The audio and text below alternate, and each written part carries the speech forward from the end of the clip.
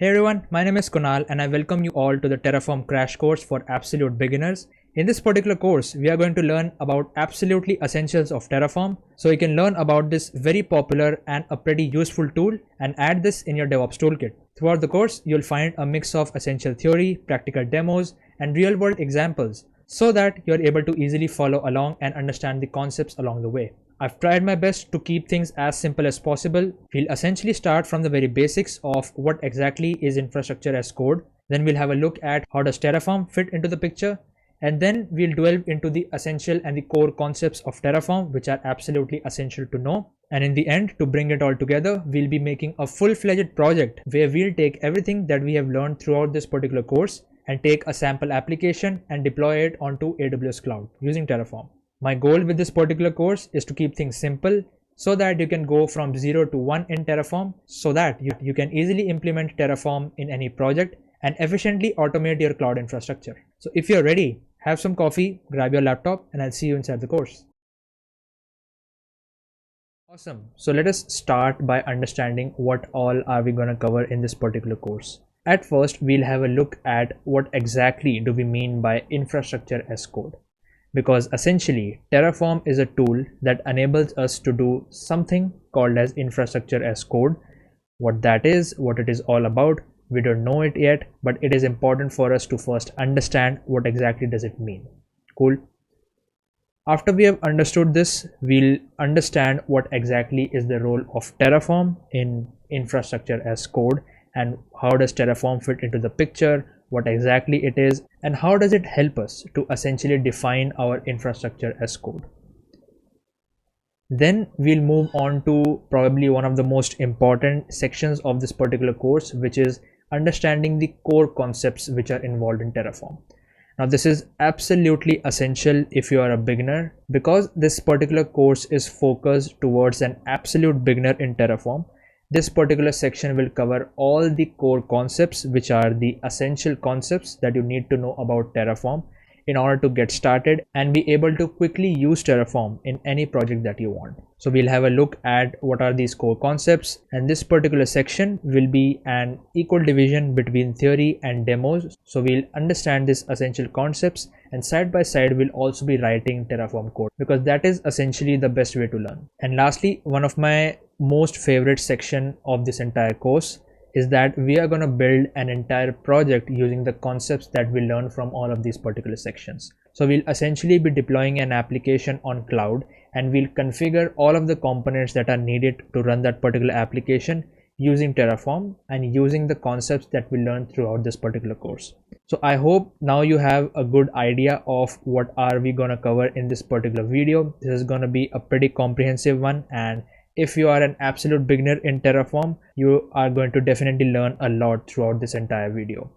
Again, all of the timestamps to the different sections and the subsections are linked in the description box down below. So make sure to check it out, and you can easily navigate through the different sections of this particular course. I am pretty excited. So let's get started with the first one and understand what exactly do we mean by infrastructure as code. Alright, so let us start by the definition of Terraform itself. So HashiCorp Terraform is an infrastructure as code tool that lets you define both cloud and on-prem resources in a human readable configuration files that you can version, reuse, and share. Now, Kunal, aren't we supposed to learn about what is infrastructure as code first? Yes, that's exactly what are we going to do. So right now, I want you to forget everything that's written in this particular definition and just focus on the terms infrastructure as code tool. Now, when we are talking about infrastructure as code, right, let's break it down into two terms. What do we exactly mean by infrastructure? So infrastructure is essentially everything that supports your application or a particular service to run. So once your application is ready, all of the things underlying your application which it requires to run is your infrastructure, right? What does that include? That may include the servers on which your application is deployed.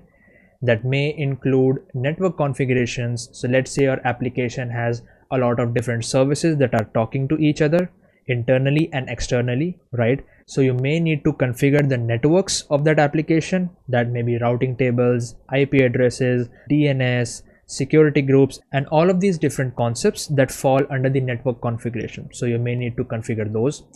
Your application might be dependent on a particular database. You may need to configure a connection to that particular database. You also need to ensure that that particular connection is secure enough, right? And last but not the least, you may need to also set up a monitoring system for continuously monitoring your application. So these are just a few examples of what do we mean by infrastructure. So essentially everything which supports your application to run is termed as infrastructure. Now, as I mentioned, everything that supports your application to run is called as an infrastructure, right? So you have this particular application. Let us say you built it using Node.js. Cool. But right now, if you initially build this, it would be in your local host. That is, only you will be able to see and access this particular application. Now, what if you want other people to use your application? Now, essentially what that means is you will need to configure a dedicated server for your application, because essentially when your application is at localhost, your server is basically your computer itself, right? Every time you make a request, your laptop is handling that. So that is a server essentially. But if you want your application to be open on the internet, you will need to deploy your application onto a dedicated server, and then you may need to configure the network rules in order for that application to be open on the internet and accessible by everyone. So you basically deploy your application onto a server, and in that particular server you may have a few things already running. You may have Nginx running, which is basically the web server that will help your application to be configured to the internet. You may have your core application server on which your application is currently running, right? And you may also have a database like we talked about, right? So all of these things are running inside your particular server. Cool.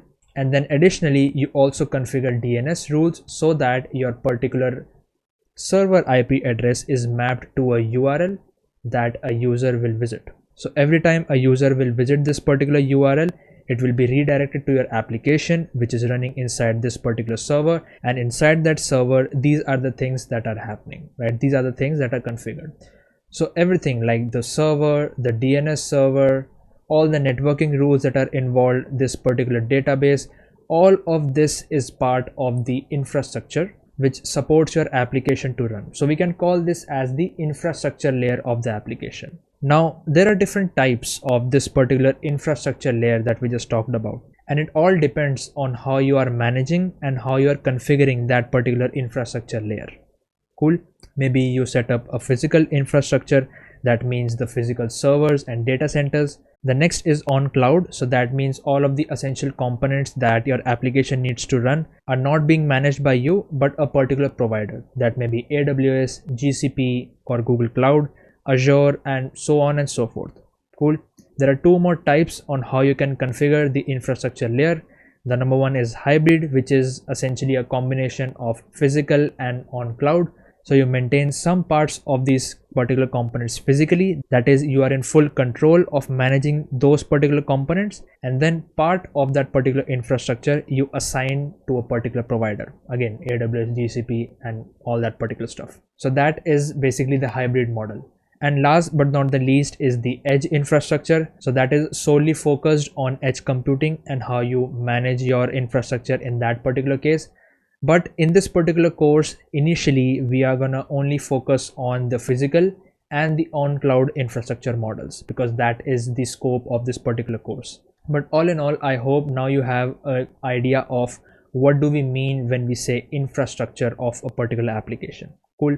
Okay, so by now we have a fair amount of idea on what do we mean by infrastructure, right? Let us talk about managing that infrastructure, right? Because that's also important.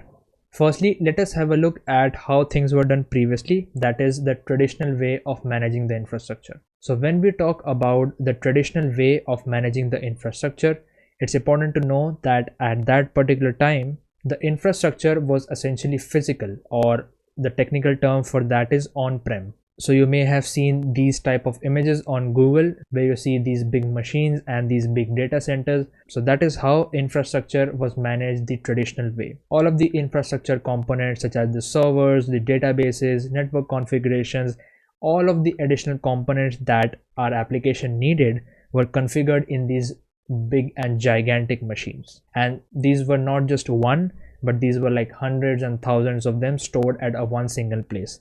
And that one single place is essentially called as a data center. Cool. So essentially what that meant was any changes to a particular infrastructure component was done manually. Here's how you can imagine things would have worked. So let us say that this is your particular data center where you have these servers running, because one single server is not enough.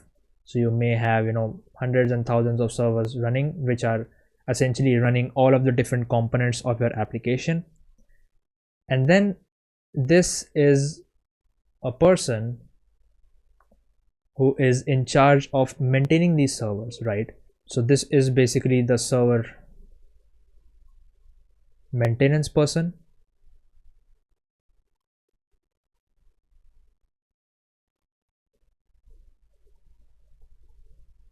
Right now, there actually was a dedicated role given to this particular person or the particular team, which was called as system administrators. So these were solely responsible for maintaining these servers and ensuring that the main application is running smoothly. So we can write sysadmins. Cool. And we have this particular user who is using your application. Cool. And let us say we also have this person who is basically the tech support. I'm actually showing you how this would look in real life. So this is a user and they are using your application. Cool. And they sort of had a problem, right? Something didn't work, something crashed, or anything could happen, right? So they basically called the tech support of that particular company. The tech support may be able to help them, or if they are not able to help them, they'll raise a ticket, right? And a ticket essentially meant that something is wrong with that particular server.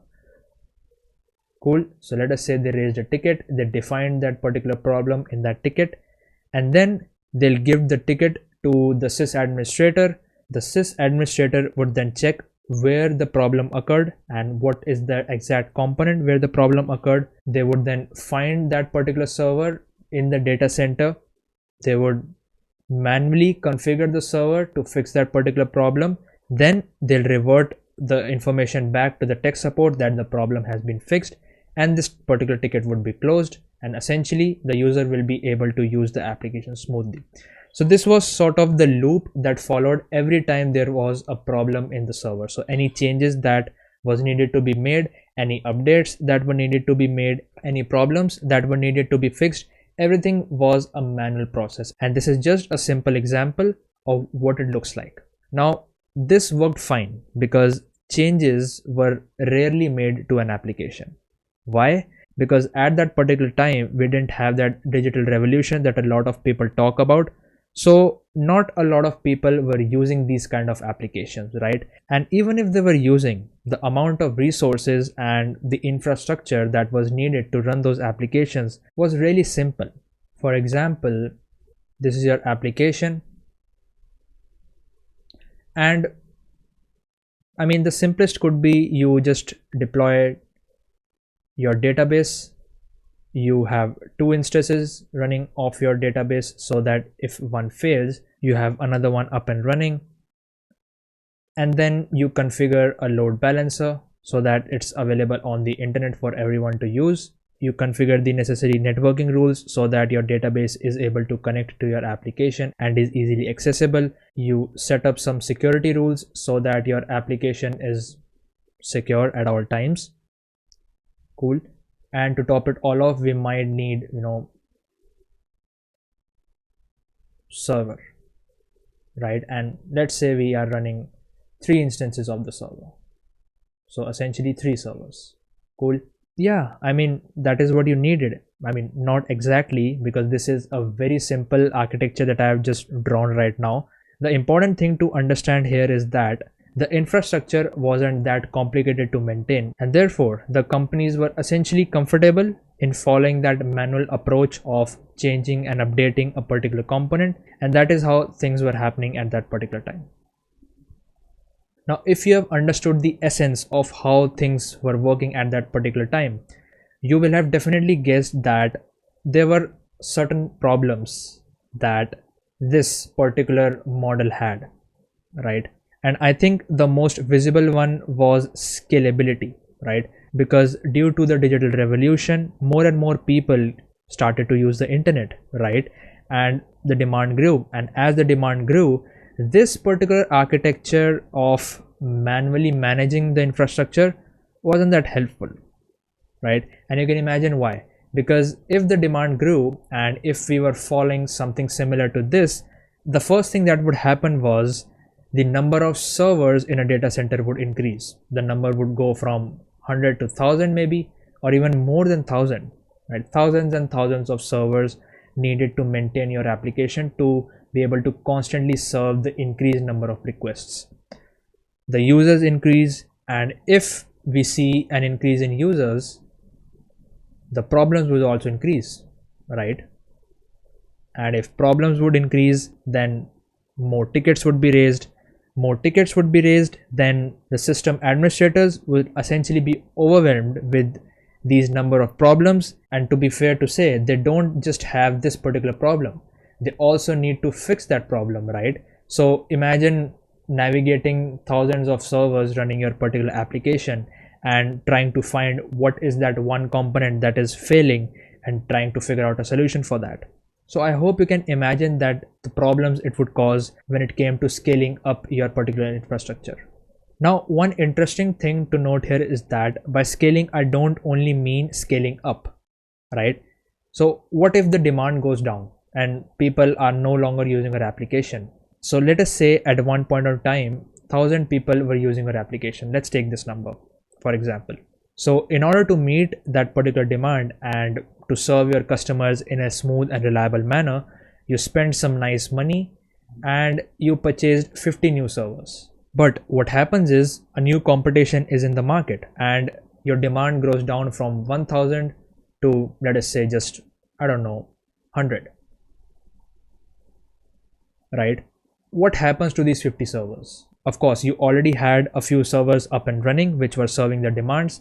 The number of users increased, so you increase the number of physical servers that you had in order to meet that particular demand. And now the users decreased again. What happens to these 50 servers? What happens to the money that you have paid? How will you be using these particular servers? Will those be eventually shut down? Will those be eventually being used? And to top it all off, let us say that the demand goes up again at one point in time. So instead of 1000, now 5000 people are using your application. So I don't know, will you purchase 10 or 20 servers more to meet that particular demand because you aren't sure that 50 servers are enough to meet that? You get the idea, right? And here I'm just talking about increasing the servers. That includes the maintenance of the server as well, right? So you may need more team members, you may need more system administrators to do so, and more system administrators means more confusion in solving that particular problem, and the loop goes on and on. So I hope you get the idea, right? Scaling up and scaling down based on the demand was a real problem at that particular time. The next problem is again something that we discussed, which is high maintenance costs. Essentially, servers were machines, right? So you need a dedicated budget to maintain those particular machines to always be up and running. If the demand increase and if the number of servers increase, that means you may need to exceed your budget in order to purchase more servers, and that calls for more maintenance costs, right? So as the demand increased, that meant a higher maintenance cost as well. The last but not the least problem was low flexibility, right? And this actually makes sense because when we talked about this entire loop of changing and reconfiguring the servers and finding a particular problem, the entire process was manual. So it was really difficult to find that particular problem and reconfigure that particular server. What if one server is dependent on the other? That means you will need to reconfigure for the first server, and then accordingly you will need to reconfigure the second server. And this is just a simplest example I'm giving you, right? for one single application, you may have 10 servers which are connected to each other. So that meant to fix a particular problem, you will need to make changes to all of these different 10 servers. And that is definitely a huge problem which we have already seen. And I hope that by now you have a nice idea of why is that a problem. So essentially, as the demand grew and more people tried to use our application, the traditional way wasn't something that companies now preferred, right? And that's why there was a shift from the traditional way of managing the servers to cloud environments. So due to all of these particular problems that we saw with the traditional way of managing the infrastructure, we saw a shift to cloud environments. So essentially, companies started to deploy and configure and essentially manage all of the infrastructure components on cloud. Now, when we talk about infrastructure on cloud, right, I see a lot of people complicate this particular concept, but now when we understand the traditional way, it's pretty simple to understand what does it mean to run our infrastructure on cloud. So essentially what happens is, in the traditional way, company A was solely responsible to maintain these servers, right? So company A had a data center, and a data center is basically a collection of all of the different servers, the machines, the physical machines, right? So company A was solely responsible of maintaining, paying, and running these particular servers. On the other hand, a cloud model is a simple system of renting. So essentially you have a company called as, I don't know, XYZ, and this is your particular company. So instead of you as a company maintaining these servers, an XYZ company came into the picture and they said, okay, what we can do is we'll maintain these servers for you, and we'll have our own data centers. And what you can do is you can rent the different services or the infrastructure that your application needs to run, and in exchange of that you can pay us some amount. Cool. So let us say your application needs a database to run. Great. You can request this particular XYZ company and they'll dedicate a database server for you, and they'll give that particular server to you, so you can easily use that. Same goes for the network configuration. Same goes for any other service that you may need to request, any other type of infrastructure component that you may need to request. So essentially what is happening is you don't have to maintain the physical servers, you don't have to worry about the costs, you don't have to worry about scalability. All of the problems that we saw with the traditional way of managing the servers, everything is taken care of by this XYZ company, and you just have to pay them a small amount to use those particular components. Now the XYZ company is essentially the cloud providers that we know, right? I'm really sorry about my handwriting, but I hope that you are able to follow along. So the cloud providers are the different companies that we know. For example, AWS, we have Google Cloud, we have Oracle, we have Azure,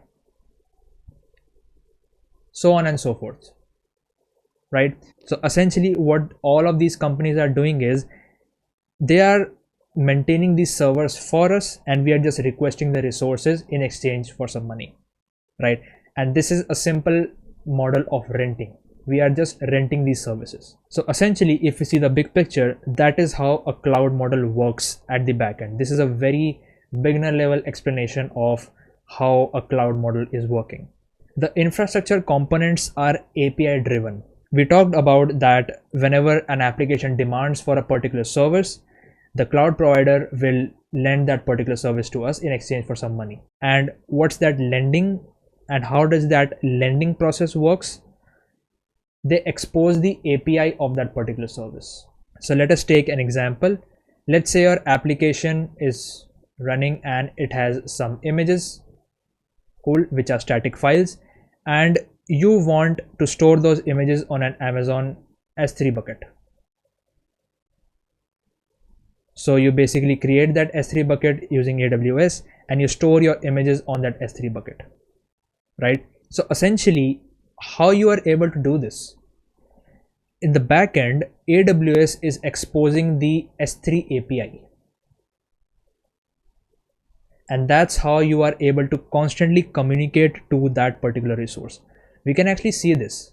So if you write S3 API AWS, so here is the API reference. So this basically contains all of the endpoints that the S3 API contains, which are based on the different operations you can perform on an S3 bucket. Cool. So this is just an example to show you. So all of the different services on a particular cloud provider have an API that they expose, and that's what you are talking to. Now you would say, hey Kunal, I am using AWS right now and I just use the UI to do stuff. I don't need to interact with the API, right? And that's actually true. So the UI is essentially made to abstract away the complexities that are involved to interact with the API. So you just visit the UI of, let us say, AWS. You find your particular service, you just hit a few buttons and your particular infrastructure component is already up and running. So essentially at the backend, AWS is contacting the API for you and is abstracting away the complexities, right? And that is how things are actually working. So all of the infra components are API driven. That means there is very low manual effort needed from your side. You just visit the UI, you configure all of the components that you need, just click a few buttons and your component is already up and running. You need a server? Great. Go to EC2, configure an EC2 instance, and you have an EC2 instance already up and running. You don't need to think about how do I maintain this? How do I create more instances? How do I make some changes? You don't need to worry about that. Everything will be managed by AWS and you just need to visit the UI and configure things the way you want it to, right? So there is very low manual effort involved. An interesting thing I want to point out here is that I mentioned that there is low manual effort, not no, right? So low manual effort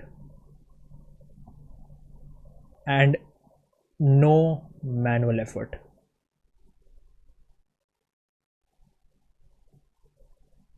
Now there is a lot of difference when it comes to these particular terms, right? There is still a manual effort for you to do, right? And that is configuring things using the UI. You will have to go to the UI to configure all of the components. And this particular point is important because this is what poses the problems in this particular model of the infrastructure being managed by a cloud provider. Now we are definitely going to discuss the problems that this particular thing poses, but we'll eventually have a discussion on that. So again, because we are not maintaining all of these infrastructure components on our own, someone else is doing that for us and we are just requesting those components via API. So it's really easy for us to scale up or scale down based on the demand, right? So let us say you have your application which is running inside an EC2 instance, which is essentially a virtual machine which is running remotely, right? And it is being maintained by AWS. Cool. Now let us say the demand increases, so you can just increase the number of instances of AWS. Let us say you increase the number from 1 to 5, and in this particular case you as a user don't have to do much. You just need to replicate this particular instance and all of the network configurations and things will be configured on all of these 5 instances, right? And let's say on one day the demand is not that much, you can easily scale down from 5 to 1 by deleting all of the other instances, right? So it's on your part as a user, it's really easy for you to scale up or scale down your application based on the particular demand. And this is definitely a huge change if we compare it with the traditional way of managing the infrastructure. Again, it takes less time to maintain because it's handled by all of these different providers that we have. We have the big 3, AWS, Azure, and Google Cloud. We have multiple other cloud providers out there. If you just Google list of cloud providers, you will find tons and tons of cloud providers which are offering their own services. So what are the benefits of using such a model? It's easily customizable based on the needs.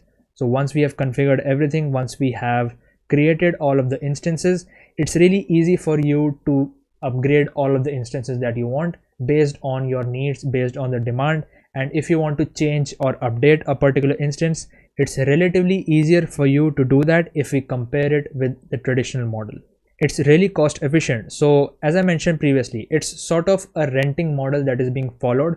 So essentially you are only paying for the component or the service you are using. You don't have to pay less, you don't have to pay more than that. You are just paying for the service or the infrastructure component that you need at that particular time. And in the term of cloud, we call this as the pay as you go model. So if you are already familiar with cloud and if you have already learned about the cloud model, you will already be familiar with this. But this essentially means that you only pay for what you want, and what you don't want, you don't pay for that. And this is actually an advantage. For instance, if we take the example that we took previously, let us say at one point we have 100 people using our application, right? And for that we have created, let us say, 5 EC2 instances, right, to serve those 100 people. At one point, let's say that the number of the demand increases and the number of people are now 500. You can easily scale up your application, and now it's using 10 EC2 instances. Let us say for 5 EC2 instances you were paying $2 a month, right? I'm just taking an example here. And let us say for now 10 EC2 instances, it got doubled and you're paying $4 a month. Cool. Now at one point in time, the demand goes really down to 50 people. Now because we are using the cloud model and we are using the sort of renting model that I explained previously, we don't need these 10 EC2 instances to serve just 50 people, right? So we can terminate all of these instances and just use 2 of them. So we just use 2 EC2 instances. So for 5 EC2 instances, we were paying $2 a month. For 2 instances, we are paying, I think, around $0.8 a month. So you see, as the demand increased, your number of instances would increase and the cost would increase as well, because you are requesting more resources. But at the same time, when the demand goes down, you can easily scale down, and the cost of maintaining the infrastructure would also decrease at that point in time. So essentially, all in all, we come back to the same thing. You only pay for what you request and what you demand, right? This is pretty cost efficient. Lastly, because your infrastructure is maintained by a cloud provider, you can easily deploy and manage your infrastructure across multiple regions, right? So let us take an example of AWS, right? So in AWS, you can configure multiple regions in which you want to configure your infrastructure, right? So the regions are named as US East 1. I'm taking a few examples here. US West 1. Now if you're living in India, there is one region called as AP South 1. Now these regions actually correspond to the different data centers that are available near your area, right? So you may have the data center called D1, which will be hosting all of the components in the US East region. Let us say, for example, then there would be a data center 2, and that would be hosting all of the servers of the US West region, right? So that's the western region in the US. And then you may have a data center D3, which is responsible for the servers of the AP South region, which I think refers to the Asia Pacific region. So all in all, if you want to deploy and manage your infrastructure across different regions, you can easily do that. And essentially the data centers are where your physical machine is running, right? Now the important point to note here is, if you want to configure your infrastructure in 3 different regions, you can definitely do so very easily with the help of these particular provider, because you don't have to worry about how you're going to maintain it in different data centers, how you're going to configure your application in these different regions. everything is taken care by AWS, and you just need to give it the region in which you want to create your particular infrastructure. Now, why would you want to do this? Why would you want to distribute your infrastructure across different regions? Well, this is a concept of the cloud and out of the scope for this particular video, but essentially it's all about reliability, right? So let us say that one day the data center in the US East region is going some kind of updates or some kind of maintenance work, right? So your application may not be accessible in that region, but the infrastructure is deployed on two different regions, right? So your users will not get affected because the infrastructure is still running, right? These are in different regions, but that's still running. So at the end of the day, the users will not get affected. Cool. So that's one of the reasons you may want to spread your infrastructure across different regions. And with the use of these cloud providers, it becomes really easy for you to deploy and manage your resources and infrastructure across these different regions. Cool. So we are happy using the cloud. We don't have to manage our own infrastructure. We are just paying for the services that we are using. So we have a very low maintenance cost. The components are easily customizable. We have all of these benefits and everything is working fine. And that is where you are wrong, my friend. Now, there are some problems when it comes to the cloud environments as well, because why not, right? We can't stay away from problems. So let's take a very simple example to understand this. Let us say we are using AWS as the provider. Cool. And we have certain number of components which are a part of our infrastructure. So let us say we have an EC2 instance. Cool. Where our application is deployed. So maybe I can make something like this. So this is our application. You also have or may have a database. So in Amazon, RDS is configured. RDS is the relational database service, if you're familiar with that. So you may have MySQL running in that database. Cool. And you may also have, let us say, an S3 bucket to store all your static file and images that you may have in your application. And of course, everything is connected with each other. So the EC2 instance needs to be connected with the RDS instance, and the vice versa is applicable as well. The EC2 instance will also be needed to be connected to the S3 bucket, so it constantly is able to communicate with that, and we are able to store all the new images that we have, right? And let's say, to top it all off, we have everything running inside a K8s cluster, which is the EKS, the Elastic Kubernetes Service, which is the managed Kubernetes service of AWS. Because why not, right? So this is basically the simple infrastructure that your application needs to be running. And the important components can again be the VPC. So you may need to configure the VPC, which is the virtual private cloud in which your application is running. And again, internally, you may need to configure the network rules. So the security groups, let us say. Again, these are all the things that you will need to configure. These are all the concepts that are associated with the cloud. So if you're not familiar with AWS or the basic concepts of how does the cloud work, I would recommend to first check out the AWS documentation or see a tutorial online to learn at least the basics of AWS. So you will be able to follow along pretty easily if you understand these particular concepts. But essentially, these are all the internal network rules that you may need to set in order for all of these different components to communicate with each other, right? That's the simplest way to look at it. So this is the architecture that your application is following right now. And let us say that this is deployed in region US East 1. Cool. This is the convention that AWS follows for a particular region.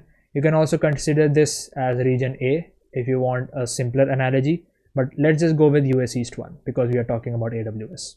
Now, how are we configuring, creating, and managing all of these particular resources? We are directly using the AWS UI, right? So AWS UI, and that is sort of what is powering everything, right?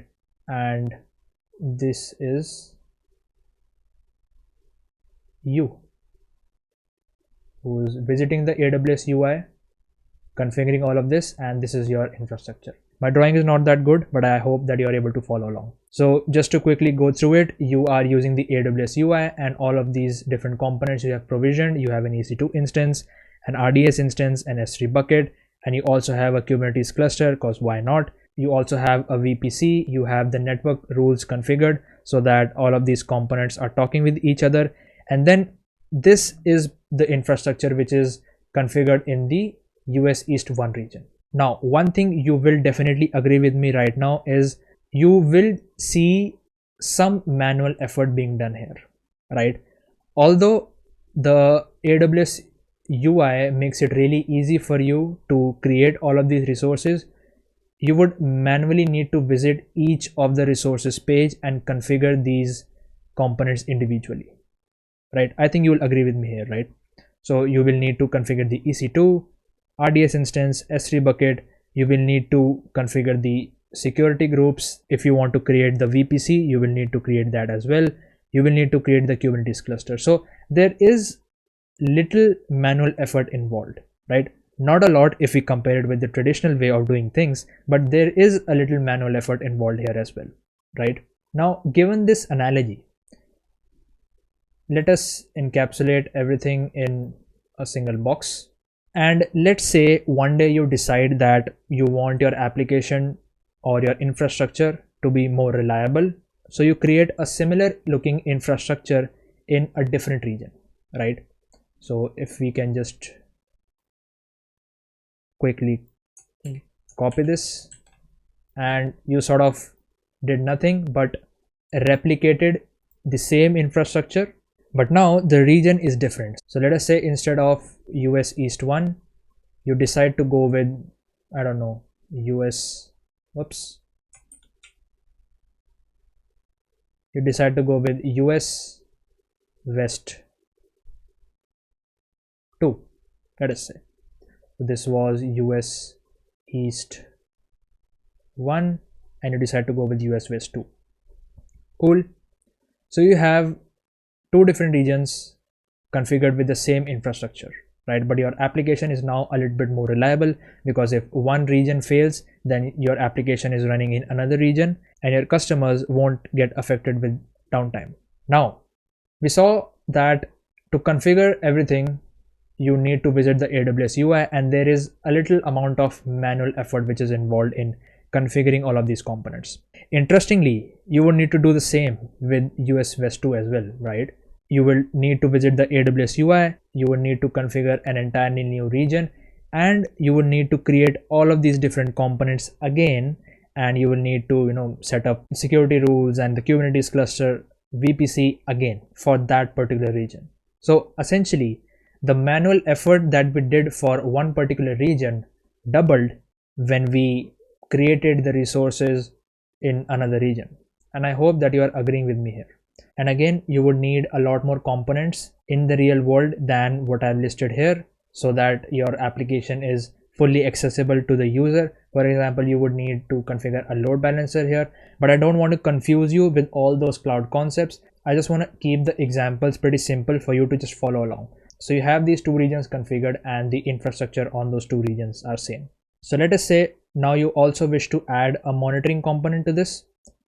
Let me just quickly change my pen here, and you add AWS CloudWatch. Cool. You would definitely need to connect CloudWatch with all of the different components so that you are able to monitor each of the components activity. And because your infrastructure is also deployed on another region, you would manually need to configure CloudWatch again in this particular region as well, because at the end of the day you would want consistency across different regions, right? I think you all can realize here that each time we increase a component in one particular region, in order to maintain consistency, we also have to do some effort and configure the same component in another region. And because we are always using the UI to do this, and the manual effort is increasing with the increase in the number of components. It's not only about the increase in components, right? Let us say you want to scale up your EC2 instances. Right now we are using 1, you want to scale up to 10. Your demand is increased. And similarly, you would need to scale up your RDS instance as well. So you essentially create 10 RDS instances with your EC2 instance. You also will need to scale up your S3 bucket to 10, let's say. So all of these components are scaled up. Because each EC2 instance is individual, additionally, you would need to make sure that all of these 10 instances are able to communicate with the 10 instances of RDS and 10 instances of the S3 bucket as well, right? So the network configuration should be correctly set, right?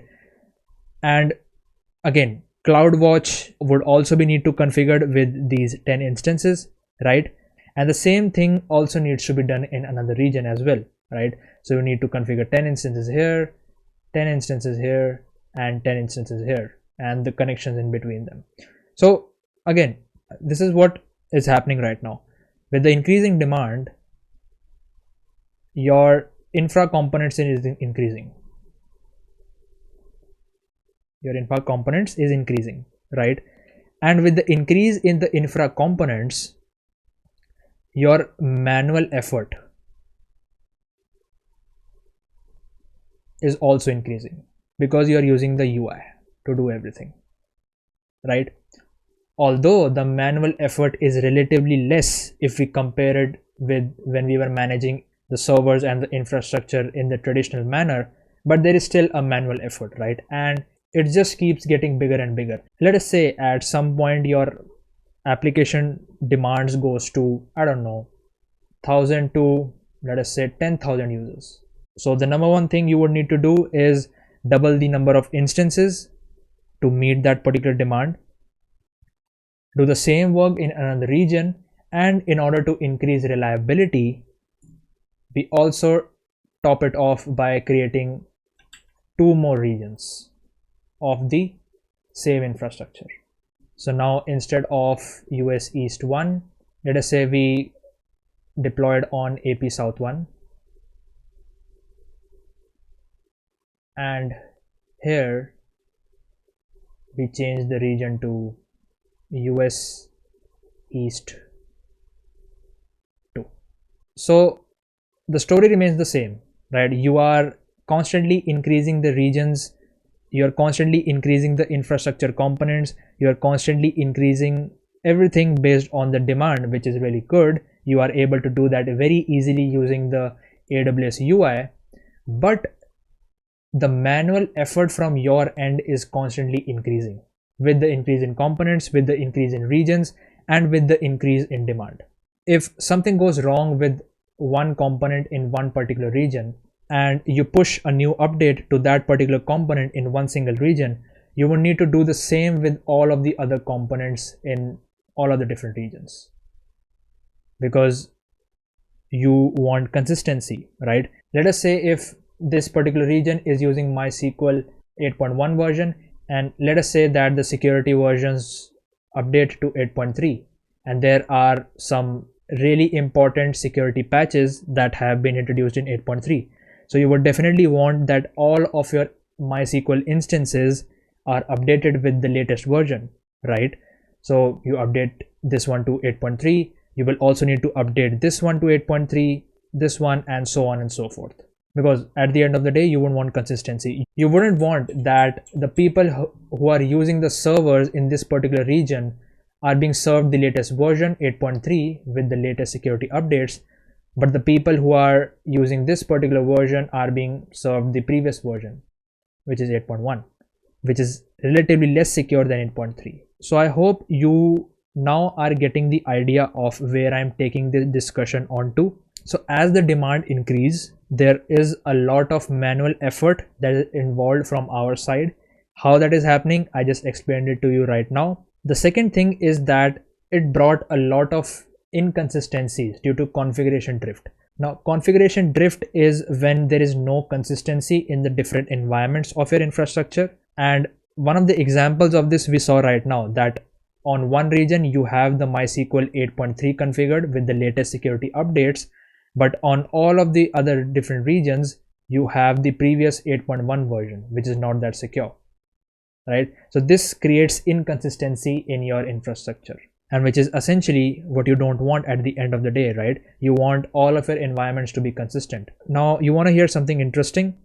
This particular confusion stuff which I have drawn here, I'm just talking about this being maintained by a single person, right? So a single person is maintaining the AWS UI and single person is maintaining the different infrastructure. What if we talk about a company, right, which has thousands and thousands of components involved, hundreds of people to manage those components, entire teams essentially to manage those particular components? I mean, they wouldn't have their infrastructure just provisioned in 4 different regions, right? They would have maybe 10 regions, because that's how critical their application is to the users, right?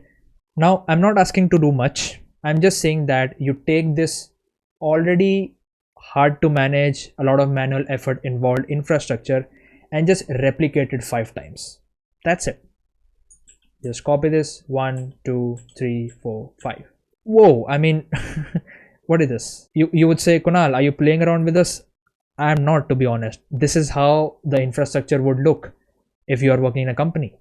You would have, I mean, not like this, because this is a very rough diagram, but you're getting my point, right? You would have thousands of services running. You would have different regions your infrastructure would be configured in. You would have a lot of people who are involved in configuring those infrastructures, and inconsistencies between different environments are inevitable, right? There would definitely be inconsistencies because we are all humans, right? And if everyone in your team, so let's say you have 100 people in your particular team and everyone is using the same AWS UI to manage this infrastructure, it's a disaster, to be honest.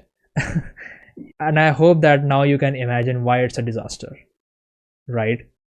So inconsistencies due to configuration drift, that is inevitable, and scaling becomes complex again. So we started from traditional infrastructure where scaling was problem.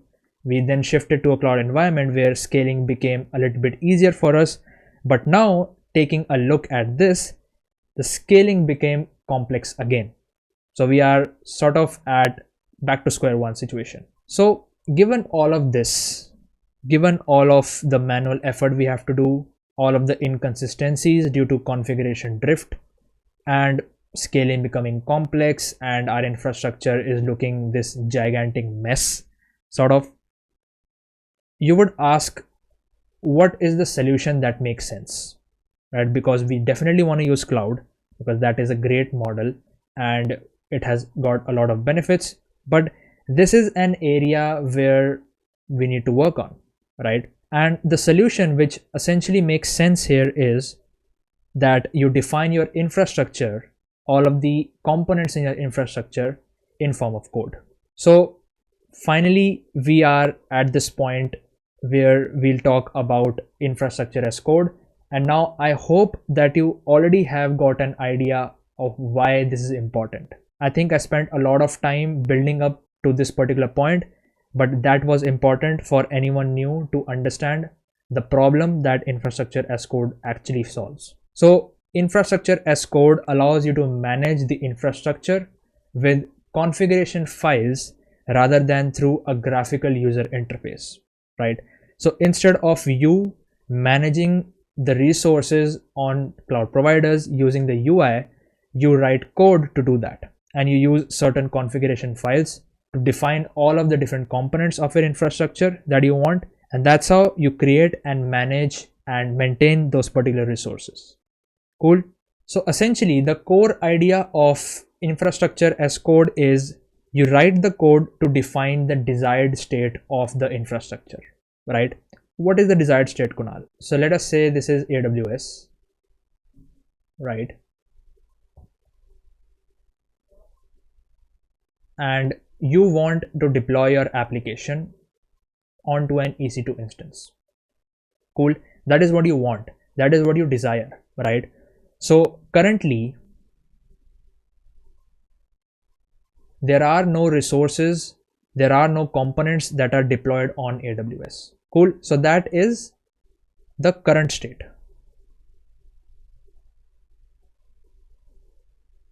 The desired state is that you want to create an EC2 instance. Cool. So essentially you write code and define your desired state. That basically means you write the code of creating an EC2 instance because that is what you desire. And then once that particular code will run, it will create the particular component that you initially desired. Cool. So that's the core idea of infrastructure as code. Now, what are the benefits of this? I think you can already figure some of them out. So the number one is consistency across different environments. So you write the code once, you define everything about a certain environment once, and then you can easily replicate it across different environments. So the problem that we had previously where we had to configure the same infrastructure for different regions, that is not the problem that we'll have to face right now, because you essentially write the code once for one particular region and you just have to change the region, and you can easily replicate the same infrastructure onto different regions, and you can do that multiple times, right? So this creates consistency across different environments of your infrastructure. So basically we are eliminating the configuration drift that we talked about previously, right? In a way, we are automating the entire process. As a user, as a DevOps engineer, we are just writing the code once and we are using it multiple times to make changes to an infrastructure. So in a way, we are automating a lot of stuff, right? We are automating the creation, management, and basically the life cycle of the different components in our infrastructure, which is essentially saving us a lot of time and effort. The most important one of this is version control. Because you are writing the code in configuration files, right? You can easily share that particular code files with your team members using version control. And one example is Git here, which we are all familiar with. I hope so. You write your code once in your configuration file, you store it in Git, and then all of your team members can use that particular code to make any change into the environment. And it would, at the end of the day, ensure that the changes are consistent across all the environments, right? So we can understand this with a very simple example. So let us say that team 1 is responsible for one particular region, let us say US East 1, right? And they have created a bunch of infrastructure components here using the code files, using the configuration files, config files. Now these config files are stored in Git. Cool. And the very famous platform we can use is GitHub to store this. And now we have another team, team 2, which can easily replicate the same components of the infrastructure using these configuration files. So they just simply fetch all of the files. They just change the region to, let us say, US West 1, because that's where the team caters to. And then they just apply those changes, right? And they are easily able to replicate the same infrastructure to a different region without much hassle and without much manual effort, right? And the important part is that everything is consistent. So the same components which are deployed here, same components are deployed here. If we wish to change any component in this particular region, we just make changes to the code, push it to GitHub, and the team 2 can fetch those changes again and deploy the new changes very easily to this new region, right? So at the end of the day, we are again maintaining consistency across different regions, and we are automating the process of doing so, which is saving us a lot of time and effort, right? So these are the main benefits, and these are the important ones for you to know right now of using infrastructure as code.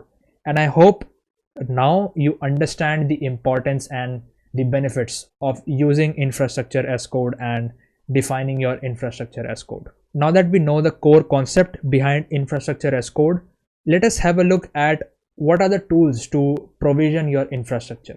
So provisioning is nothing but a fancy term which refers to creating the infrastructure. So in the DevOps and the cloud native space, you would hear a lot of people talk about infrastructure provisioning, So at the end of the day, it just simply means to create your infrastructure resources and the different components.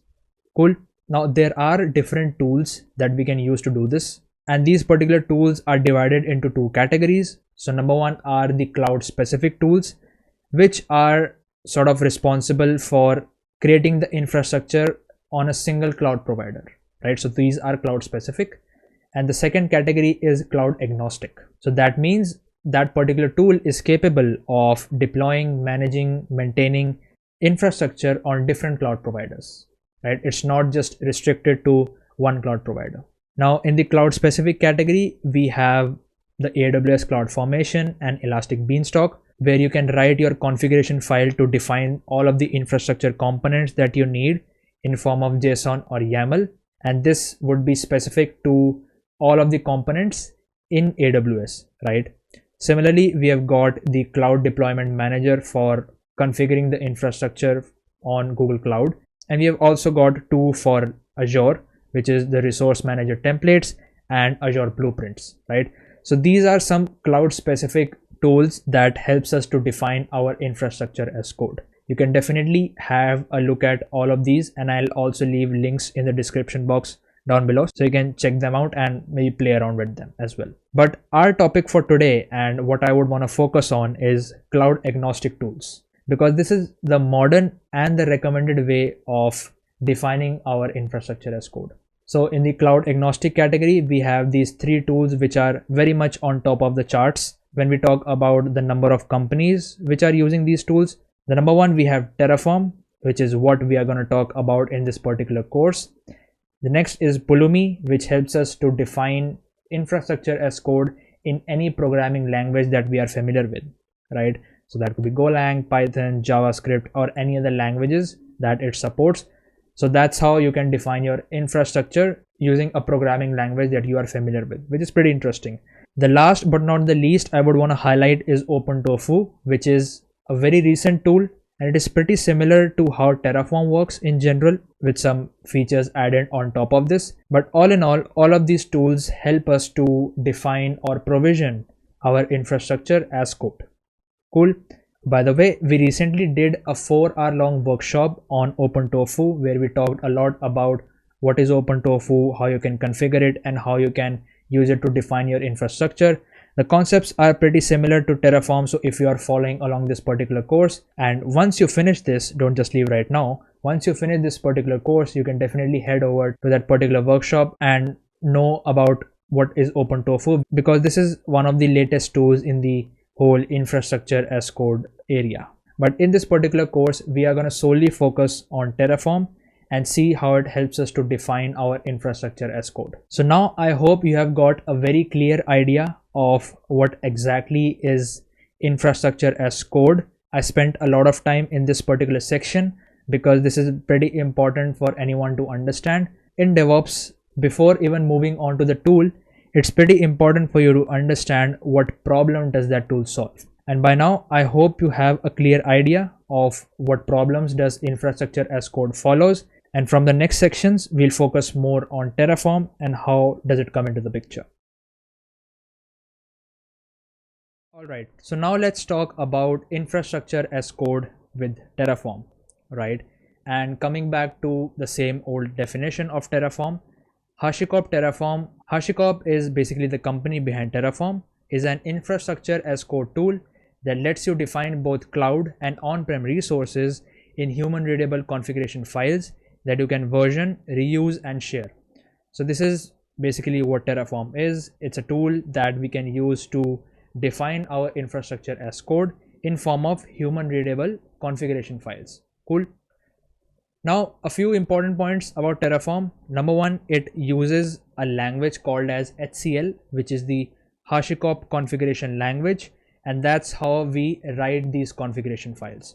And this is sort of the syntax for this particular file. I hope it's visible to you all. So here we have defined a simple AWS EC2 instance, and we are basically giving it the essential details that it needs. Right now, at this particular point, don't focus much on the syntax of this because we'll be seeing it in very much detail when we'll write some Terraform code. But I just want you to have a gist of this is how the HCL language looks like, and this is sort of how we write a Terraform code basically. Cool.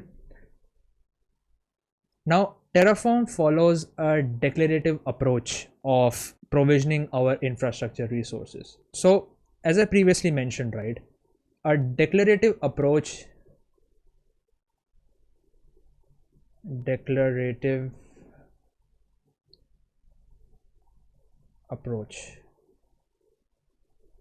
Now, the concept behind a declarative approach is that there are two things.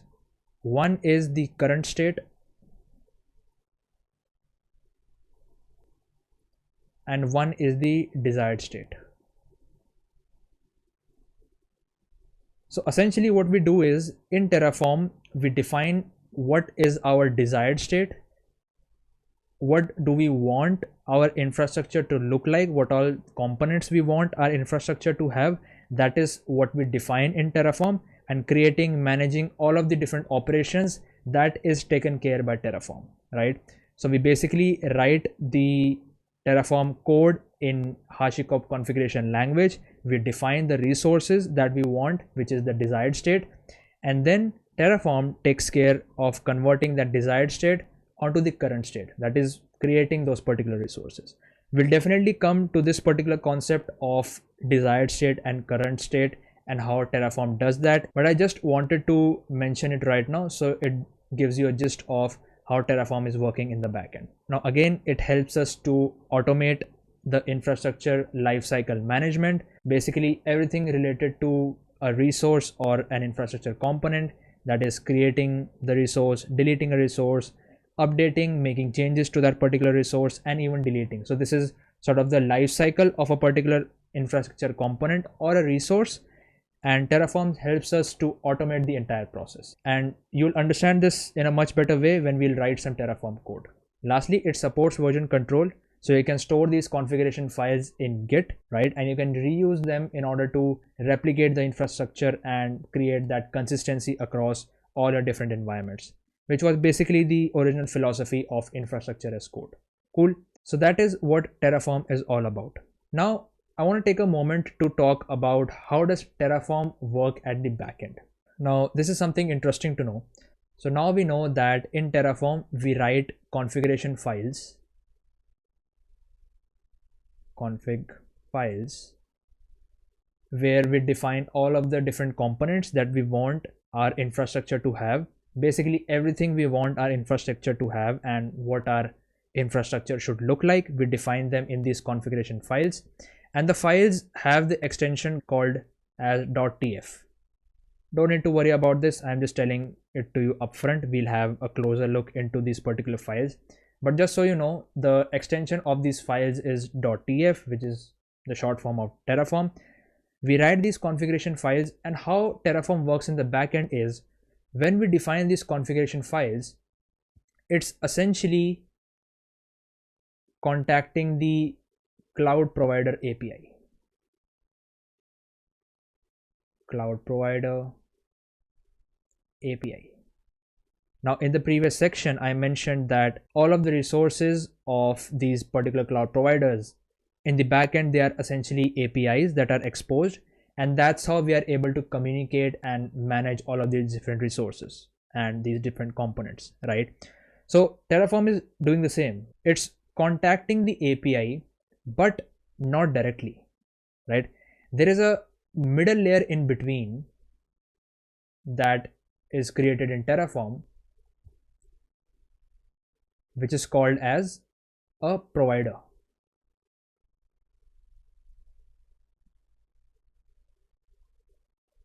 Cool. Now you don't need to know what a provider is, because this is one of the core concepts of Terraform. I'm not going to cover it right now because I have a dedicated section for this, but just so you know, in order to abstract the complexities of these API communication, Terraform creates a layer in between called as provider, which we'll look into a little bit later, and through that it contacts the API of that particular resource. So we write this configuration file, it goes through the provider, which we don't know about it right now, but just to know, it's basically a middle layer which simplifies the API communication and abstracts away any complexities involved, right? Essentially making it easier for us to manage all of the resources in the cloud. Cool. So it goes through this particular layer, and that's how we are able to talk directly with the cloud provider of our choice, right? So that's how in the backend Terraform is working. So if we take a look at it, so this is Terraform. Here we write all the configuration files, and then in the middle we have the Terraform provider, which we'll take a look at in the later section. And it's directly talking to the target API, which are basically all the different cloud providers that you want to talk to, AWS, GCP, and all the different cloud providers out there. Now, here is a typical workflow of working with a Terraform project, right? We'll talk about this and you will understand it a bit more when we'll write some Terraform code. But I just wanted to introduce this particular concept to you right now, so you have a very vague picture of what this looks like. So this is how it works. So first, as I mentioned, we write the configuration files, which is the .tf file, and then the second stage is plan. Now the plan stage is basically a way for Terraform to communicate with us and simply ask for our review on the infrastructure that we want to create. Cool. So all of the components that we define in the write stage, in the plan stage, Terraform is essentially asking the question, are you sure? And basically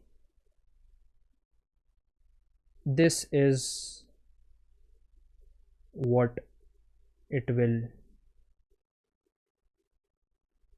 look like.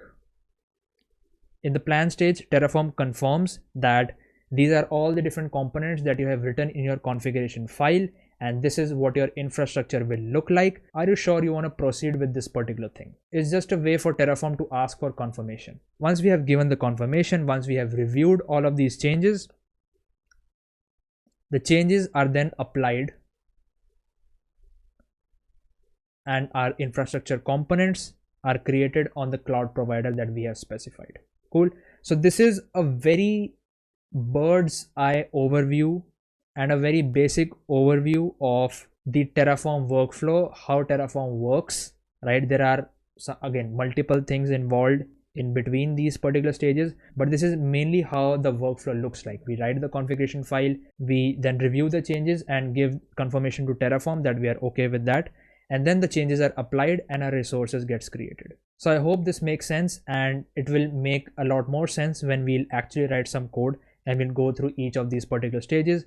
Then you'll have a much better picture of how these stages are actually executed one after the other. Cool.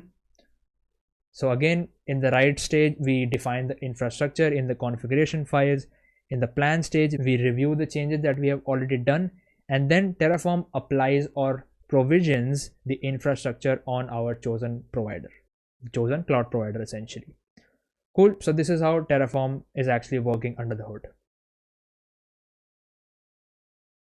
Amazing. So I think by now you would definitely have a fair amount of idea of what exactly is infrastructure as code and how does Terraform fit into the picture. Now in this particular section, we are going to learn the core concepts of Terraform, which are absolutely essential for you to know if you are just beginning your journey learning about Terraform.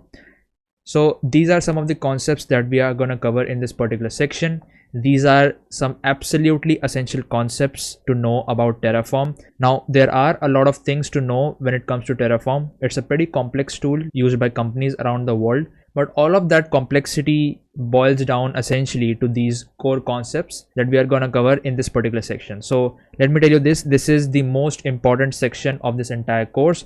So I hope you are able to follow along. It will be a combination of the important theory, plus I'll also be showing you the implementation of each of these concepts. How does that look in real life? So you'll have a better and a clear understanding of all of these different concepts. So this one's gonna be very much hand-on. So get ready with your favorite code editor and let's write some Terraform.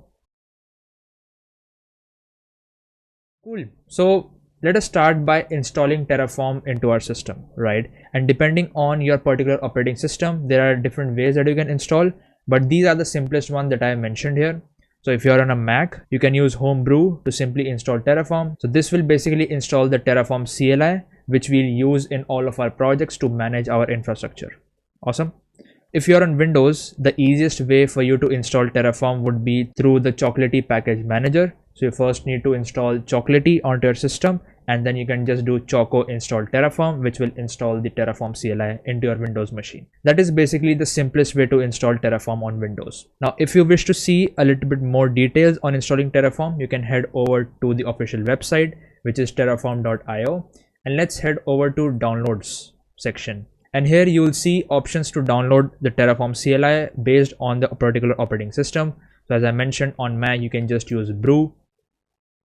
And then there are different installation methods for the particular Linux distribution that you are on. So you can go ahead and download the Terraform CLI based on the particular operating system that you are currently working on. Now I have already gone ahead and installed Terraform on my system. So if I type Terraform, you can see these are all the different commands that comes with the CLI, and we'll definitely be seeing a bunch of them in this particular video today. Some of them involves a bit advanced concepts, which we'll definitely be not covering in this particular course because I want to focus more on an absolute beginner, but I'll definitely leave some essential resources for you to check out in the description box down below. So make sure you have a look at those as well.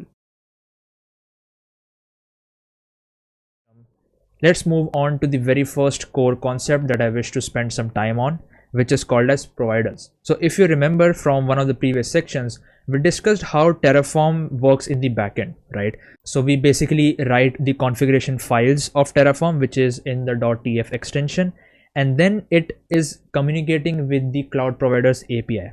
But it's not doing that directly. There is a middle layer in between, which is called as a provider in Terraform. Cool. So what is a provider? A provider is basically a plugin, a Terraform plugin, which is basically used to interact with the API of the particular cloud provider that you want to create your infrastructure on. That could be AWS, GCP, Azure, Oracle Cloud, or any other provider out there based on what you want in your infrastructure. And this is basically an example syntax of how we define a provider in Terraform. So you can see here we have defined the AWS provider and we are giving it the source, the version, and there is a provider block as well. But you don't need to worry about this because we'll have a look at the different things that we need to specify when we are defining a particular provider. But just so you know that this is the very first step that you do in order to start implementing Terraform into your project. Now, where do these providers come from, right? And the answer is Terraform registry. So if you go ahead to registry.terraform.io, this is basically the entire database where Terraform has a lot of providers it offers. So if we just go ahead to browse providers, you can see these are all the number of providers that Terraform actually supports. And these are basically the things that you can use Terraform to provision your infrastructure on, right? So if you just go ahead and see, there are around like 4,000 plus providers that Terraform supports right now. That's a lot high number, right? But the ones that are listed on top are the most common ones that companies are actually using Terraform with. Cool. So you can just go ahead to registry.terraform.io/browse/providers and it will provide you with the list of providers that Terraform supports. Cool. And each particular provider has their own different documentations, different configurations, but you don't need to worry about that right now. Just understand that Terraform supports a lot of providers out there based on where you want your infrastructure to exist. Cool. Now throughout this particular section, we'll focus on the local provider in Terraform. So if I just Google local provider Terraform, so you'll see the local provider in Terraform is used to manage local resources, right? Kunal, why aren't we deploying our infrastructure directly on a cloud platform, for example, AWS? We can definitely do that. And that is exactly what we'll be doing in the practice project, which is the last section of this particular course. But right now, I just want to solely focus on teaching the core Terraform concepts rather than confusing you all with the cloud concepts that comes into the picture as well. So we can also use Terraform to manipulate our local file system and basically create, read, update, and delete the files in our local system. And throughout this entire section, we'll be using the local provider to sort of manipulate our local file system. And that would help us to understand the core syntax and the core concepts of Terraform. And then once we have a good grasp of all these core concepts, we'll use these particular concepts in building our project. In that particular section, we'll be using the AWS provider to manage and deploy our infrastructure onto AWS. So let us first start by defining our local provider. And by the way, throughout this entire section and throughout the next section as well, I'll be heavily relying on the Terraform documentation, because number one, the documentation is really awesome and it is structured in a really nice manner, so it will help us to understand the concepts as we go along. And number two, I think this is a really efficient way to learn. Cool. So let us start by initializing the Terraform local provider. So I'll open this particular directory in my VS Code. You can use any code editor of your choice, and let us create a folder here called as 01 basics. Cool. And then we'll create a file called as provider.tf. Now before we move forward, if you are using VS Code and if you are following along with me, which I'll highly recommend to do, you can head over to the extensions tab and you can install the necessary extension for Terraform. So if you search Terraform, you'll find a bunch of extensions out there. Number one is the official Terraform extension from HashiCorp. So you can go ahead and install that, and there is another one which is from Anton. It has got more number of reviews and more number of downloads, so you can install any extensions of your choice, and this would at the end help us to write our code efficiently, highlighting the syntax, indenting the code and all that stuff. So just go ahead and install any one of the extensions. I already have this one installed. And now let us define the local provider. So what I'll do is, each and every provider you'll visit onto the Terraform documentation, you'll find this particular tab which is called as use provider. When you click on it, they've already given us the syntax which we can use to define a particular provider. So we'll just copy this particular block right here and we'll paste it in. Cool. So here's the syntax that Terraform follows. So at number one, we have the Terraform block, right, which is the most outer block out of this. Then inside that we have the required providers block, and in there we list all the required number of providers that we want. Now at one point in time, you can also specify multiple providers. So let us say with the local provider, we also wish to define the AWS provider. So we can go ahead to the AWS provider documentation, and here as well you'll find this use provider block. So you can just copy this particular block right here and just mention the provider here. So at one particular time, you can also give multiple providers. So this is particularly helpful when you want to manage your infrastructure across different providers.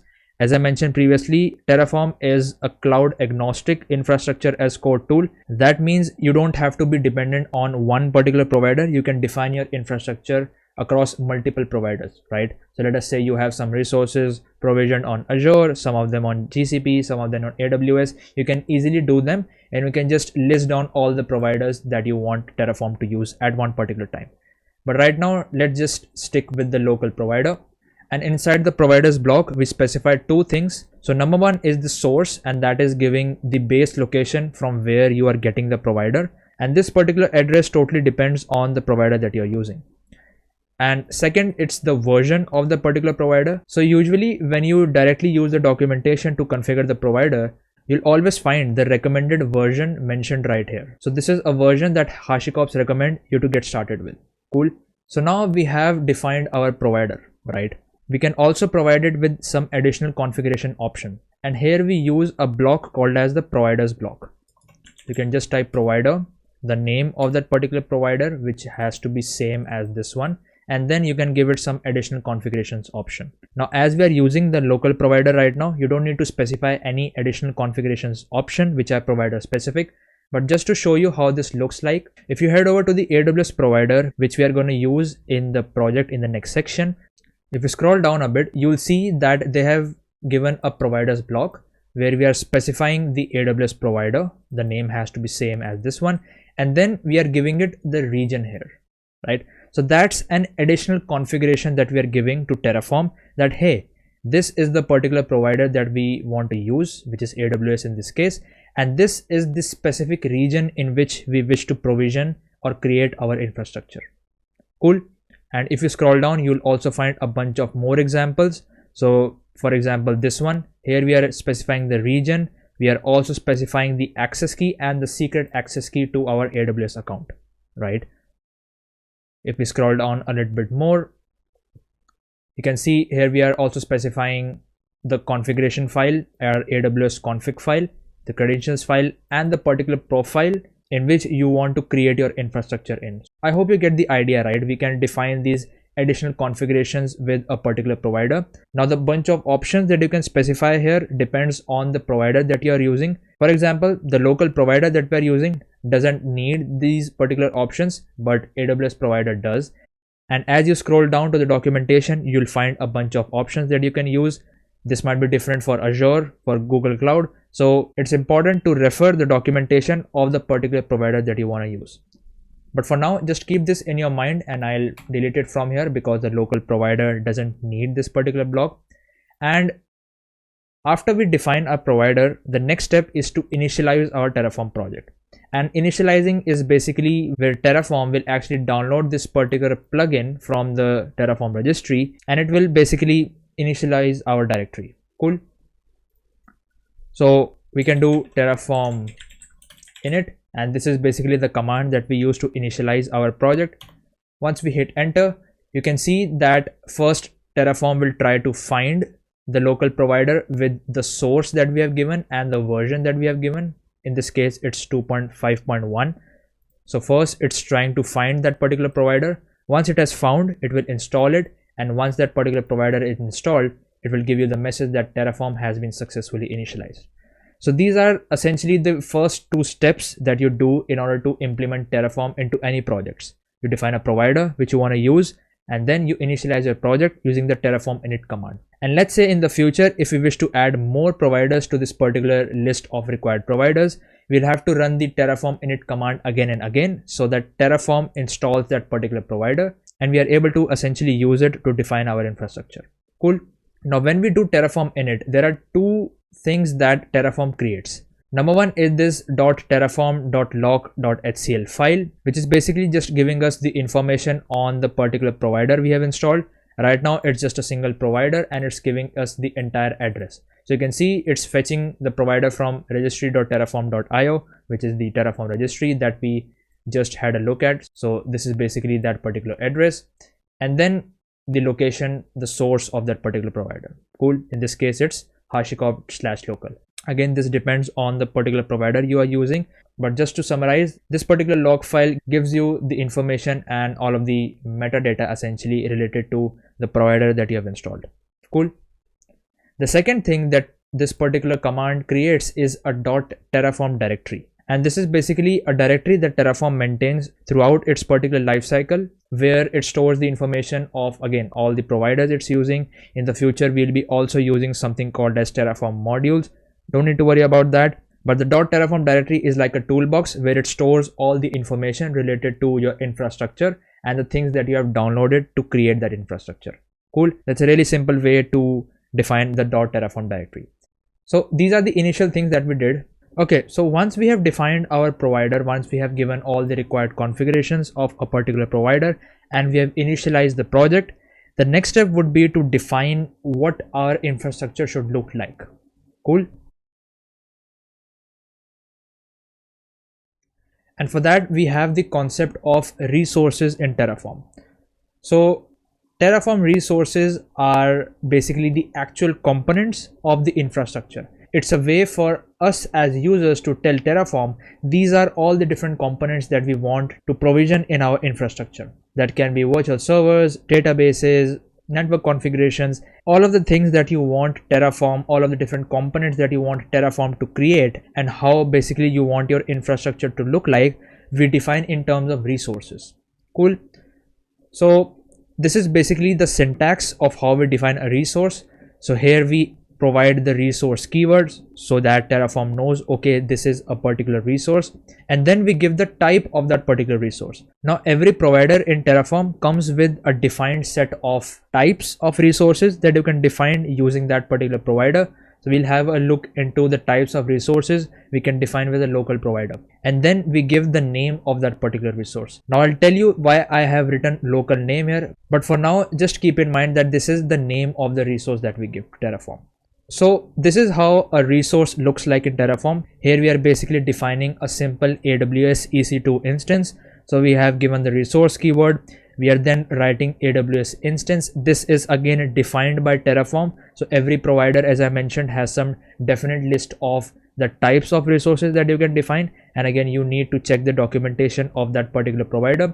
So here the type is AWS instance, which essentially refers to the EC2 instance in AWS, and then we are giving the name to that particular instance and then some additional configuration options. So here we are giving the AMI image, which is essentially the virtual machine image that your EC2 instance will use, and next we are giving it the instance type, which is T2 micro in this case. Now if you are familiar with the concept of AWS, if you have already used EC2 instance before, you would know what these two terms actually mean, but the general idea is this is how we define a particular resource in Terraform. Cool. So now let's talk about the local provider. So if we head over to the documentation of local provider, this is the particular section and these are the resource types that the local provider supports. So let's first create a new file which is called as main.tf. By the way, when you're starting out, you can write all of your code in one single file. That is, you can take your provider configuration and you can just write it here, and we can also define all of our resources and the entire infrastructure in one single file. But throughout this particular course, I will also be mentioning some of the best practices that you should follow. So one of the best practice is to create a separate file where you give the required providers and some additional configurations that you want of that particular provider, so that that particular configuration stays separate from the actual resources. Cool. So let's just create main.tf. We'll delete it from here, and let's define a simple file resource. Simple file resource. So as I mentioned previously, the syntax is resource. Then we give the type of resource that we want. In this case, we have the local file resource. You can check the documentation. So this is what we are creating. So the local file resource basically generates a local file with the content that we'll give. So resource, then the type of that resource, and then we write the name of that resource. Now, if you remember, I mentioned that the name is the local name. So this particular name that we give here is for Terraform to reference this particular resource. This is not the name of the resource itself. For example, if you see this particular syntax where we are defining an EC2 instance, the name of this resource we have given is web. Now this is not the name of the actual EC2 instance that would get created. For that, we'll have to give an additional field inside this particular block, which will be called as name or something like that. But essentially this particular name that we give here is for Terraform to reference that particular resource. So this is a Terraform scoped name that we give to each resource that we have. Cool. Let's just say tf example1, and then we start the block. Okay. Now if we refer to this particular documentation, you can see that they have already given us an example usage of this resource. The syntax is, again, first we define the resource block and then we define the different attributes and the configuration option of that particular resource. The options we can specify to a single resource again are mentioned in the documentation. Now here's an important part to keep in mind. Every resource type in Terraform has some attributes which are required for you to specify.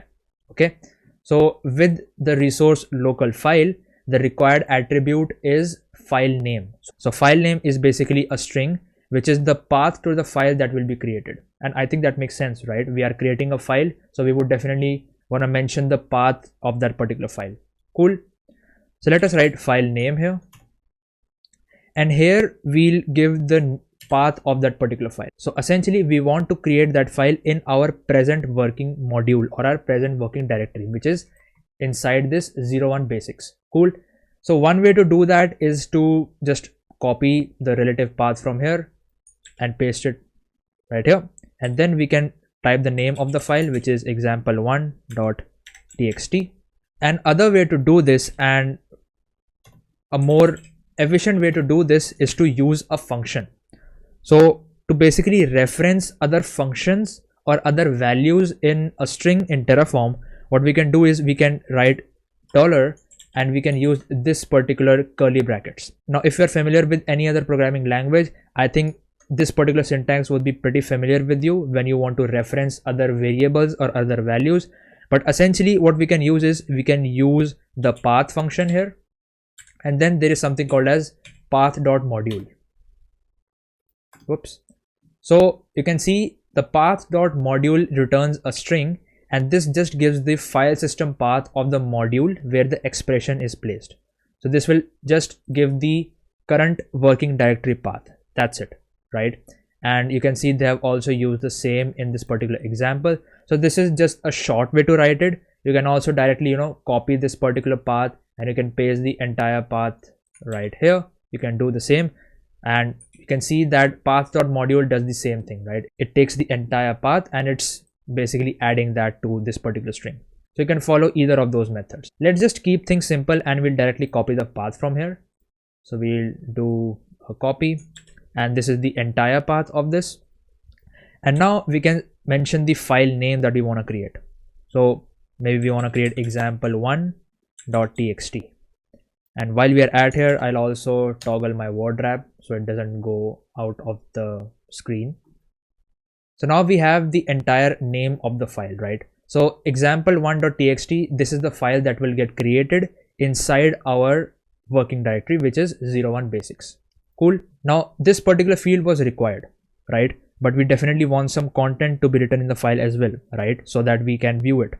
So these basically are the list of attributes, additional attributes you can specify with this particular resource type. We have content, different types of attributes mentioned here. So let's just use content. We can write content, and here we can, this is basically a string type. You can see the type is string here, and this is the content to store in that particular file. So maybe you can write here, this is the Terraform course. Let's just go with this right now. Cool. So we have created a resource, we have defined the type, we have given it the name. The name is the local name by which Terraform will reference it. This is not the name of the file that will get created. The name of the file is example1.txt, right? So this is an important thing to note here. And then we are giving it the content we want. Cool. Now once we have defined the resource, what's the next step? Now if you remember from the previous section, we discussed a bird's eye view of how Terraform works and what the workflow looks like, right? So first we write our configuration in the .tf file that we have already written. We have defined a particular resource that we wish to create, and then the next stage is to plan. And plan is basically a way for Terraform to ask, are you sure, is this what you want to create, right? So for that we have a simple command called as Terraform plan, right? Let's just do it and see what happens. Now this is important to understand, so let's go through it step by step. So in the first section, it will give you the exact action that Terraform is going to perform. Now right now it's giving that it will perform the create action, and this is the symbol. So plus symbol refers to create. If you will delete a particular resource, the symbol would turn to negative, and if you will update a resource, the symbol would be +/-. But you don't need to worry about it. Just focus on this particular one, that it's creating a resource right now. Cool. And now it's giving that Terraform will perform the following actions. So it's saying that a resource having a type of local file with the name tf example1. So you see, this is how Terraform references all these particular resources. So this is basically the syntax that Terraform follows. So if I show you, so the syntax Terraform would follow would be the type of the resource and then the local name of that particular resource. So this is the syntax that Terraform would follow in order to reference the resources that you create. Any resource that you create in Terraform, that's how it's referencing it. Cool. So firstly, it's giving the type of the resource and then the local name of that particular resource, and then the additional configurations that we have specified. So in content, we have given the content as, hey, this is a Terraform course. Then there are a bunch of configurations which you don't need to worry about it right now. We'll have a look at those later. The important thing is that Terraform has directly set the directory and the file permissions, so we are easily able to view the file. So all of these attributes which are mentioned here are for us to change, right? We can change them. If we don't change them, Terraform will use the default values which are specified in the backend. So the default value of the directory permission and the file permission is 0777, and then we have changed the file name where we are giving it the location of that particular file and the name of the file that we want to create. And then there is an ID which is associated to our particular resource, which will be known after we apply the changes. So this is basically a way for Terraform to tell us, okay, This is the resource that will get created, and these are all the different things that will get created inside that particular resource. Cool. So you can just quickly review that. If you are okay with this, then we can move on to the next step. Cool. So we have written the Terraform file, we have executed a plan using the Terraform plan command, and next thing we want to do is to apply the changes. Okay, and for that we have the command called as Terraform apply.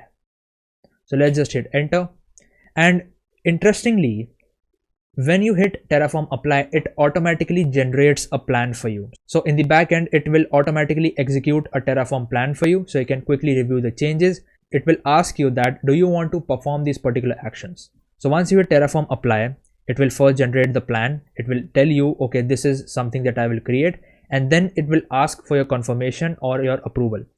If while reviewing the changes, if you are okay with this, then you can just say yes, and Terraform will then create that particular resource. And once the creation is completed, it will let us know that 1 resource is added, 0 is changed, and 0 were destroyed. Cool. And if you see here in the present working directory, we have an example1.txt already created, and if we open the file, here is the content of that particular file. Cool. This is the same content that we mentioned here. Amazing. Congratulations. If this is the first time working with Terraform, you are following along with me till this particular point, I think you can definitely pat yourself on the back and congratulate yourself, because at the core level of Terraform, we just play with these different kinds of resources and the different attributes inside those resources, right? That's the very core of Terraform. There are a lot of concepts involved which we'll definitely study, but essentially that's what we are doing. If you're following along till this point, I'm proud of you. Let's keep going. Cool. So now we have created the resource. Let's say we want to update the content. So let us say that we want to delete this particular content and just write Kunal here, right? Kunal is a good, I don't know, instructor. I'm doing some self-praising here. I don't know if you agree with me. If you agree with this statement, comment down below right now. And let's do a Terraform plan. So I can just do tf plan. Tf is basically an alias I have set for the Terraform command.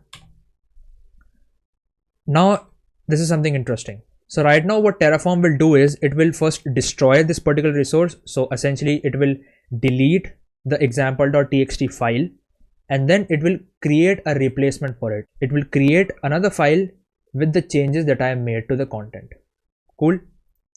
And you can see the symbol that has mentioned here. So minus is for destroy, and then plus is it's creating another replacement. And then below it, it will mention what resource will get replaced. So again, the naming convention, it follows the type of resource and the local name of that resource. And here it gives that the content, the previous version was, hey, this is a Terraform course, and now it would be replaced with Kunal is a good instructor.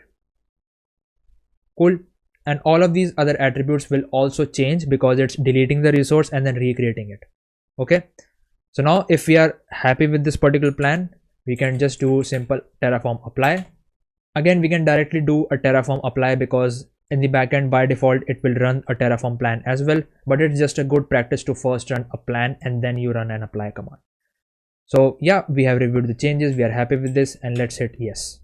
So if we have a look at our directory now, you can see that example1.txt got created again. This particular file is completely new, right? This got created again and the content has been updated. Cool. So you can see the different operations that Terraform did. So first it destroyed the file, and after the destruction of the file was completed, it recreated the file again with the updated content. So this is how Terraform worked in the backend. Now, because we are looking at the local provider of Terraform, we can also see a bunch of additional options that we can specify. So here you can see you can also specify a base64 based content, which is a string, but it is base64 encoded. So you can definitely mention that as well. You can also change the directory permissions. This was the first resource type that the local provider offers us. There is a second resource type which is called as local sensitive file, and this basically generates a local file with some sensitive information, right? So if you just look at the syntax may look pretty similar, but there is a little change here. So let's say if you want to create another resource, we can just copy this one from here. You can see the type now is different. First it was local file, and now we are defining a local sensitive file. Cool. We can give this sensitive.txt, and let's just say this is tf example2, and the content, let us say we want is this is sensitive info. Cool. So if I just look into the documentation, again the file name is something which is a required string here, so giving the location of that particular file. And the only change with this particular content attribute is that now it's tagged as sensitive. So this is a sensitive content to store in the file, expected to be UTF-8 encoded string. Cool. I'll tell you what the difference is. So we have added a new resource. Now there are two things. Either we can apply the particular changes, so Terraform will see, okay, a new resource has been added, it will create that particular resource, or we can also instruct Terraform to delete all of the resources and recreate it again. Cool. So let us see how to do that. So to delete all of the resources and essentially all of the components in our infrastructure, we can use the command terraform destroy. If I just write terraform destroy, and terraform destroy also in the backend will generate a plan. Cool. It will first tell you what actions it's going to perform. So it will perform a delete action, which is represented by the minus symbol, and then it will give the resources that will get deleted. So the local file example1 would get deleted, and all of the things that we mentioned inside that resource would get deleted. And here it's saying the plan is 0 to add, 0 to change, and 1 resource to destroy. Cool. If we are okay with this, we can say yes, and that particular resource will automatically get destroyed. So if you see now, example.txt file is automatically destroyed. So let us do an apply command again. So we'll just do tf apply, and now you can see that 2 resources will get created. Number one is the simple local file, which is giving the content of the file, and the second one is the local sensitive file type, right? And you can see the difference here. The content, it says sensitive value. Let's just apply this and see what happens. So we'll just do yes. It has created all of the resources, and now if you see, we have 2 files. One is called as example1.txt, which has our particular content, and the sensitive file, which also has a particular content. So now you'll ask me, hey Kunal, then what's the difference between this particular content attribute and this attribute? So the difference would come in how Terraform is treating these particular resources, because these are of different types. So the first resource type, the content that we specify, is treated as a normal content, and this particular resource, the local sensitive file, Terraform is treating it as maybe some sensitive information is getting stored as part of the content. So let's say if you're storing some password, if you're storing some credentials, Terraform will treat that with extra care. You are still able to view the contents of that file because you are the ones who are creating it, but at the backend, Terraform will take extra care when we are defining such a resource where the sensitive value is defined. So that's the only difference. No need to worry about it, but I hope that you understand the core concepts now. You understand how we define resources in Terraform. So you also understand how the typical Terraform workflow looks like. First we write the resources, then we plan, then we apply, we give it the confirmation, and that's how Terraform will apply those changes.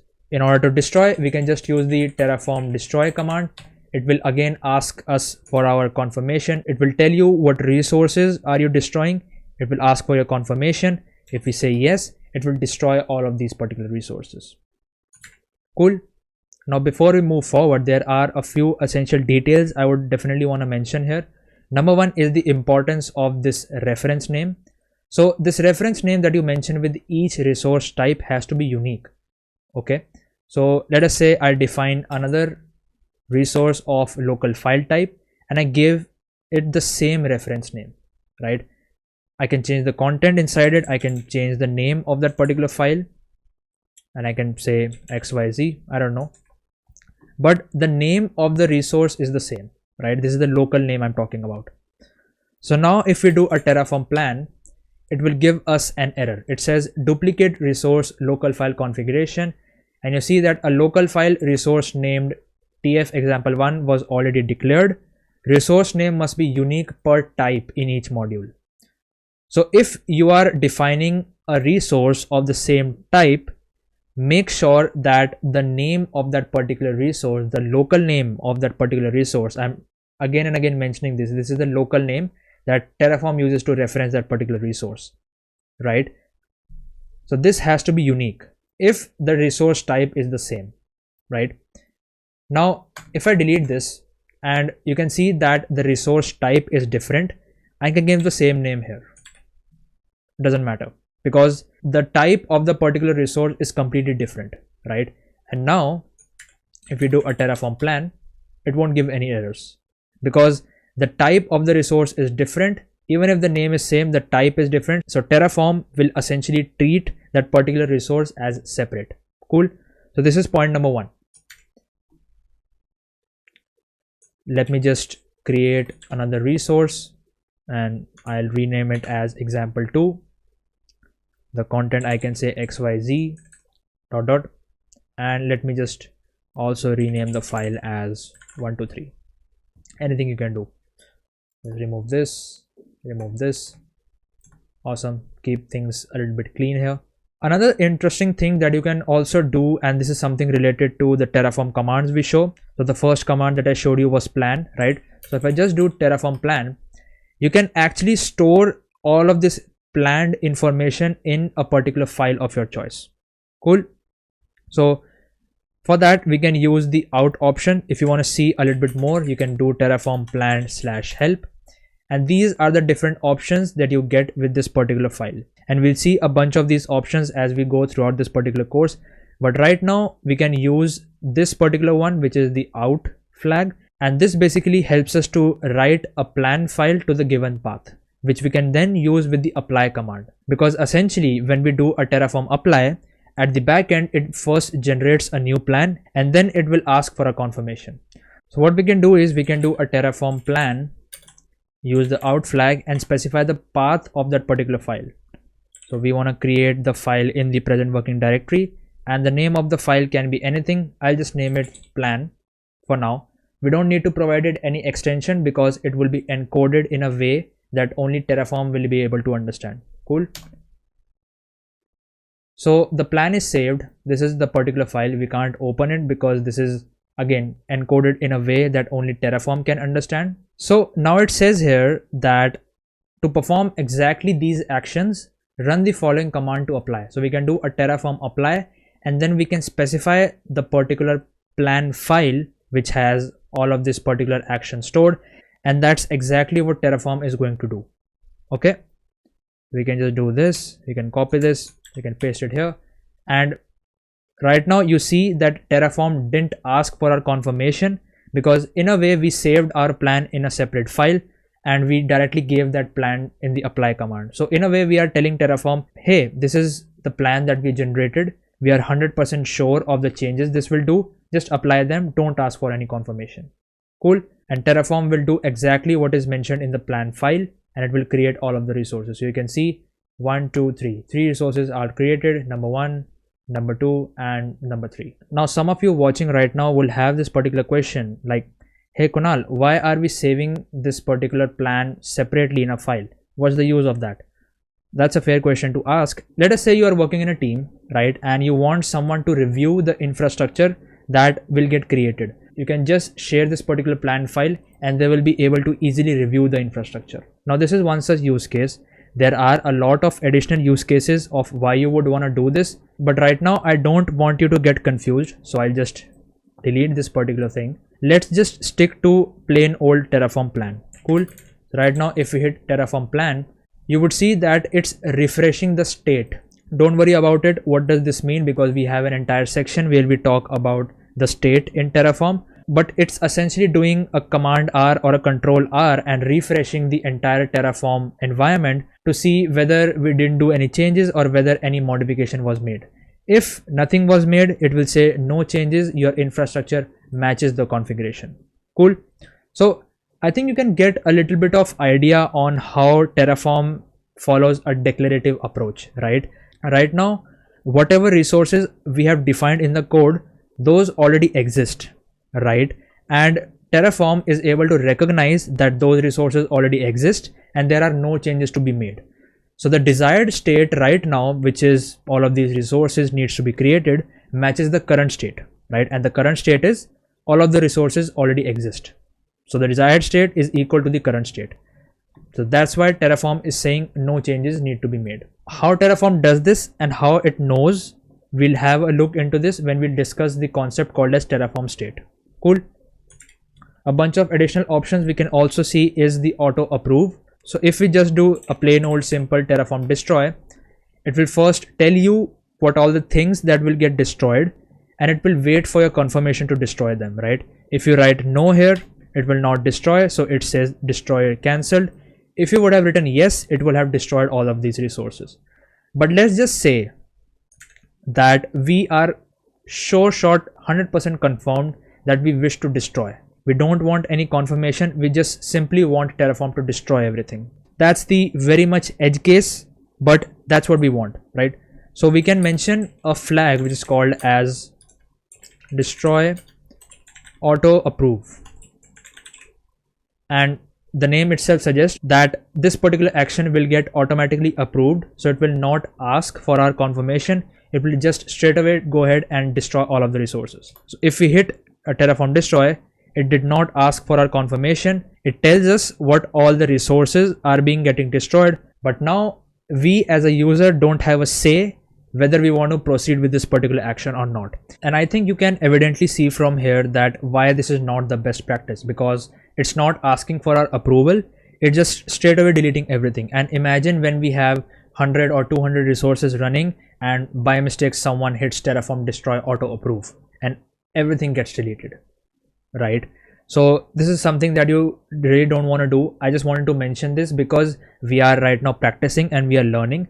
So this is something that you can use to quickly spin up and destroy things locally on your system when you are learning and when you are experimenting, right?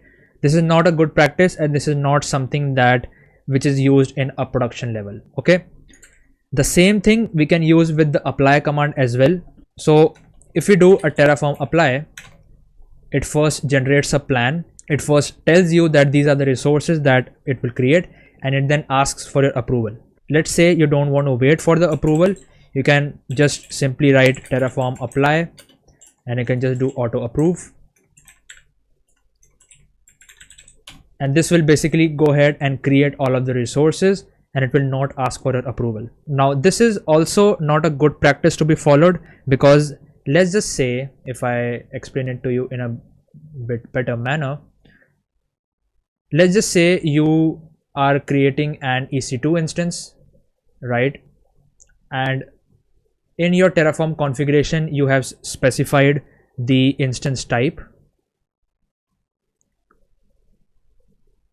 as T2 micro. Cool, which is essentially included in the free tier, and it will not cost you much money to run. Now let's just say that in the future you have a new team member and you request them to create a new instance. Cool, so you create a new EC2 resource, Amazon EC2 instance, and here that particular person was new, they didn't have a lot of knowledge about AWS, they by mistake mentioned T2 large,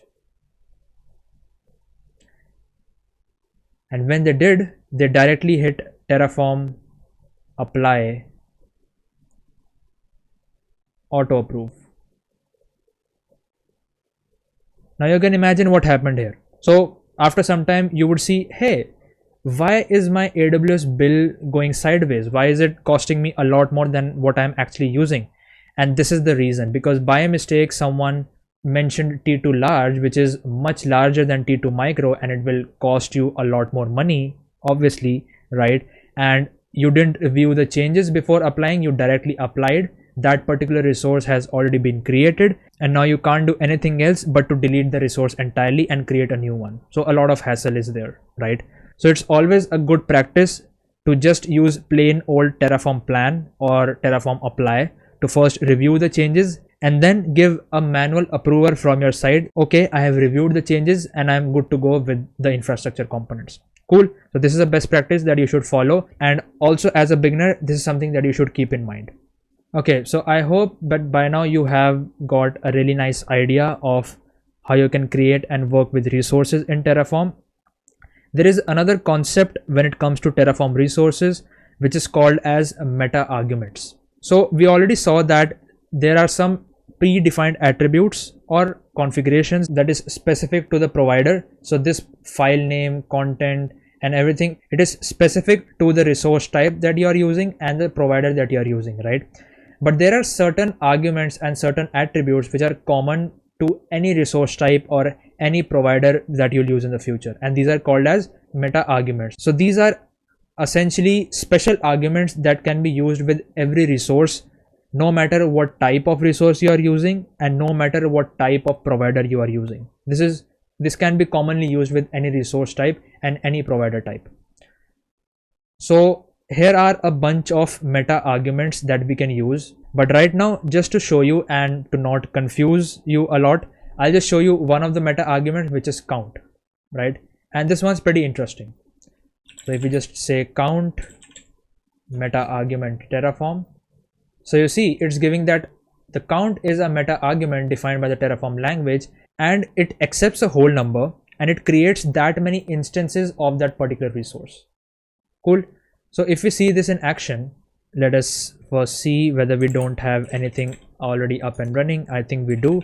So if we just destroy, I can quickly do destroy auto approve because I don't want to take much time. And so let us say the situation is that we have the single resource, right? And now we want to replicate this resource, right? One way to do that is to just copy and paste the same code again and again. We can change the name here, and we can be on our way. It is essentially replicating this particular resource. An other way to do this, and a much more efficient way, is to use the count meta argument. So we can just say count and we give it the number of times we want to replicate a particular resource. So let's just say 3. So once we hit the apply, it will create 3 instances of the same resource. Cool. So if I do Terraform plan, so you can see that the resource type is same, the name is same, but it is creating an array.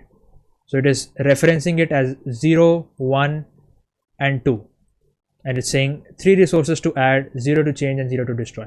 So essentially it's replicating the same resource and it's creating 3 different instances of the same resource. And something additionally that we can also do is we can use this count flag with the name as well. So what we can do is we can use count.index. So because it's creating 3 different instances, so it will create a file called as example1. So this is something that I'm doing. Let's just create it and see what it will create. So let's just hit a Terraform apply and we'll say yes. So it's creating 3 different resources, and if we see the name, it says example0, example1, and example2, and in each file the content is same. So you can see it has only replicated all of the resources, and we have just changed the name and included the value of the count and the index of that particular count. So it started from 0, index was 0, and then 1, and then 2. If you're familiar with the concept of loops in programming language, that is what count does in the backend, and it will keep running the loop till this particular number is reached. Cool. And the loop is essentially starting from the 0 index. Now this is particularly helpful if you want multiple instances of your application already up and running and you don't want to repeat the same code again and again, right? This is just again a best practice that you can use. So here you can see that the example that they have given, they have created an Amazon EC2 instance and they are giving the count is equal to 4, which will create 4 similar EC2 instances. So all of these instances will use the same AMI image. All of the instances will be of T2 micro. The name of the instances will be count.index again. So it will be server 0, server 1, server 2, and server 3. Cool. Again, I hope that you can see how this can be particularly helpful. So this was just one example of the count meta argument. You can definitely try out these particular different meta arguments and try to play around with them, because these can be mentioned with any resource types, right? So you can just go ahead on the documentation of these meta arguments, and each and every section of the meta argument also shows you the example of using them. So you don't have to worry about the fact how to use them. Terraform documentation is pretty great in that way, right? So make sure to check these out. But yeah, I think we have covered a lot about resources in Terraform, and I think now you have a fair amount of idea of how you define different resources in your infrastructure and how you manage those particular resources using different commands. So again, the commands that we used were Terraform plan, apply, destroy.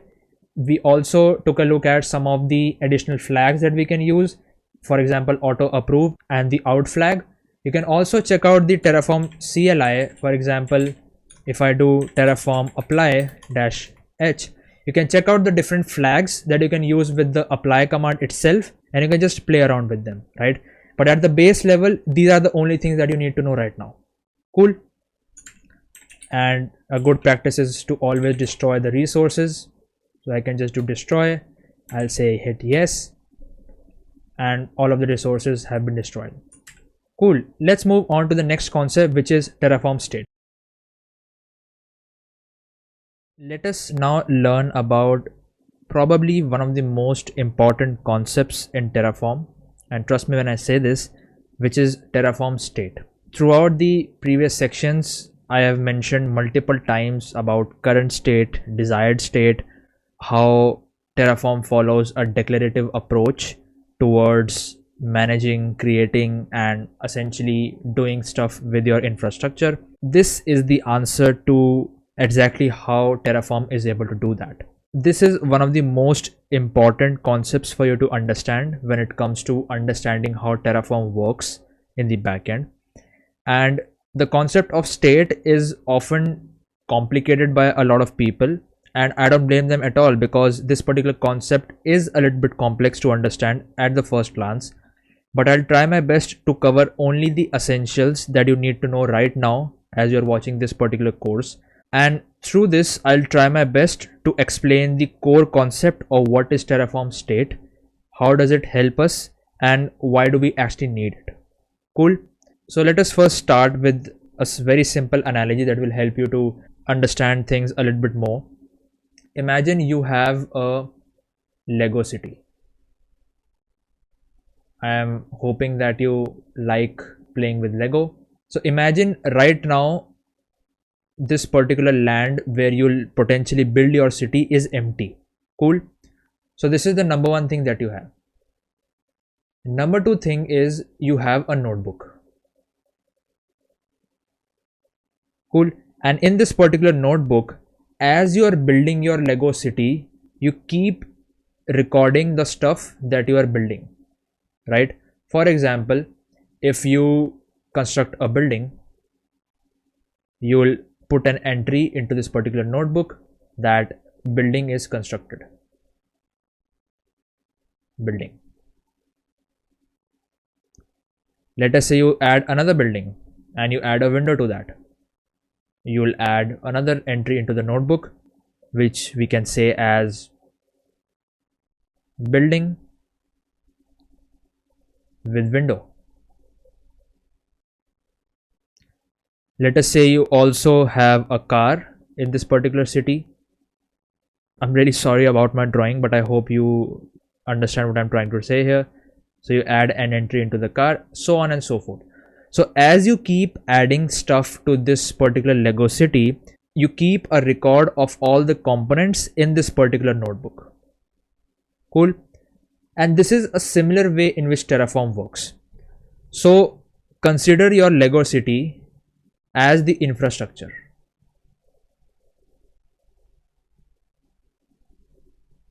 Cool. And all of these particular components that you are building on top of your infrastructure are your Terraform resources. So I can just write TF resources. Cool. Now we can add the resource, delete, update, and we can do all of that stuff. We just covered about Terraform resources in the previous section, so you are already aware about this. So this is your infrastructure. These are your Terraform resources. And what about this particular notebook? So this notebook is the Terraform state.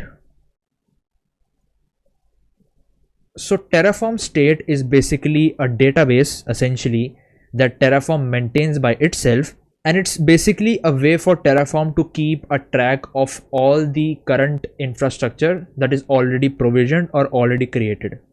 Cool. So you can see everything which is created as part of our infrastructure, all of the resources, we are keeping track in this particular notebook, and this notebook is basically the Terraform state. So Terraform state is basically a record of everything we provision or create or manage or delete in our infrastructure. So it's the record of everything, and that's how Terraform is able to keep track of what's the desired state and what is the current state. For instance, in the current state we have nothing. Let us say that the current state is blank right now. We don't have anything in our infrastructure, and this is basically our infra. Cool. And here we have the desired state.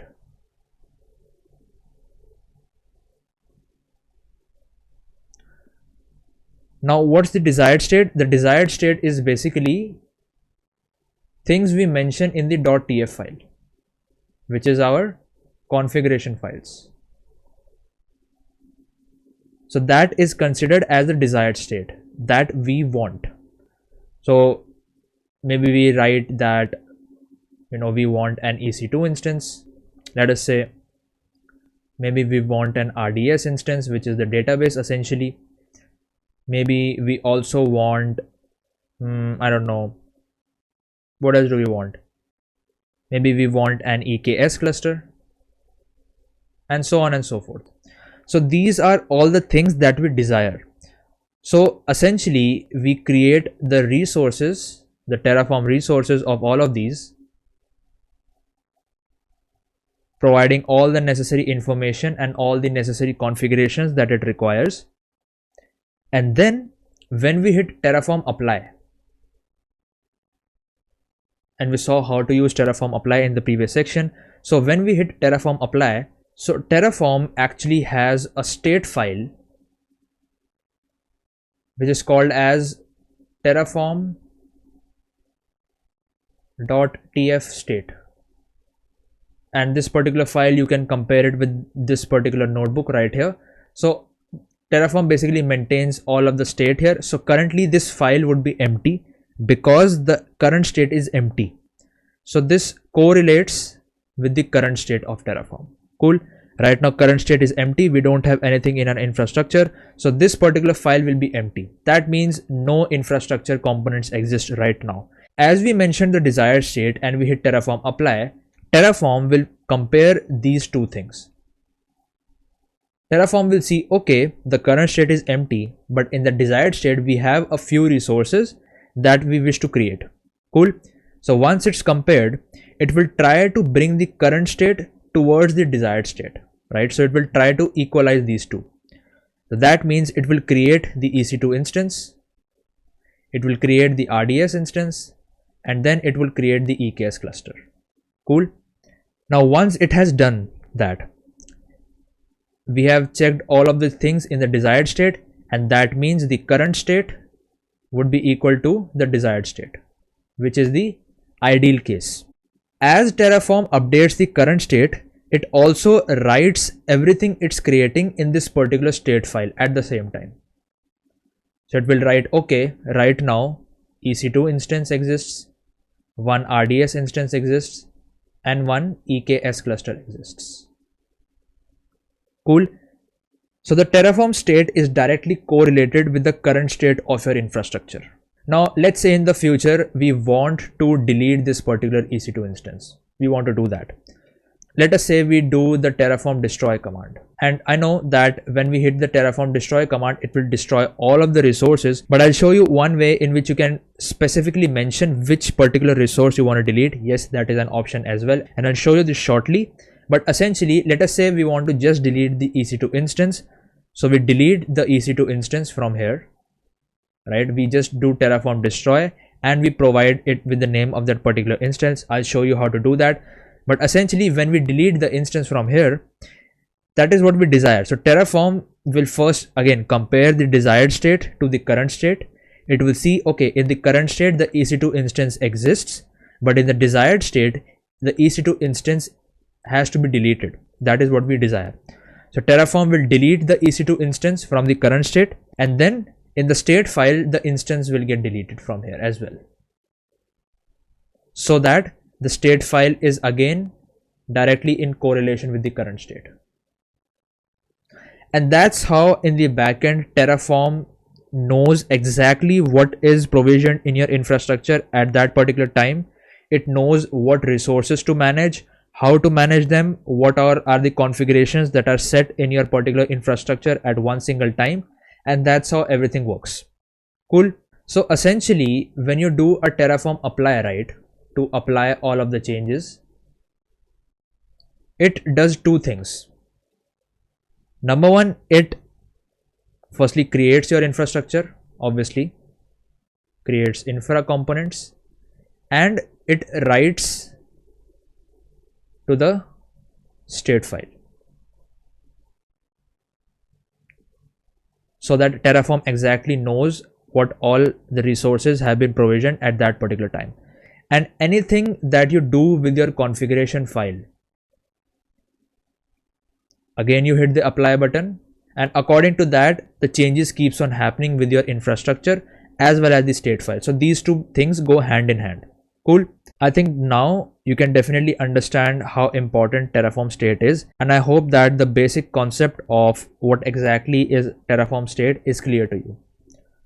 So Terraform State is essentially the mapping of the Terraform configuration that we write and the real world, so essentially the desired state and the current state. And that's how it brings out the declarative nature of Terraform. Basically, again, the concept of the desired state and the current state, and how Terraform always try to bring the current state equal to the desired state. Cool. So that's basically the declarative nature of Terraform, and the state plays a really important part in that particular nature of Terraform. Now, as I mentioned, this is stored in a file called as terraform.ts state, and this is basically how it looks. So it's essentially in a JSON format, and everything that you provision, all of your infrastructure resources and their configurations that you give with that, is stored in this particular file. Cool. That's how it looks like. Let us explore state a little bit more. Okay, so what we can do is, let me create another folder here by the name of state,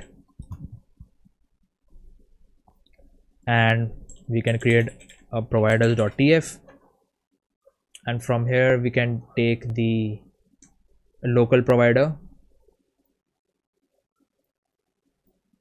right here. So the local provider is set. We can create another file called as main.tf. Okay, so now let us create a bunch of resources. So what I can do is I can create a simple local file. So maybe let's name it as example1, and this is demo content, and we can name it 1, and then we can name it as example1.txt. We can create another one which is called as example2 and 2. Cool. We can also create another resource of a different type. So let's just create a sensitive file resource. So we can name it as tf sensitive. We can just maybe write a sensitive password here, and we can just say sensitive.txt, or maybe let's do .md, because why not. Cool. So these are the three resources that we wish to create. Let's just do a Terraform apply straight away. So it's saying that it will create example1, example2, and an example3, three resources to add. Yes, I'd want that. It says that 3 resources have been added. So as you see, once we hit the apply command, it created a terraform.tf state file. Cool. So first you can see that the resources have been created, 3 resources, and let us explore this terraform.tf state file. So this file, as I mentioned previously, when you hit the apply command, it will create your infrastructure and it will then create a terraform.tf state file, and it will write everything that it has created into that particular file. So you can see here there are a bunch of details available. So firstly, you will have these metadata about the Terraform versions you are using. And then the important thing that we care about is this resources section, which is essentially an array of objects. And each object here represents one particular resource. So you can see the first object is the local file resource, which is example 1. It's giving what provider we are using. And then it's giving all the related information that we have provided. So the content is given here and all of the other information. ID is also given here and all that other stuff. Sensitive attributes. And then in the second block, it's giving the second resource that we created, the content and the details of that particular resource. And then in the third, it's giving the type of that particular resource and the information related to that. Cool. So that's how Terraform is able to sort of keep track of the things that are already created in the infrastructure. Let us say we delete one of the resource. Now there are 2 ways of deleting a resource. In the previous section, I showed you a simple Terraform destroy command, which basically destroys your entire resource. But let's just say you just want to delete one single resource. So there are 2 ways to do it. Number 1 is either you can delete this particular code or you can comment out this code. Cool. And now if we do a Terraform plan, once you hit Terraform plan, it will recognize, okay, in the current state, this particular resource already exists, but you desire to destroy it. So let's just destroy that. So it says that the example 2 resource will get destroyed, right? So what we can do is we can do a Terraform apply. And we'll just say it's gonna get destroyed. It's saying 0 to add, 0 to change, and 1 to destroy. We'll just say yes. And it just said that one resource has been destroyed. So you see the example2.txt will no longer be present here because that's destroyed. And the same thing you'll also see in this particular tf state file as well. So we can see example1 and then we can see the tf sensitive content, but example2 is nowhere to be found because the tf state file is directly correlated with your current state. And in your current state, the example2 resource doesn't even exist. Cool. If we bring this code back, if we uncomment this and if we do a Terraform, let's just do an apply. So it will again ask us that you are creating this particular resource because right now it wasn't created. So in the current state, example2 didn't exist, but now we uncommented this particular code. So now in the desired state, this particular resource exists. So it will ask us that, hey, you are trying to create this. Do you want to do that? I can say yes, I want to do this, and it will get created again. And again, as I mentioned, it will be added in the Terraform state file as well. Now there is one more way I mentioned that you can delete a particular resource with the Terraform destroy command, and that is using the target flag. So what you do is you just do Terraform destroy, you specify target, and then you give it the name of that particular resource. So basically you give it first the type of the resource dot and then the local name of that resource. What we can do is, let us say we want to delete this particular resource, the sensitive one. We can give the type and then we can give it the name. Then this has to be the local name because that is what Terraform will use to reference that particular resource. So it says here that one resource needs to be destroyed and it's the same one that we have referenced, and it's also giving us the warning that resource targeting is in effect. So we are targeting one specific resource, which means that the result of this plan may not represent all the changes requested by the current configuration, because this targeting of a particular resource is not actually a good practice to use in production, because one resources could be dependent on several other resources, and essentially if you are deleting only one of them, other operations can get disrupted, right? So this is not a good practice. I'm just showing you what are the different options that are available, but again, this is not a good practice to use. We can just say write, and it will say that, you know, one resource has been destroyed. Cool. So you can see indeed the sensitive file has been destroyed from here, and now it won't be available in the Terraform state file as well. So we only have one, and then we have the example2 resource. Cool. So I hope you now have a basic idea of how Terraform state is working. Now, apart from just exploring this particular TF state file, we also have a dedicated command called as Terraform state. So if we do a Terraform state -h, so this is basically a sub command that enables us to do advanced state management. Now there are a bunch of sub commands that is supports. We don't need to learn all of them right now. Two of them which I'll definitely want to show you is the list and the show command. So if we do Terraform state list, so the Terraform state list command essentially shows you all of the resources that are provisioned at the current moment. So this will show you the current state essentially. So instead of navigating through the file and finding the resources, you can simply do Terraform state list and will show you all the resources that have been created. Right now example1 and example2 exists, and if you want to see the information of one particular resource, we can simply do Terraform state show and the whole name of this resource. The whole name includes the type of that particular resource and then the local name of the resource.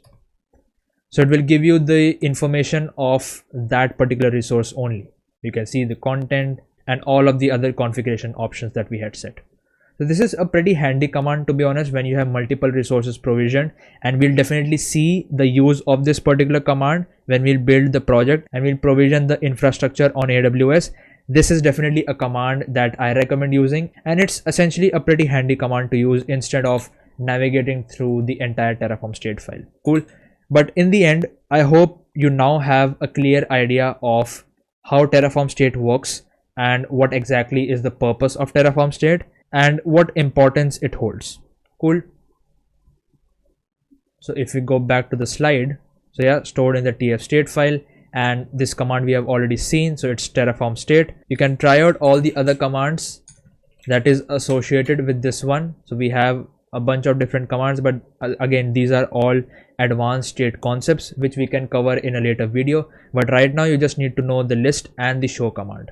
Okay, so while we are talking about Terraform state, right, there is an important concept that I really want to introduce here, which is called as state drift. Now this particular concept is a little bit advanced, and it's sort of is in the advanced state management in Terraform, but I really want to mention this because this is pretty important when it comes to understanding Terraform state and how things can sometimes go wrong. So this is an important one, and I'll only explain what's really essential for you to know at this particular point. So a state drift is basically when your actual infrastructure in Terraform, the actual infra, is not equal to what is present in the terraform.tf state file. Now you'll ask, Kunal, how is that possible? Because everything that the Terraform state file contains, it needs to be present. How is it possible that the actual infrastructure which is already present is not present in the TF file? That is possible if you manually delete a particular resource, right? For instance, let us say that in your main.tf file, let's just take a simple example. You define one EC2 instance and you define one RDS instance. Let us say you hit Terraform apply, which will then go ahead and modify these particular changes and add it in the state file. So here we have one EC2 and one RDS instance. Cool. So everything is fine. These two instances are created, and we can also double check this by visiting the AWS UI, right? So we can see that the EC2 instance will exist there, and we'll also have the RDS instance. Cool. So everything is fine. Everything is good. Now, what if someone from our team, let's say we are working in a team, right? Someone from our team manually deletes this particular EC2 instance from the UI itself. So we are essentially following infrastructure as code, where we are writing code to define our infrastructure. But let's say you have a beginner in your team, this is their first time, and they sort of manually deletes this particular EC2 instance. Now, interestingly, according to your Terraform state file, the resource exists, right? But the reality is completely different because the resource has been deleted, right? So this particular situation where your actual infrastructure is not equal to the Terraform state file, this is called as a state drift.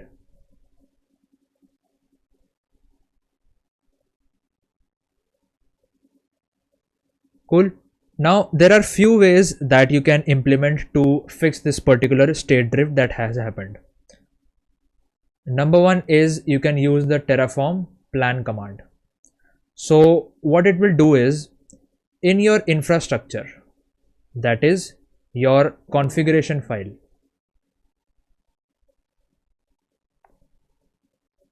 two resources would be present. One is the EC2 instance and one is the RDS instance. Keep in mind, the resources are already present in your .tf file. We haven't deleted them from the .tf file, but we directly deleted the resources from the AWS UI, right? And this is basically your state file. Let us say your state file, and this is the AWS UI, which is essentially the actual infrastructure, actual infra. So let us say from here we deleted the EC2 instance, right? So when we do a Terraform plan, it will compare our desired state with the current state, and in this case the current state is the actual infrastructure which exists. So in the desired state we have the Terraform EC2 instance resource written in the configuration file, so that means we wish to create that resource, right? No matter we deleted it from the actual infrastructure, which is the current state, but Terraform will always try to bring these two to equal, right? So when we do Terraform plan, it will recognize, okay, in the actual state, in the current state, the resource has been deleted, but it is mentioned that we wish to create the resource. So Terraform will essentially create that particular resource again. So it will prompt us that the EC2 instance needs to be recreated. Cool. So this is one way to fix it. And eventually when we do a Terraform apply, it will create the EC2 instance again, and it will also write the same thing in the Terraform configuration file. I'm sorry, the Terraform state file. So it will update the EC2 instance information in the state file, and we already have the RDS instance information available. Cool. So this is one way to fix the state drift that has happened. A second way to do that is using the command called as Terraform refresh. So now in the first scenario, we are assuming that someone coming in and deleting this particular resource was unintentional.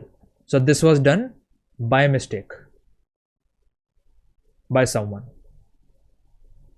let us say. And this is how, using the Terraform plan command and then using the apply command, we can correct this particular drift, okay, by recreating that particular resource. But let us say, for instance, this particular deletion of EC2 instance was intentional, right? So let us say we didn't have time to go through the code. Someone directly came and deleted it manually from the EC2 instance. How do we actually update our Terraform state file and our configuration according to that? So let us say that the change is intentional.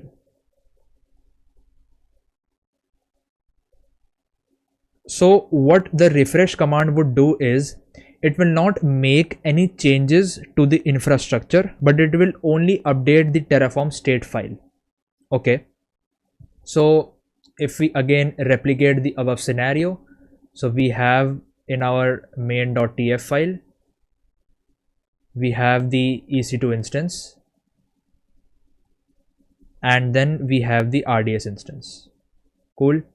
Here is our Terraform state file where our EC2 instance is present and our RDS instance is present, and in the AWS UI we have the EC2 and the RDS instance present. Cool. Let us say we deleted this particular instance from the AWS UI. Now previously when we were using the Terraform plan command, it was essentially modifying or making changes to the actual infrastructure, and that was because the changes were by mistake or the changes were unintentional, right? We didn't want to do this, but it happened, so we sort of corrected that. Now the changes are intentional, so we intentionally want that EC2 instance should no longer get created. But in this particular case, as we saw, if we do a Terraform plan, Terraform will see, okay, it exists in the state file, it exists in our configuration file, let's recreate the EC2 instance. But we don't want that. We want that the EC2 instance should be kept as deleted only. We don't want to recreate it. We can use the Terraform refresh command to sort of reload the Terraform state file, and Terraform will actually compare the state file with the actual infrastructure. So it will see, okay, in the actual infrastructure, the EC2 instance is deleted.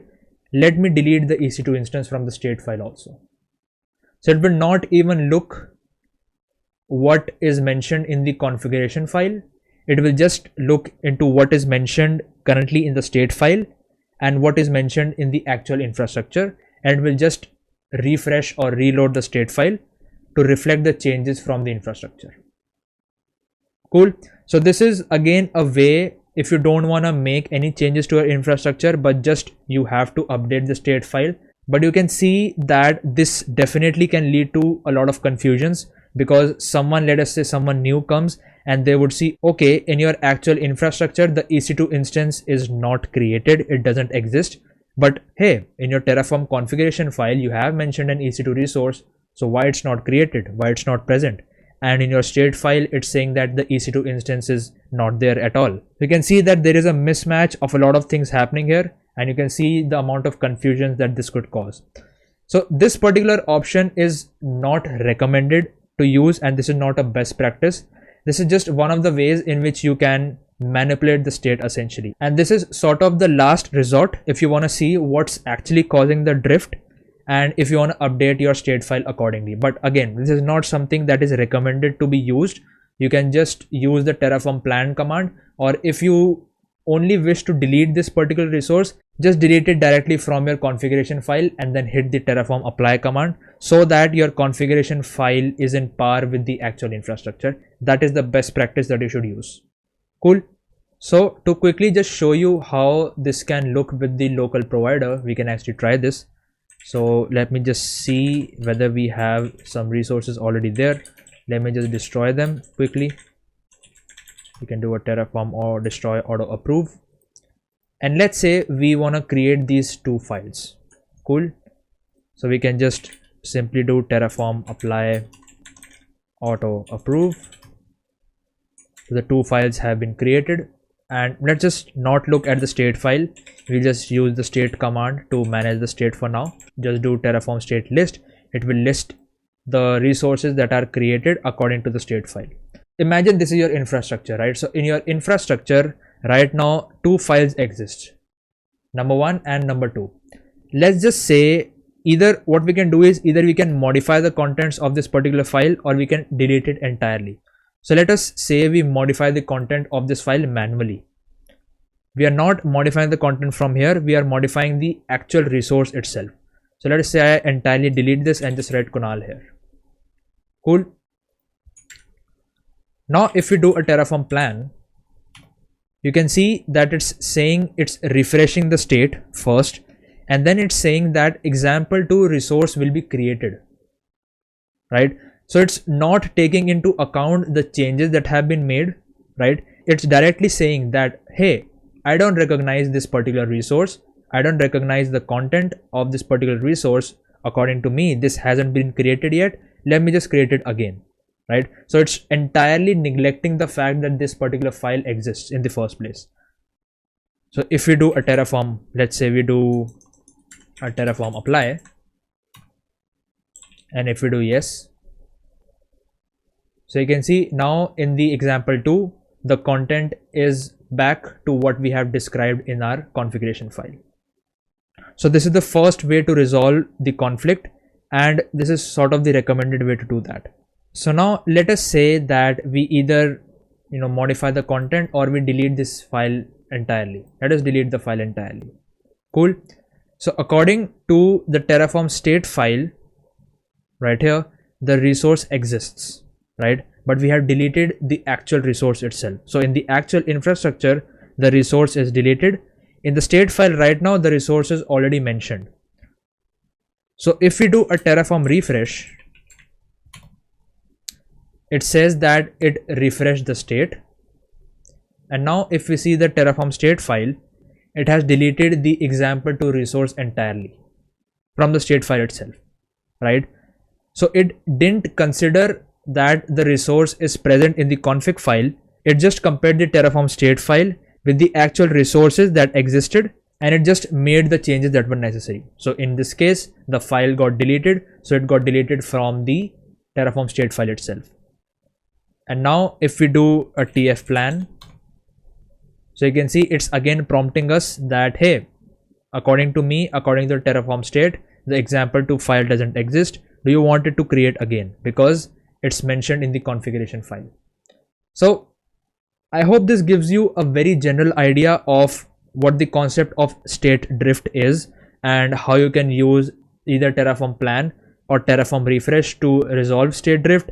Terraform refresh is again not a recommended way to do that, because again you can imagine the confusion that it creates. Because see, one such example can be, let us say we create this particular resource, for example, right? So example2 exists.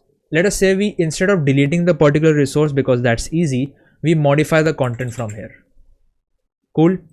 And let us do a Terraform plan. So the plan command will say, okay, I don't recognize any of the resources. Example2 has not been created because we modified the content, so it treats it as a different resource. It will prompt us to create example2, right? But let's just do Terraform refresh for now. So it says it refreshed the state, and now if we look at the state file, example2 is nowhere to be found. But in the actual infrastructure, example2 exists. It's just that the content is modified. So you see the confusions that the refresh command can bring into the picture. In a way, it helps us solve state drift to some extent, but there is a caveat in between, and this is the sort of confusion that it can also bring into the picture. So according to the state file, example2 resource doesn't exist, which is in a way is correct, because we have modified the content of the file, and originally example2 should look like this. But you can see that in your infrastructure, example2, the name example2 still exists, right? This is sort of a confusion. And if we do now a Terraform plan, it will create the resource. So it will automatically replace this example2 with the content that we want, right? So again, you can see that the Terraform plan command is a much more efficient way to deal with state drift, and Terraform refresh is again not a good practice to do in the production basically. But I hope that now you understand this particular concept. If there are still doubts, I'll definitely leave a link to some of the resources on understanding state drift and how you can do that. There's an entire blog written by Christy on how you can detect and manage drift with Terraform. So you can definitely go through this particular one. They have mentioned a lot of different things that you can do. You can use the state command, you can do Terraform refresh, which we just saw. We can also use the Terraform plan, and there is something called as the Terraform config.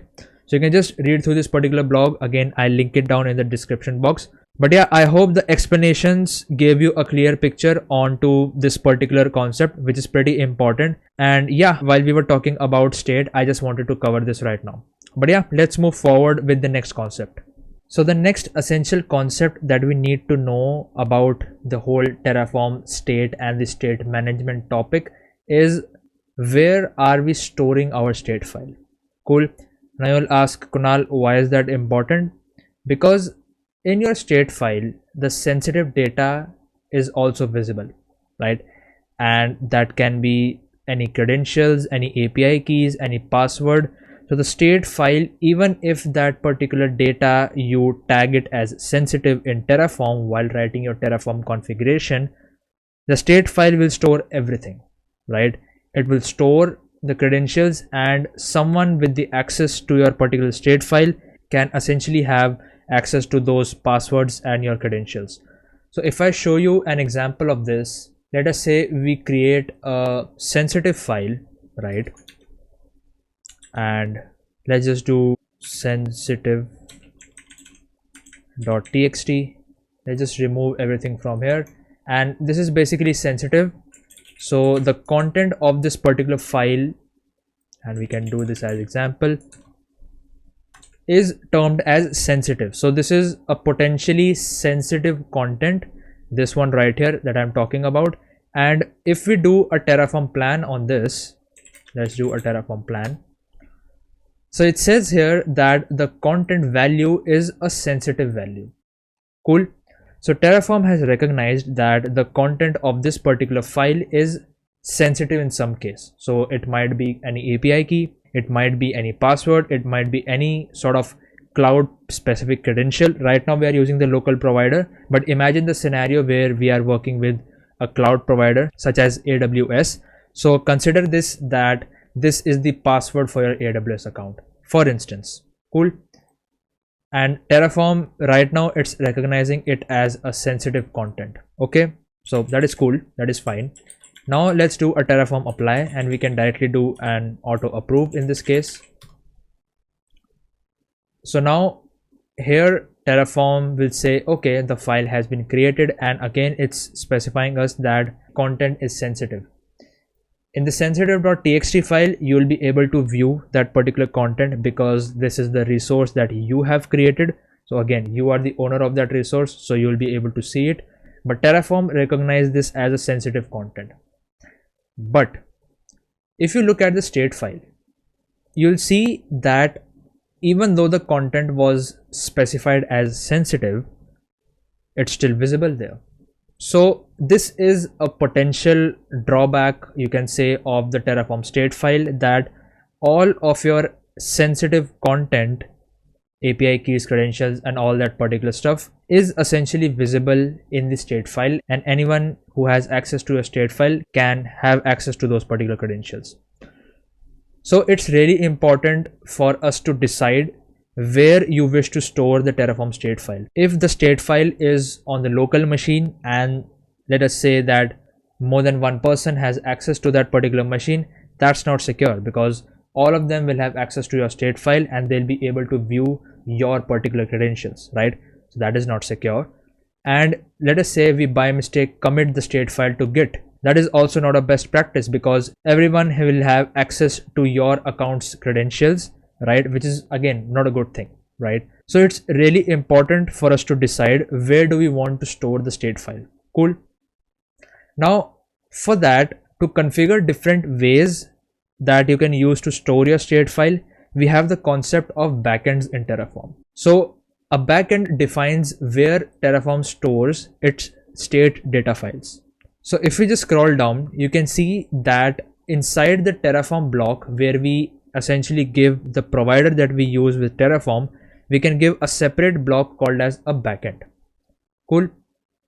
So right now, if I go to my providers.tf block, and if I create another block called as backend, so these are the different types of backends that you can use with Terraform.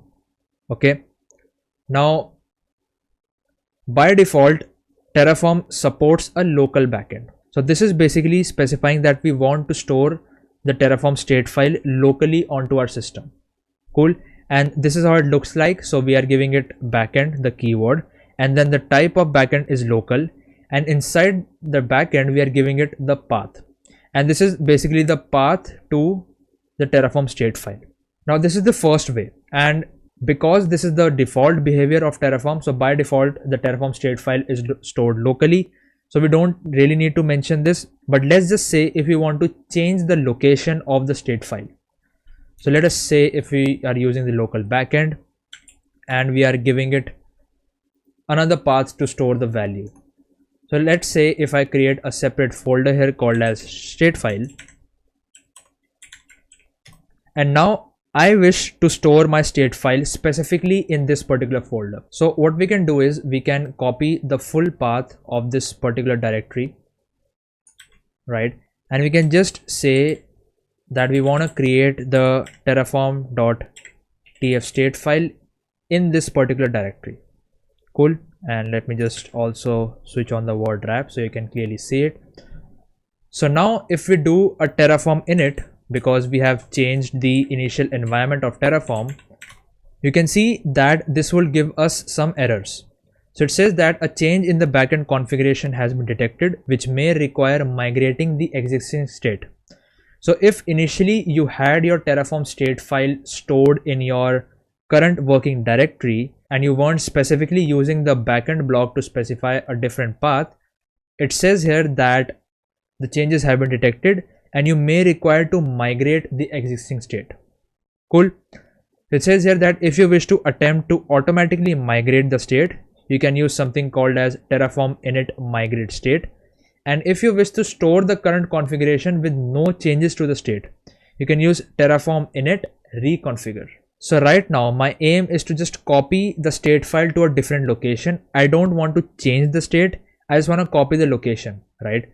So it says here that if you wish to store the current configuration with no changes to the state, that's exactly what we want to do. You can just do Terraform init and we can do reconfigure.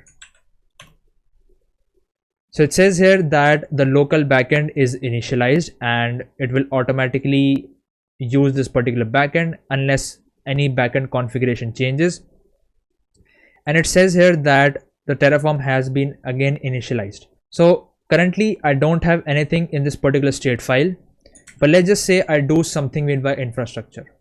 Let's say I create this particular file. So let's do a Terraform plan. It's saying that a single resource would get created. So we can just do Terraform apply auto approve and it would basically create the sensitive file.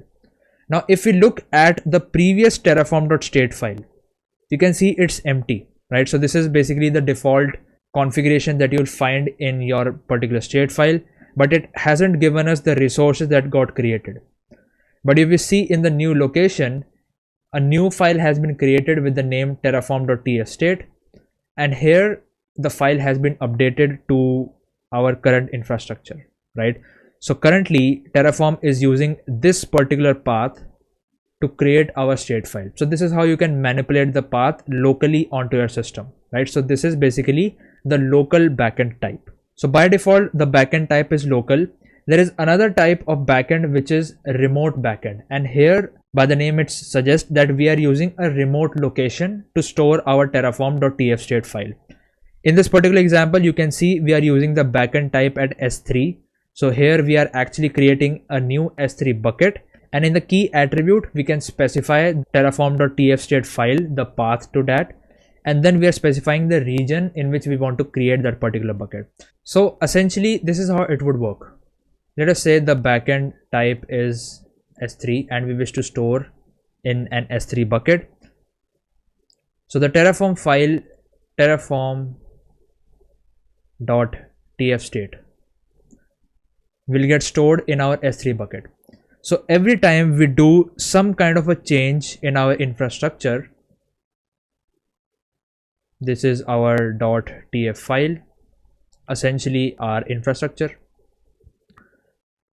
So let us say we do any change to the infrastructure, in the backend Terraform will directly contact this particular state file.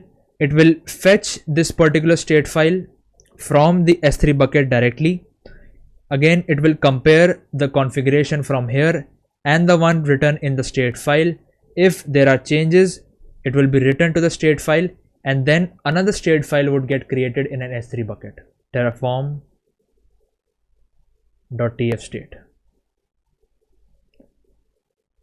You'll say like, hey Kunal, how can we differentiate between this particular state versus this state? So there is a concept of versioning that comes into the picture. So let us say this is the version 1.0 Terraform state file.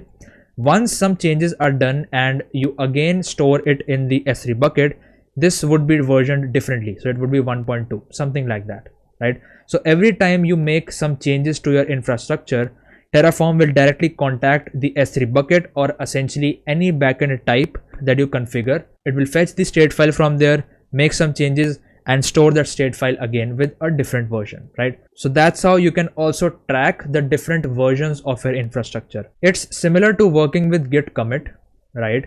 So every commit that you do has a certain ID associated with that, the date associated with that, right? And that's how basically you can track all of the different changes done in one particular commit, right? So this is how similarly it works when you have a remote backend. You can track all of the different changes that your infrastructure goes through by tracking all of the different versions of your particular state file. Cool.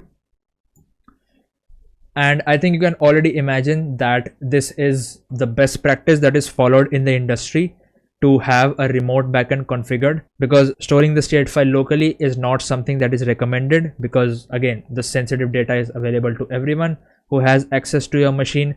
So it's a good practice to always configure a remote backend to basically store your state file remotely so that your potentially sensitive data can stay secure. So you can go ahead and explore all of these different backend types. So let us say if we do S3, so here you can see they have given an example on how you can configure this particular backend. And here, if you read this warning, it is highly recommended that you enable bucket versioning on the S3 bucket to allow for state recovery in case of accidental deletion. So as I mentioned, right, every state file that you'll store will have a version associated with that. The only way the version will be associated is that you specifically enable this, right? And Terraform recommends to do that, because in case your infrastructure goes down, you can come back to the previous version because you will already have the state file of that particular version, right? So you can just directly fetch that version state file and you can recover any errors or any accidental deletions to your particular infrastructure. Cool. You can also see that there is an option to store the state file as a Kubernetes secret, which is pretty interesting, and this can be definitely handy if you are working with an infrastructure which contains a Kubernetes cluster. So you can store that particular state file in your Kubernetes cluster itself as a secret, right? So this is pretty cool. So I hope that this particular concept of the backend is clear to you. So till this particular point, we have seen a lot about creating the bare minimum of an infrastructure, right? So the number one step is choosing the right provider, choosing the provider. Then we create resources in that provider, and these are basically the actual infra components.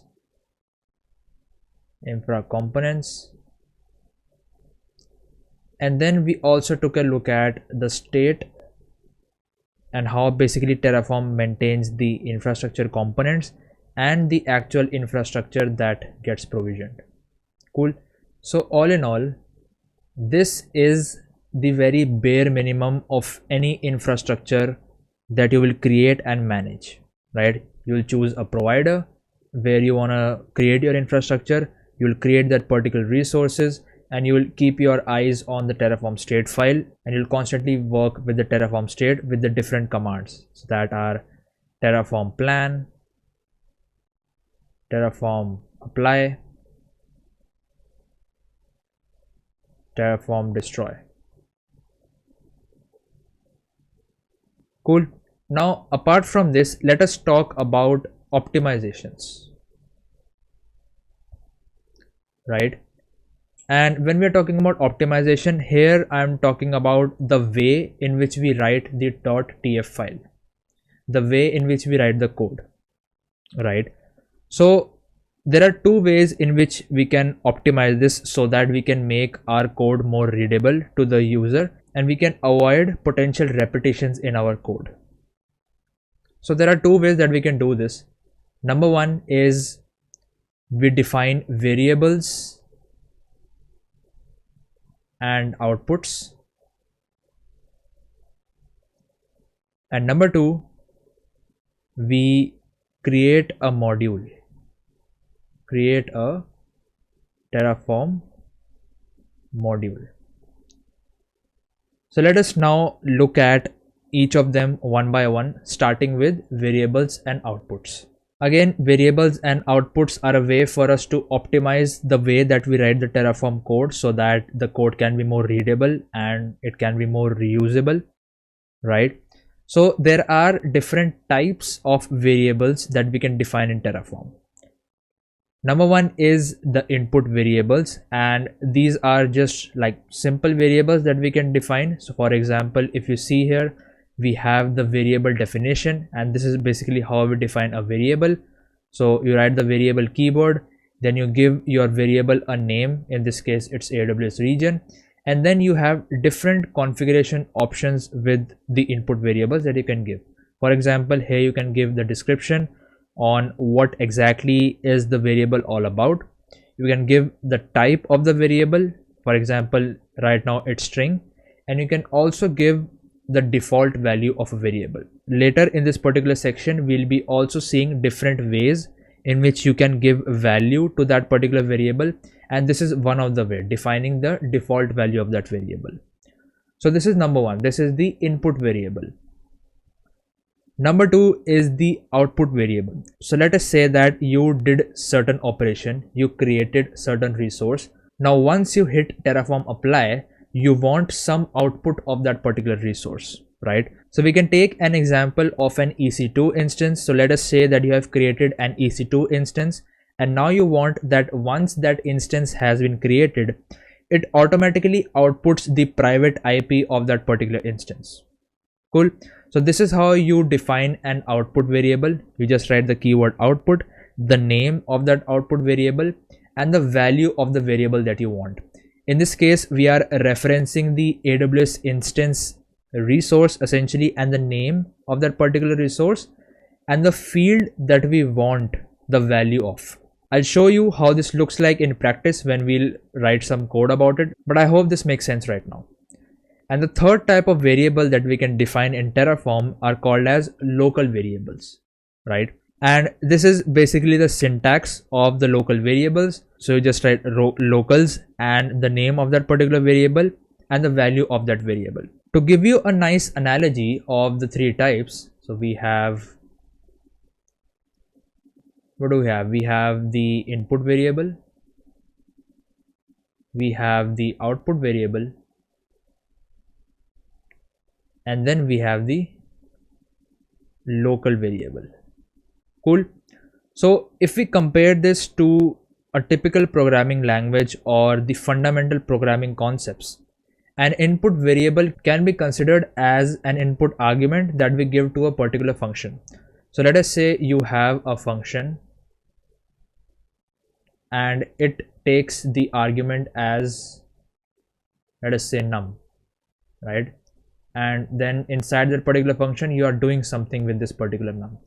Now when you'll call this particular function, you'll give it number 3. Cool. So here you are defining that particular variable, and here you are giving the value of that variable. So in Terraform, input variables works similar to how this is working. First you declare that particular variable, you give the definition, just like we saw here. We are declaring that particular variable, we are giving the different information about it, for example the description, the type, and then we are also giving it a default value, right? And there are multiple ways in which you can give values to your particular variable. If you haven't specified that particular value, it will automatically take the default value that is mentioned here. We'll see the different ways in which you can give the values to your input variable. Similarly, the output can be considered as the return value of the function, right? and let's just say your function returns the num value. Cool. Or let's just say it returns num plus plus, right? So output can be considered as a return value. So the function, it does something to this particular input variable, it performs certain functions, and then it returns some value which will be visible to us, right? So that is what input variable is all about. So again, coming back to the same example, once you have an EC2 instance already up and running, we can use the input variable to print out its private or its public IP, and then we can use that particular IP address to do any further operation. For example, we can use that IP address to SSH into that particular instance. We'll be seeing the use of output variables in the practice project that we'll be building in the next section, so you'll have a much better idea of how to use them. The next is the local variable, and this you can consider it as the temp variable we often define within a function, right? So let's just say that you have a function which basically calculates the area. So you can name it as calculate area. It takes two input variables. Number one is the length and the other one is the width. And then inside the function, you define a new variable which is called as, let's say, temp, right? Where you are doing the actual operation. So you do length into width, and then as the return value, you're returning the value of temp. Cool. So by the fundamental programming concepts, this particular temp variable is function scoped. That means we cannot use this particular variable outside of this particular function. So that means it's a temporary variable. Or we can also call it as the local variable, because it's locally being used by the function and not globally being used by the entire file.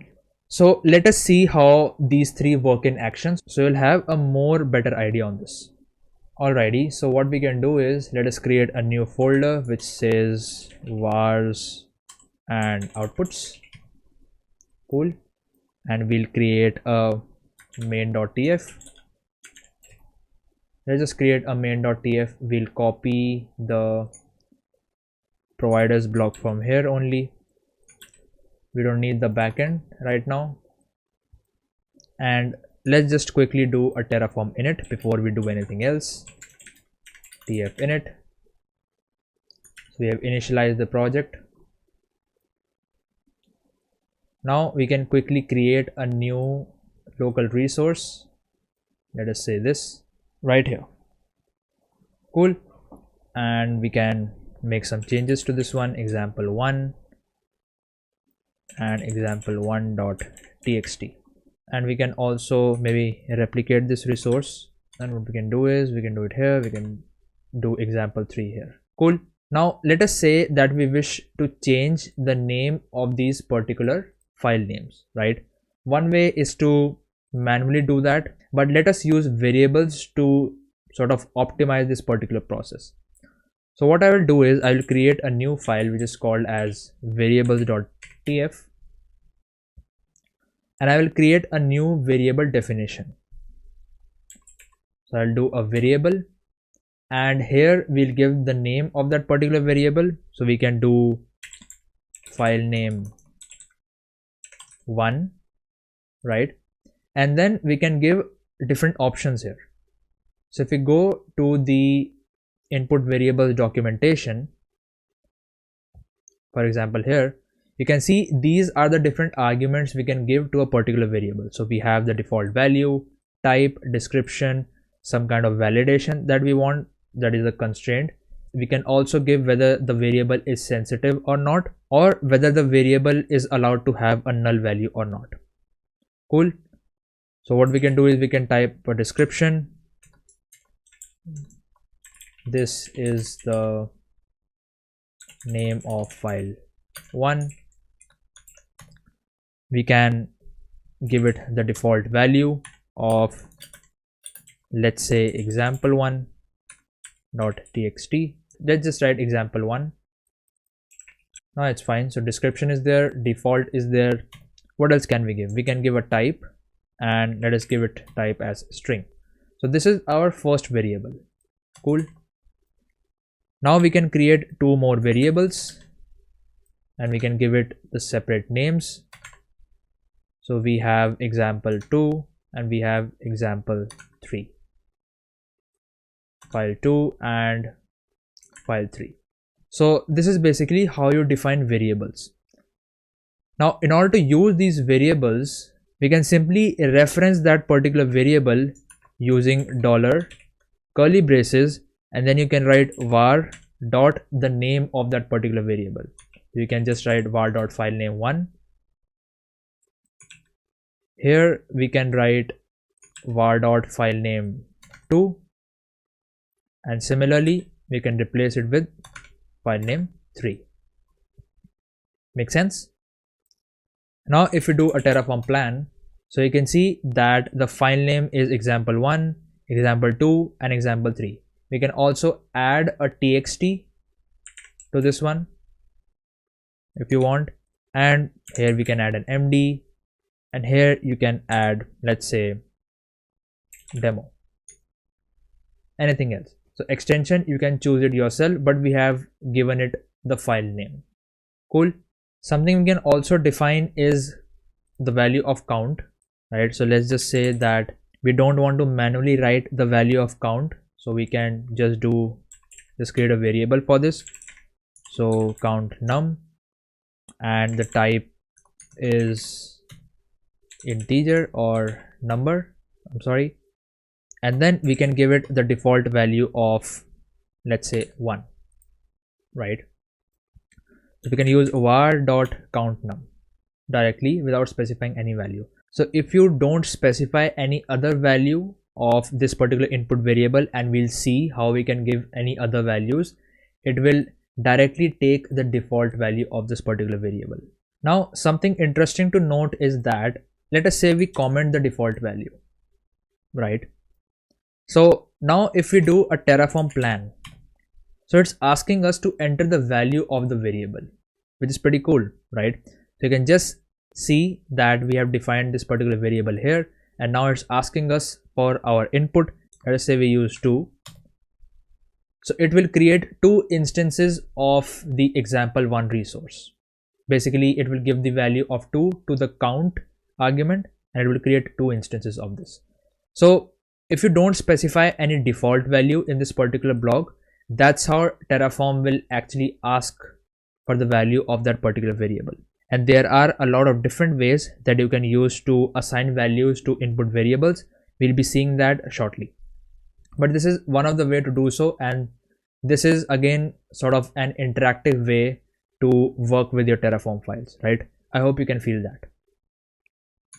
So this is a very basic use of variable. You can check out the documentation to see what all different types of variables you can use. You can have a list of strings. For example, here they have defined the availability zones. You can define like US West 1A, 1B, 1C. So basically the list of strings. Here they have given an example, a list of objects, which is pretty interesting. So you can give it internal, external, and they have also mentioned the protocol, and they have given it the default value, internal and external ports, and then they have also mentioned the protocol to specify. We'll be using the output and the input variables very much extensively in the practice project in the next section, so make sure to follow along till then. Cool. So something we can also use are local variables, right? So let me just delete these particular resources, and I can do Terraform apply auto approve. If you remember, it will delete the resources. Let's just say I write 2 and the resources have been deleted. Let me just uncomment the default value from here so that it doesn't ask for our prompt again and again. So this is one particular resource, right? Let me just copy this and paste it here. We'll remove the count field, we don't want that, and we'll give it the simple name of example.md. That's it. Now there is a concept of local variables, as I mentioned. So if you head over to the documentation, you can see a local value assigns a name to that particular expression. So you can use the name multiple times within the same file instead of repeating that expression, right? For example, what we can do is we can create a local variable to specify the base path of any file that we want to create, right? So let's just do base path, and then the thing that we are mentioning here, we can specify that here, and we can, let's say, write files. Cool.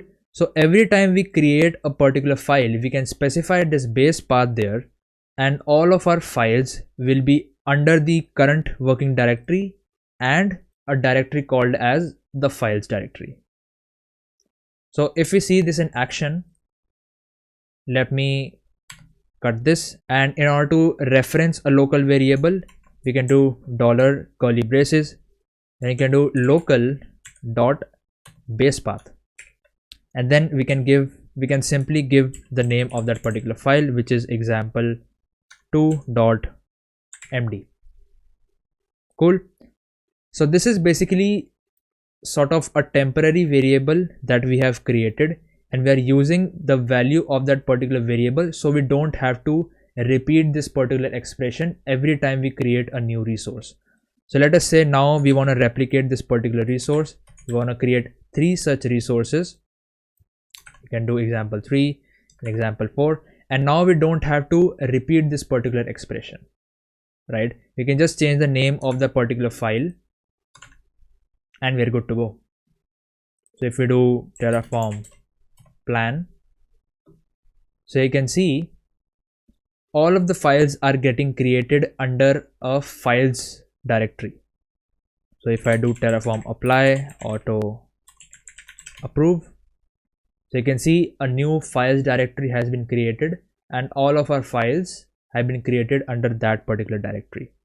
So it's a really easy way for you to specify any expression that can be repeated throughout your entire file, and you just have to define that once, and you can use this particular variable name throughout the instances of that particular value. Another example that we can see, which will definitely clear all of your doubts. Let me just destroy this. Cool. And what we can do is I can delete these particular files. So let's just say we create a bunch of local variables, right? Number one, we can create a variable called as environment, which specifies the environment our application currently is in. So there are basically 3 environments, right? One is dev, staging, and prod. So let's give the name as dev right now. What we can do is we can manipulate this particular environment variable.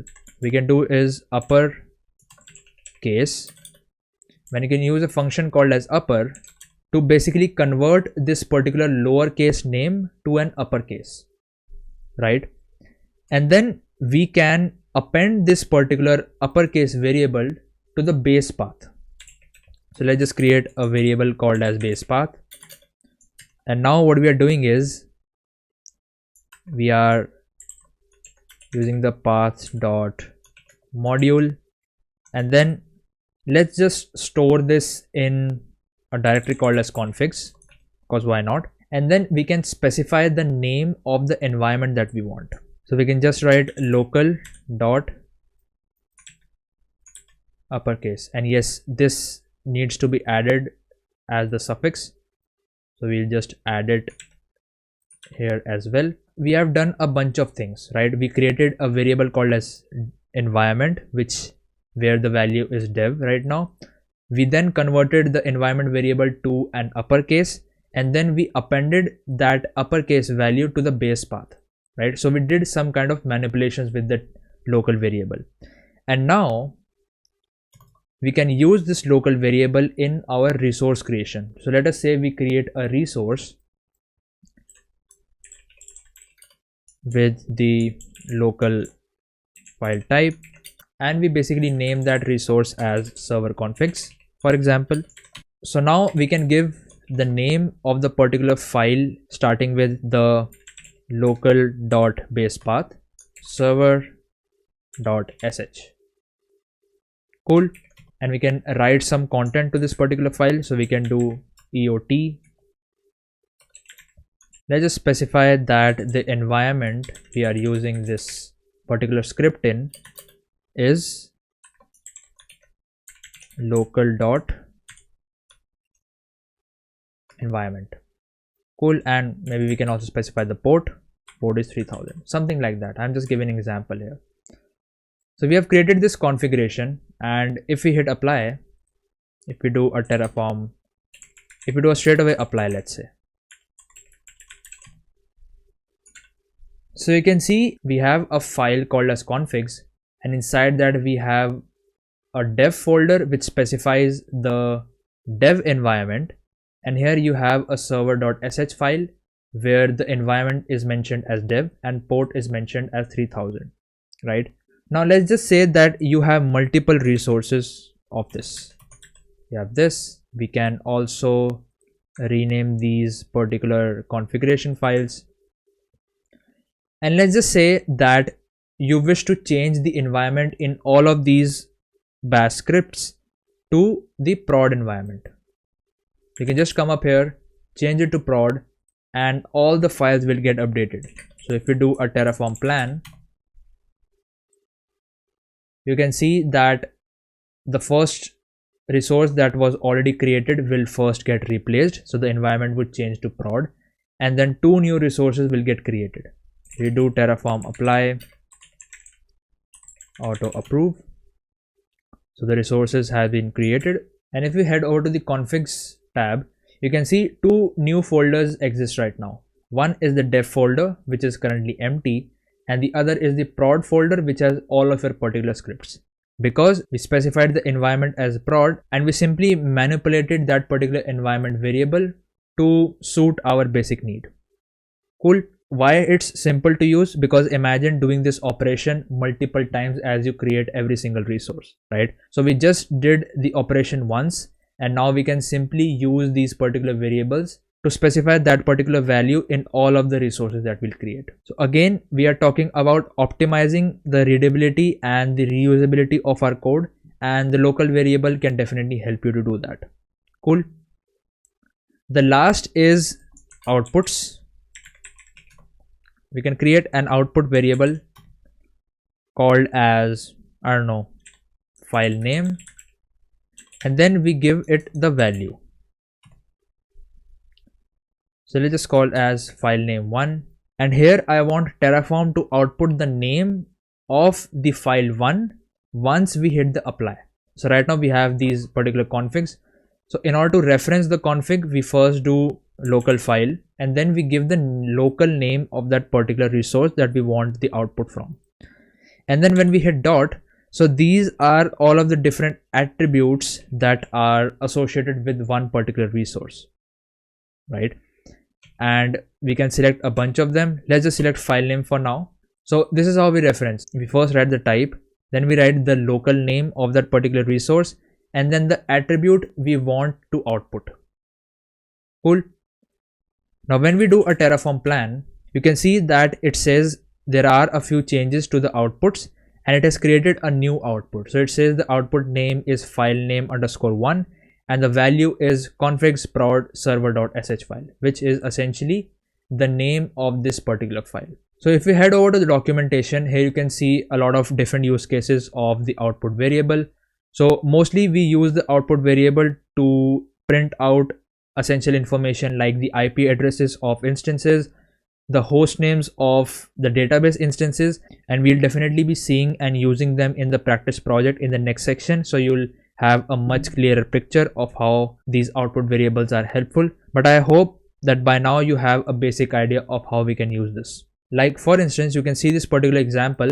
So here they have formed the entire URL of the API, and then they are using the private DNS of the AWS instance, right? So essentially the private DNS of the AWS instance would get appended to this particular URL, and it will create the complete URL of the DNS of that particular instance. So this is one example you can use the output with. there are again a lot of different optional arguments that you can use with output. For example, we can say that this particular value is sensitive. We can define it as true. So now if we'll do Terraform plan, Terraform will say the file name 1 has a sensitive value. But if you remember, if we apply these particular changes, we'll still be able to view the name of the file in the terraform.tf state file, because the state file doesn't account for any sensitive values. So there are a few different ways that we can use to give values to our input variables, and depending on how you are setting up your infrastructure, you can use any of these different ways. It's something that's good to know if you are just beginning your journey in Terraform. So let us see what are these different ways one by one. The first way is we can use a flag called as var to give value to that particular variable. So if I show you in practice, so here we can create a new directory called as 04 giving values, and I'll create a single file here .main.tf, and I'll also create a variable.tf file. In the main.tf file we can use the local provider first, and then let's create a simple resource, a simple file resource,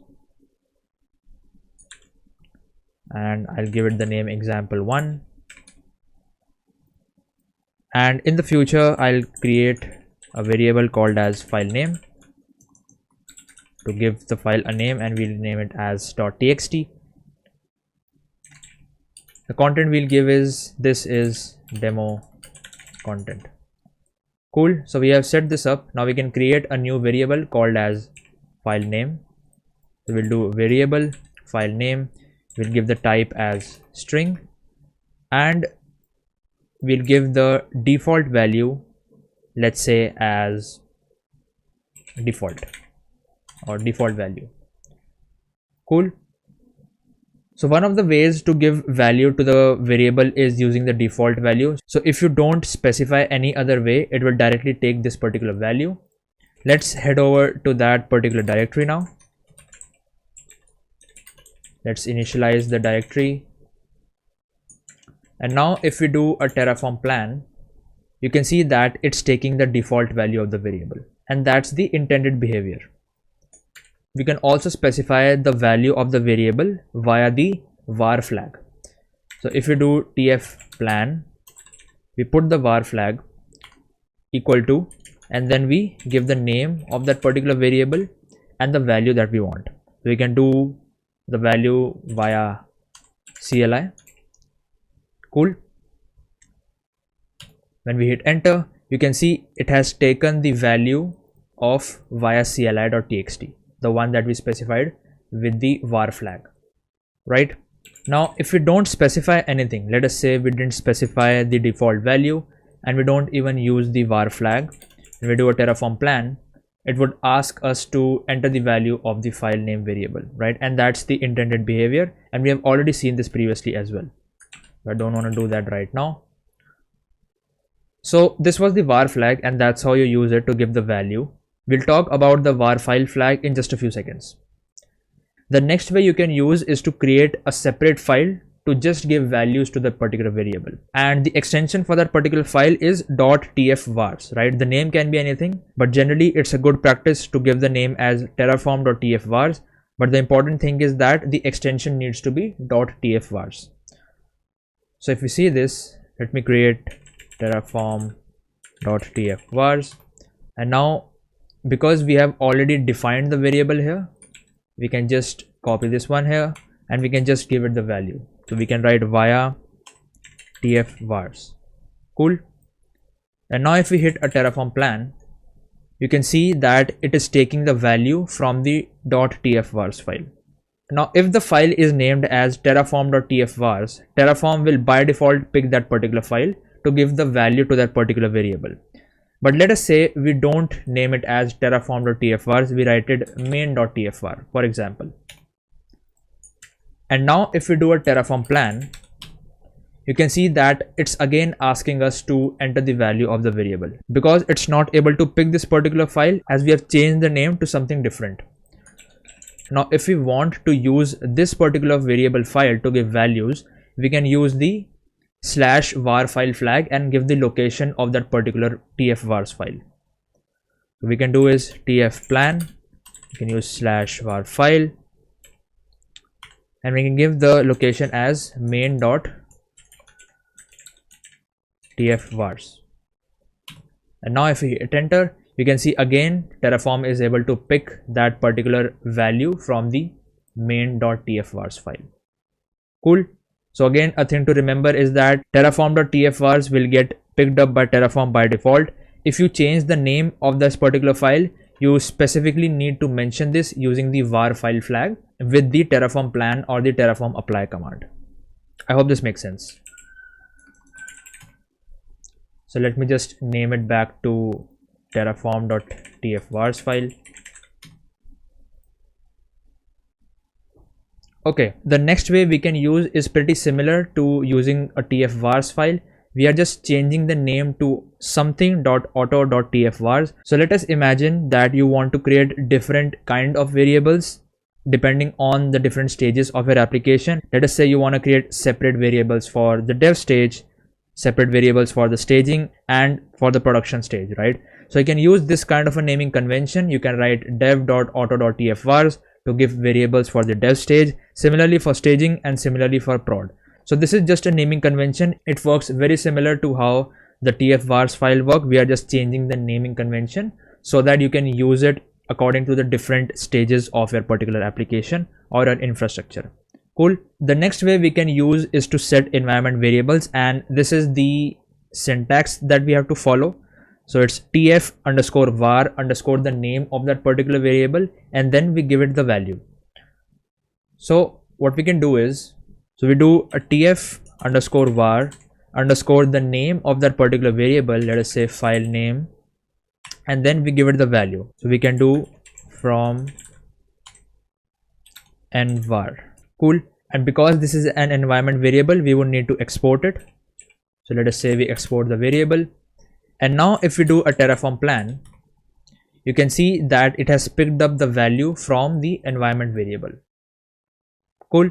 And environment variables are sort of the best practices that you may often want to use if you are working with any cloud provider and you want to use certain credentials to sign in or to authenticate to your particular account. So this is the go-to way that you should use in order to do that, in order to store your credentials, API keys, and all those kind of secret and sensitive material.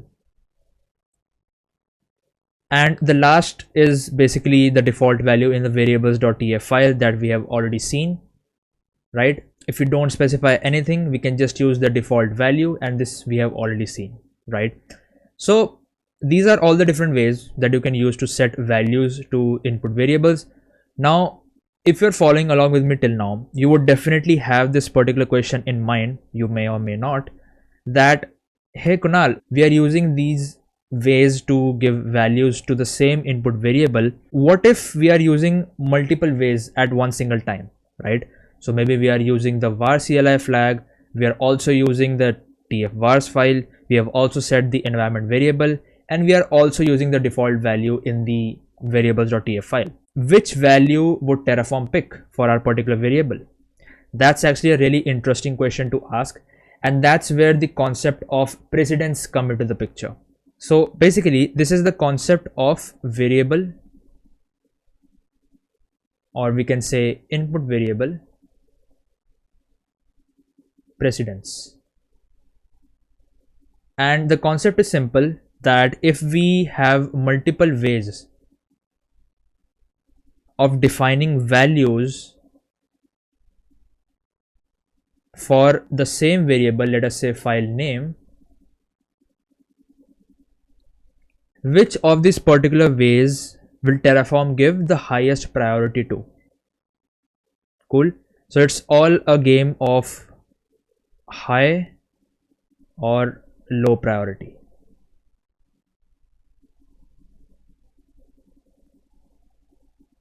And that's actually makes sense, right? Because we'll be giving the same value to the variable. It's definitely a conflicting question. What's going to be the priority? So precedence is essentially which method would get the highest priority and which one would get the lowest priority. Cool. Okay, this makes sense, but what's the priority? Who has the highest priority? So this is basically the line of precedence, and it shows us that the var CLI flag has the highest priority. If we give the value of that particular variable via the CLI flag, Terraform will give that a priority as compared to these other variables, and the priority just keeps on decreasing as we go down this particular path. Make sense? Let me show you how this looks. So right now you can see I have the default value set of the file name variable here, right? Now if you do a Terraform plan, it would pick up the default value, right? And that's the expected behavior. Now let us go from down to above, and we'll see that the variable value will keep getting overridden, because as we go from lower to the highest priority, Terraform will automatically pick what has the highest precedence. So right now we have the default value. Let us now give the value through the environment variable. So let us say we export the environment variable tf var, and we give the name of the variable here, and then the value. So we can give from env var, and right now you can see that we have exported the variable. So we are giving the value from the environment variable, as well as we also have set the default value. Cool. Now if you do a Terraform plan, it would say that okay, I'm taking the value from the environment variable, because environment variable has a higher priority or a higher precedence than the default value. That makes sense, right? Now what if we set the value in the terraform.tfvars file? Let us say I do from tfvars, and now if we do a Terraform plan, you'll see that it's taking the value from the .tfvars file. So if we give the value through this particular naming convention of the tfvars, it would first pick that up. But right now we have directly used the terraform.tfvar file. So Terraform will automatically give this particular one the highest precedence, and it is picking the value from this particular one. And to override all of the values we have given till now, we can directly use the var CLI flag. What we can do is we can use Terraform plan var, and then we can give the name of that particular variable and the value. So we can say from CLI flag. Cool. And you can see that it did not consider the default value, it did not consider the environment variable that we had set, and it also did not consider the tfvars file. It has set the value through the CLI flag itself. So if you compare this with traditional programming concept, you can consider that we are giving this particular value during the runtime of that particular program. Cool. And I hope this makes sense.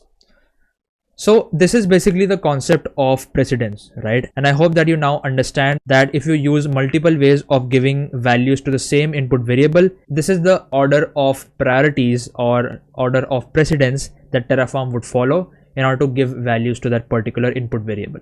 Cool. And I hope this makes sense. Now, before we move ahead, I just want to mention two things. Number one is that when it comes to storing sensitive information, right, like API keys, any login credentials, and all that sensitive category of information, it is often recommended to use the environment variables, because that's the best practice. You are not storing these environment variables somewhere. Terraform will directly pick that up from your local system, right? So this is the most secure way to do that. Another way is you'll definitely see a lot of people using the terraform.tfvars file to set these sensitive values. So let us say we define a variable called as API key. API key, we give the type as string, and we can give the default value as default. Let us say by default you want to use this particular API key.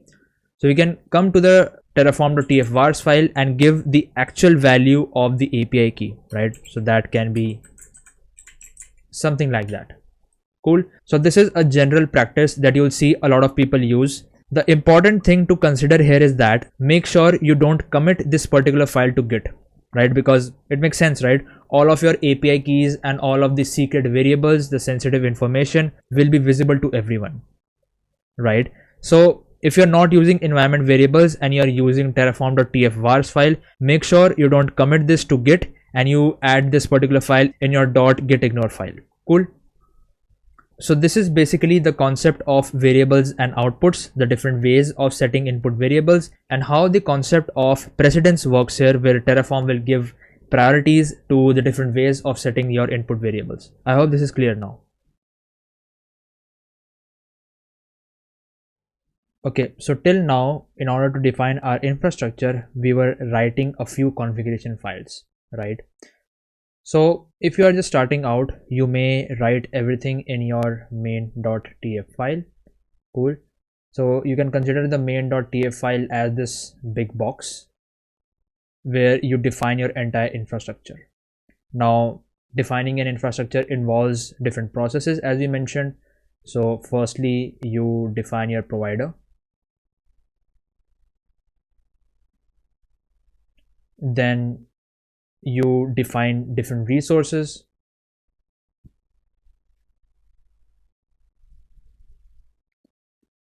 And these resources might have dependencies. So for example, if you have to create an EC2 instance, you also need to create a security group for that instance,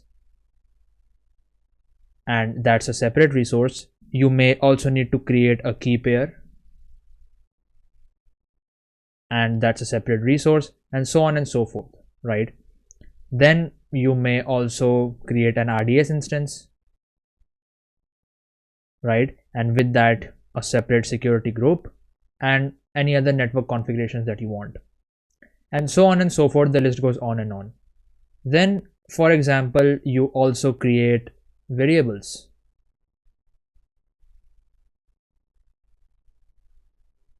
To sort of remove that repetition in your code base, and you can directly use the values of these variables wherever they are necessary. Cool. And lastly, you also may have outputs, and the outputs could be multiple. You could be outputting the public IP of the EC2 instance. You could also output the RDS instance endpoint, and depending on your infrastructure, you would maybe be outputting 10 different things or 5 different things, right? So this is sort of what we have learned till now, the things that are required to create a complete infrastructure, right? And imagine that you are defining all of these things in one single file, right? So provider, all of the different resources, the variables in one single file, and then you're also mentioning the output in one single file as well. Now you can imagine, right, this is not a good practice. This is not looking as a good practice, because essentially you are writing all of these particular things in one single file, and basically as your infrastructure would get more and more complex, if you increase your resources, let us say your infrastructure has 10 different resources and they have, like, I don't know, 5 to 6 different dependencies, and number of variables would also increase, the number of outputs will also increase. So you can imagine that if you define everything in one single file, things can become a lot more complex as your infrastructure would grow. So it would be a lot hard to manage and navigate through this particular file system as your infrastructure becomes more and more complex. And another thing that you can imagine is, let us say you are sharing this particular file to someone who doesn't even know what your infrastructure consists of. So they will most definitely get confused by seeing everything at one place, right? Now, a solution for that is breaking down this large box, or essentially your configuration file, into small digestible components, and I should say reusable components,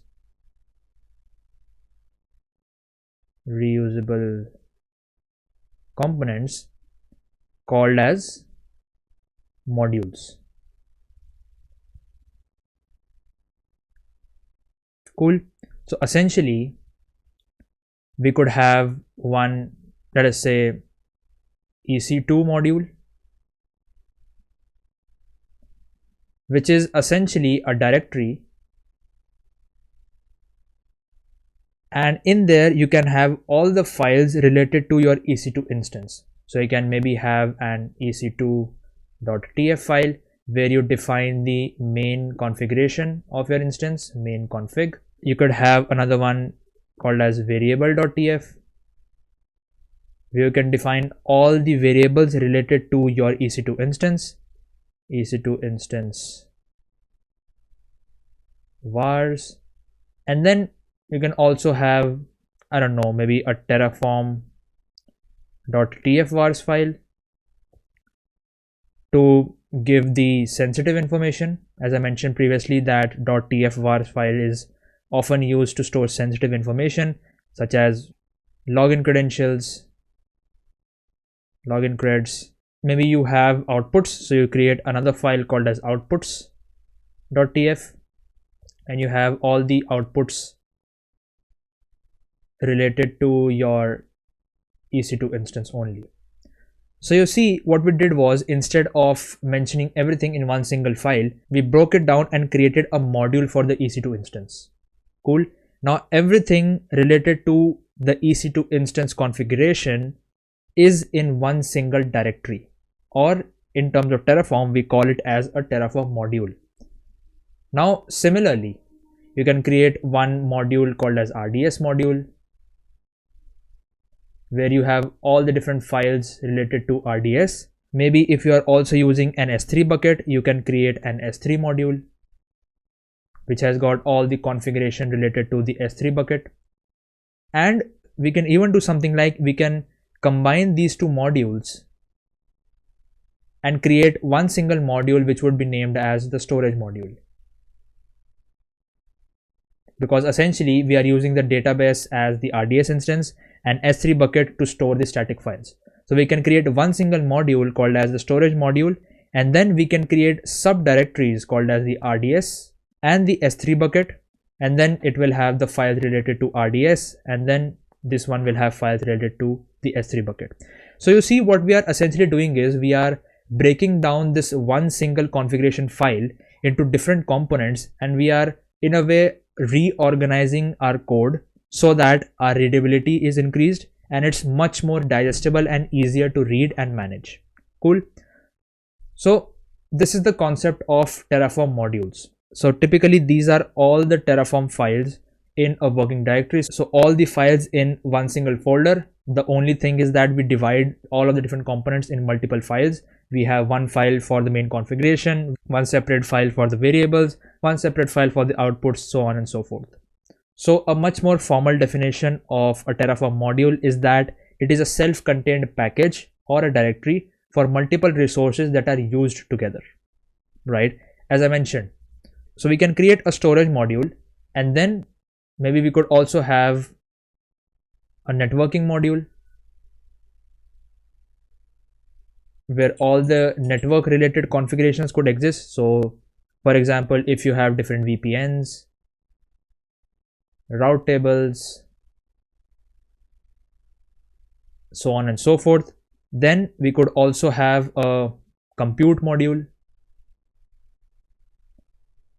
where you could have the EC2 instance configuration and the files related to that, and then you can use these particular modules and you can connect them in one single Terraform project.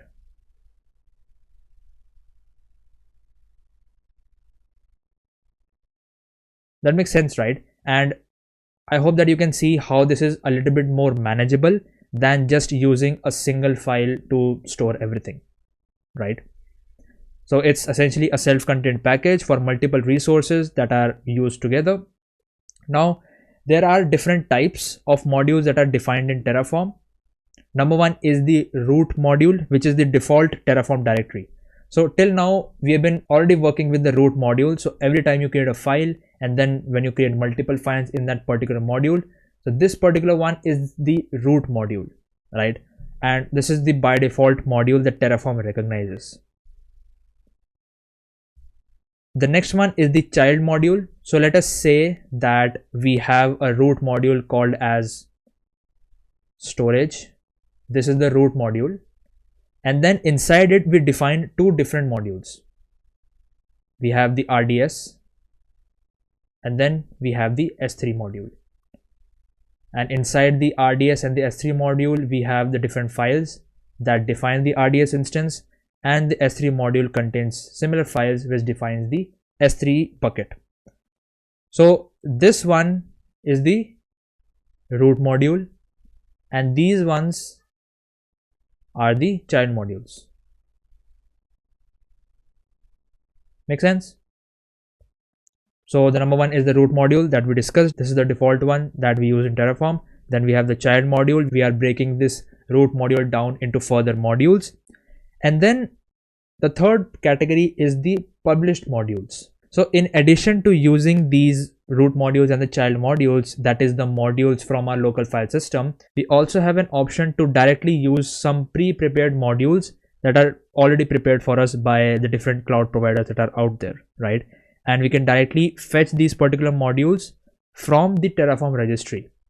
So if you go ahead to the Terraform registry, so here we can go to browse modules, and here you can see that there are a bunch of modules that have been created for us, which are published modules, and these have been published by the different cloud providers that you want to use. So let us say you are using AWS, so you can just write AWS modules, and these are the different modules that you can use in your particular project. So there is a module for VPC, and again the module will have all the different files related to creating that particular resource. So this would have all the different configurations to create a full-fledged VPC resource in our AWS cloud, right?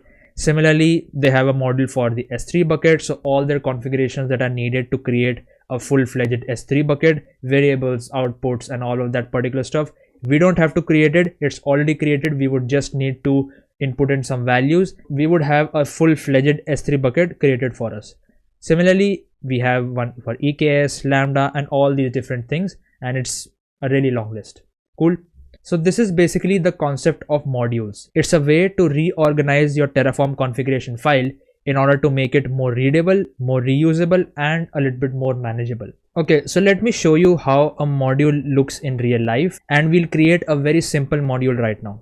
So essentially what I want my module to do is, the aim is I should be able to create new files,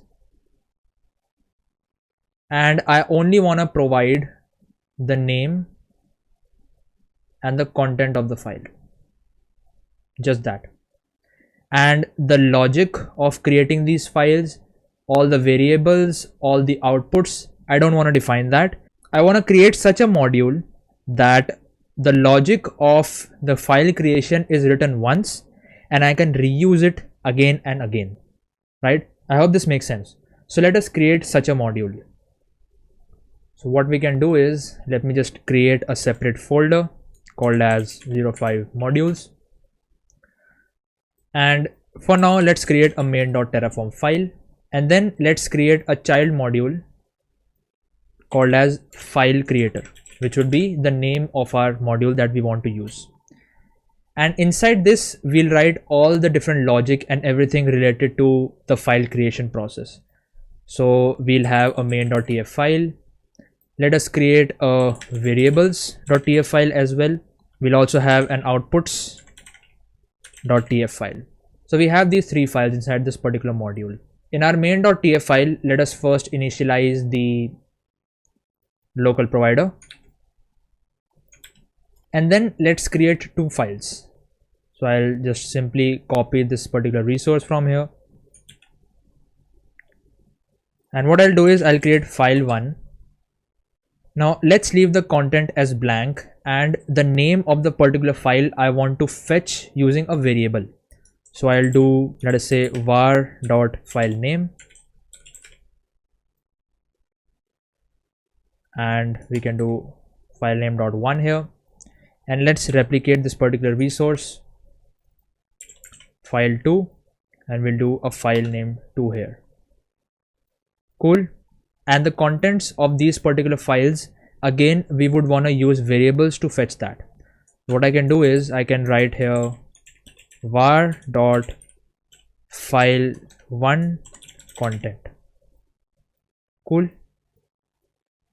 I'm sorry, we don't have to use this. and this would be file2 dash content.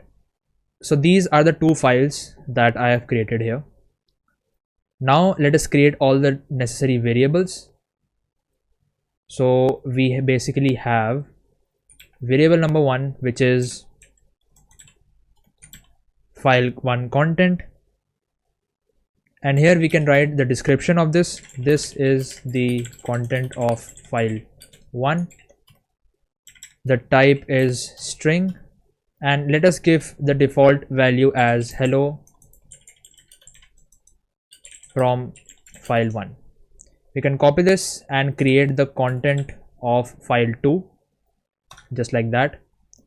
File2, file2. So these two variables are done. Let's create the variable called file name 1. The type is string. The description is this is the name of file1, and we can give the default value as file1.txt. Cool. And similarly we can create another variable called as this file2, file2. Make sense? So now we have all of these variables set up, we have these resources set up. Let's also create a bunch of outputs. So the first output would be file1 path.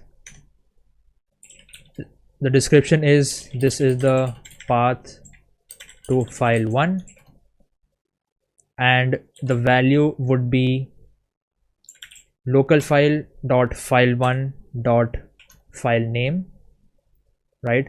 And similarly we'll create another variable called as file2 path, and we'll replace it with file2 dot file name and file2 here. Cool. So this is the logic that we have created. We created a main.tf file. We have these two resources, these are the two files, and then we also have a bunch of variables with the content and the name of that particular file. And then we also have two outputs which output the names of the particular files once these are created. So this is the base logic of my file creator module. Cool. Now let us say this is my main root module and I want to use this file creator module and make a bunch of changes into this. So what I can do is, firstly we obviously need to initialize the Terraform local provider, and then in order to use this particular child module we have something called as the module block. So here first we'll give it the local name of the module that we want. So let us say create files, and then there are a bunch of attributes we give it. Number one is source. So this is basically the location of the child module. We can give it /file creator because it's in the current directory only, right? And then what we can do is we can directly use these variable names in order to give different values to the file, right? So I can do file name 1 and this can be my first file .txt. I can directly give its content, which is from file 1, and similarly I can do it with the second file as well. So we can have file 2, this is my second file, and this one can be from file 2. And now we can give the input variable names. So we can do something like file paths. We can create an array of outputs. So now in order to reference these particular files from the module, we'll use module dot the name of that particular module, which is create files, and then the name of the output that we had created earlier. So this is the first output, this one, and then we can write another output which is this, which is file path 2 right here. Cool. So what we have done is we created a module called as file creator. We wrote the entire logic of creating the files. We created the outputs. We created the variables. Everything we have created inside that particular module. And now in the parent module, in the main.tf file, instead of writing the entire logic of this particular code again, we directly called this particular module and we just gave all the necessary input variables that it needed, right? And at the end we called the output variables of these particular files as well, right? So I hope you got the idea of how a module looks like. This is a very basic implementation of a module. So let's just do a Terraform init first. Oops, let me just change the directory. It's 05 modules, and let's do a Terraform init. Now let's do a Terraform plan. So you can see that two resources will be created. Number one is module.createfiles.localfile.file1. So you see this naming convention. First it's calling the module. The module's name is create files. Then inside the create files module, it's calling the local file type resource and the file1 category, right? So this one, local file file1. So that's how it's calling inside the module. And then it's creating the file. It's creating the content that we have given it right here. And the name of the file is this one, file creator, my first file, right? And similarly for the second resource, module create files local file file2, which is this particular resource, and then it's giving the location of that particular file as my second file.txt, and according to that it's giving the outputs as well. We didn't have to write this entire code again. We just called the module, changed a couple of values, and we can directly use it. Right now you can already see a very interesting use case of modules from here. So let us say we have multiple EC2 instance configuration, VPCs configuration, RDS instance, database configurations. So we just use those modules once, and by just changing some configuration options and some variables, we can reuse that code again and again to create that particular resource, right? So I'll not apply this because we can already see what all things will get created, but I hope you get the idea of what exactly is a module and how it can help us. Why to use these particular modules? It's essentially a good practice to use. That's one of the first reasons to use a Terraform module. It simplifies the complex infrastructure management. So instead of specifying everything in one file, we are essentially breaking it down into different reusable modules, and then we can just simply use them by changing some configuration options. Once the module and the logic has been created, it's reusable, as we saw from the file creator module. Now I can just add resources and create multiple files by just mentioning a few new variable names and the content in these particular files, right? So it saves a lot of time, it saves a lot of effort.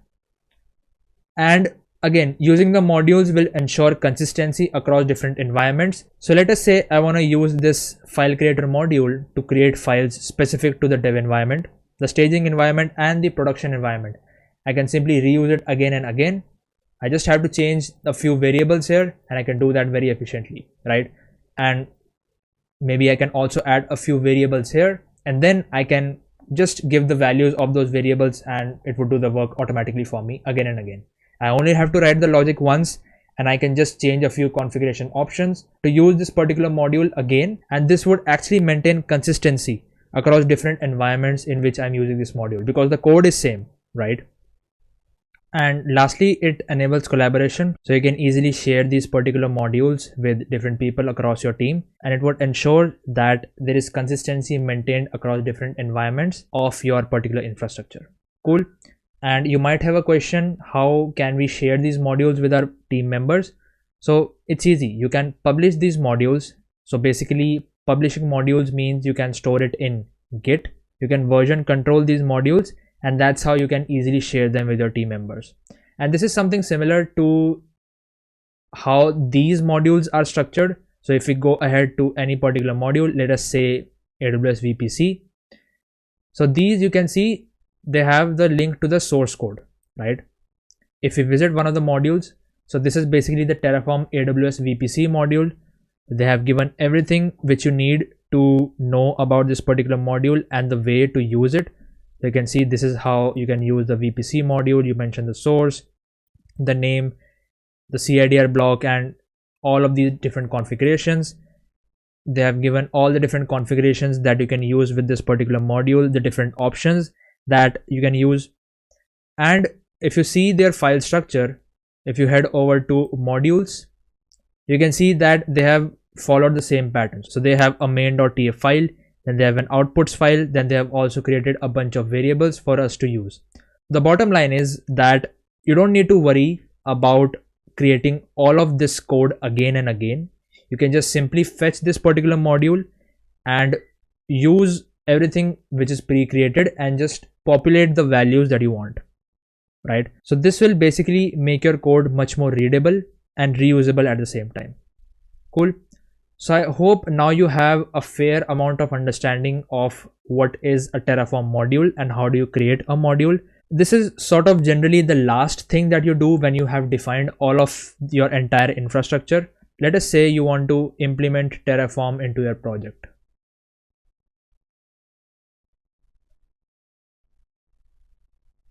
Cool. So first you'll define a provider. Let us say AWS, right? Then you'll define all the different resources that you want to define. So let us say we define an EC2 instance, an RDS instance. Let us say we also have an EKS cluster and an S3 bucket, for example. And then with these particular resources, there are additional resources. For example, you create a security group for each of them. You then connect these security groups with each other so that they can easily talk to each other, right? And then once you have this bare minimum setup, right, then you create some variables and replace any value that you may have added manually. So for example, in an EC2 instance, you may have manually entered the AMI ID, right, that long form. So maybe you can create a variable of that, for example, AMI ID. And now if you want to create multiple EC2 instances, let us say you want to create 4 EC2 instances, you don't have to copy and paste the AMI ID again and again. You can simply call this particular variable here and this would do the work for you. Cool. So after the bare minimum architecture, you define variables to sort of optimize your code and make it a little bit more readable. You also define some outputs so that when things are created, we have something to see. So this basically makes creating and managing your infrastructure a little bit more interactive. So once you hit Terraform apply and once all of the resources are created, you'll have some values to play with. Let us say EC2 instance ID or the public IP, so that you don't have to visit the AWS UI to see this. You can directly see this from the Terraform output. You can output the RDS endpoint so that we can connect to it, and so on and so forth. Cool. All of this is what you require to create a bare minimum infrastructure. Cool. And now if you want to further optimize things, right, you can create different modules of these particular resource. So basically you can modularize different components.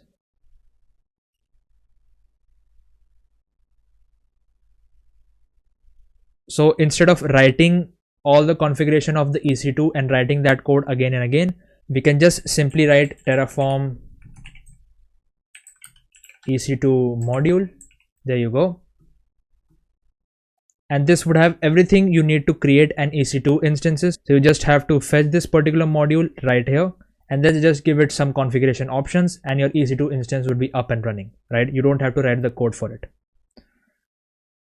And maybe you do the same with all of the resources like EC2, RDS, so on and so forth. So this is basically you are optimizing your infrastructure code, right? The infrastructure is already up and running. It's set up. We are just optimizing the way we are writing the code and the way we are structuring our code base. Cool. So I hope that by now, with all of the different concepts that we have covered in this particular section, you now have a fair amount of idea as to how we can implement Terraform in a particular project, and how you can take your application and deploy it onto any cloud provider, right? Referring to the documentation, absolutely. But I hope the concepts are clear, right? I hope that by now you know what all components you need in order to define your infrastructure as code. Cool. Let's now move on to the next section, where we'll be building an end-to-end project where we'll take a simple application and provision some infrastructure on AWS just using Terraform, not using the AWS UI, right? So I'll see you all in the next section. Alright, so we are at the last section of this particular course, and in this particular one we'll be building an entire project using all the concepts that we have learned till now. So let us try to understand what we are going to build today. So essentially we have a simple Node.js application that is connected to a MySQL database, and we are going to take this application and deploy it on AWS cloud using Terraform. Cool. Now these are the different components that we are going to configure in our AWS cloud. Now these are all the different components that we are going to configure in our AWS cloud. So essentially we'll have an EC2 instance where our Node.js application will be there, and it will be exposed at port 3000. So we'll be able to access the application using the instance IP address :port 3000. That's the main idea. The second component that we'll have is the Amazon RDS, right? So we'll have the relational database service of Amazon, and inside that we'll have a MySQL database running, which will be running in the default port of 3306. That's the default port on which MySQL database runs, right?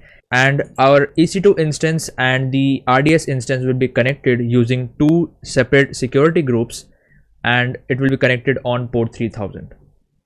Cool.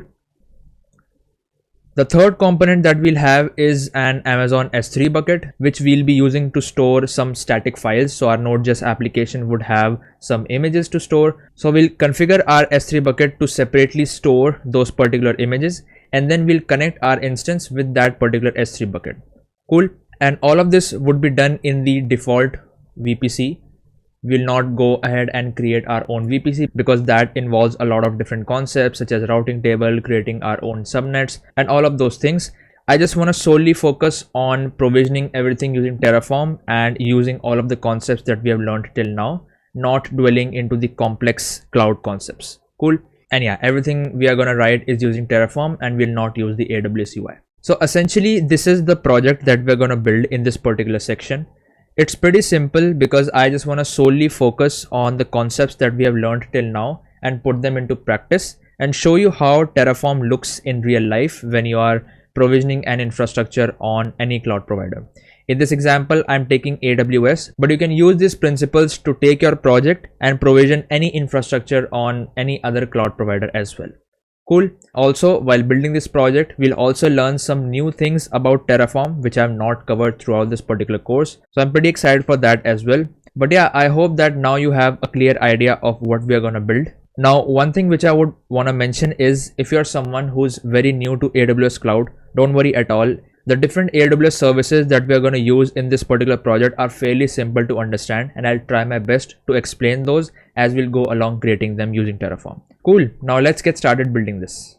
Alright, so let's first see what our application looks like. So this is the GitHub repository link for the Node.js MySQL application. Again, link is in the description. Now, if you're following along with me, which I definitely recommend that you do, let us first test our application onto our local system before we take it to the cloud.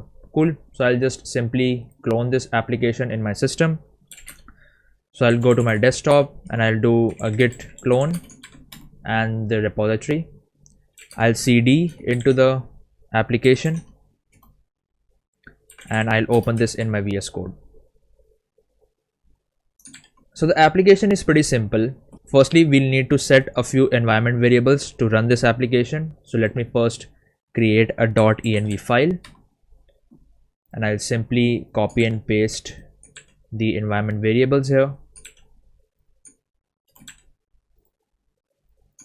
the DB password, and then we have the DB name. Awesome. So because we are testing this locally, so the database host would be localhost for now.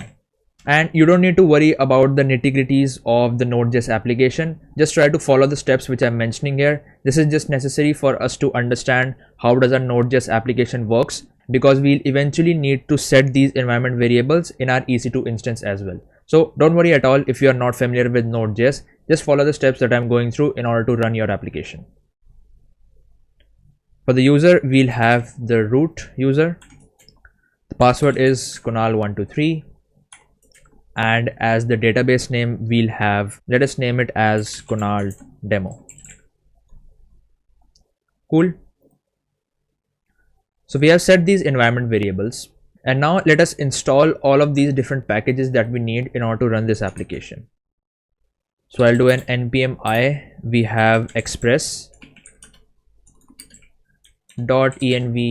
and we also have mysql2. So Express is basically a Node.js framework to create servers. .env is so that we can load our environment variables to our server.js file. And the mysql2 package is what we are using to connect our Node.js application with the MySQL database. Cool. So these packages have been installed. If we check our package.json file, you'll see that these particular packages have been installed. We'll install one more package which is called as nodemon.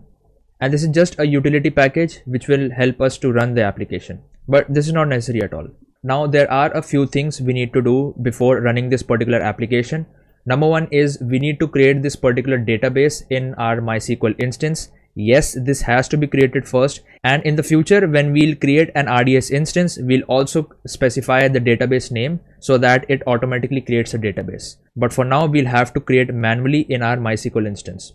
Now, if you don't have MySQL installed on your system, you can go ahead to this particular URL, essentially the MySQL documentation, and choose your operating system that you're working on currently. So I am working on a Mac OS, so I've already gone ahead and installed MySQL on our system. With this, you can also install a tool called as MySQL Workbench, and this will basically provide you a user interface to work with MySQL. If this is your first time working with MySQL, you can use this particular application, but it's not necessary. By the way, I'm not showing how to set up MySQL on a Mac OS or any other operating system. There are a bunch of tutorials on the internet that you can follow. I'll also leave a couple of them in the description box so you can check them out. But essentially, once you have installed MySQL, you can just go ahead and do MySQL -u root, and we can provide it with the password. So this is the password that you set during the installation of MySQL. So I'll just input in my password. And now I have logged into my MySQL instance. So if you're not already familiar with how to use MySQL, don't worry at all. There are just a few commands that we'll use in this particular tutorial. I'm not going to delve deep into how we are using MySQL because that's not the focus of this particular project. So in order to check the databases that we have, we just use show databases. So these are the databases that we already have. So first we'll create a database. So to create a new database, we'll use create database and the name of our database, which is Kunal demo. Cool. So our database is created. We can use the show databases command to confirm this. Yep, it's fine here. And now in order to use this particular database, we'll do use Kunal demo. So now the database is changed. The next step would be to add a few entries or essentially tables in our database.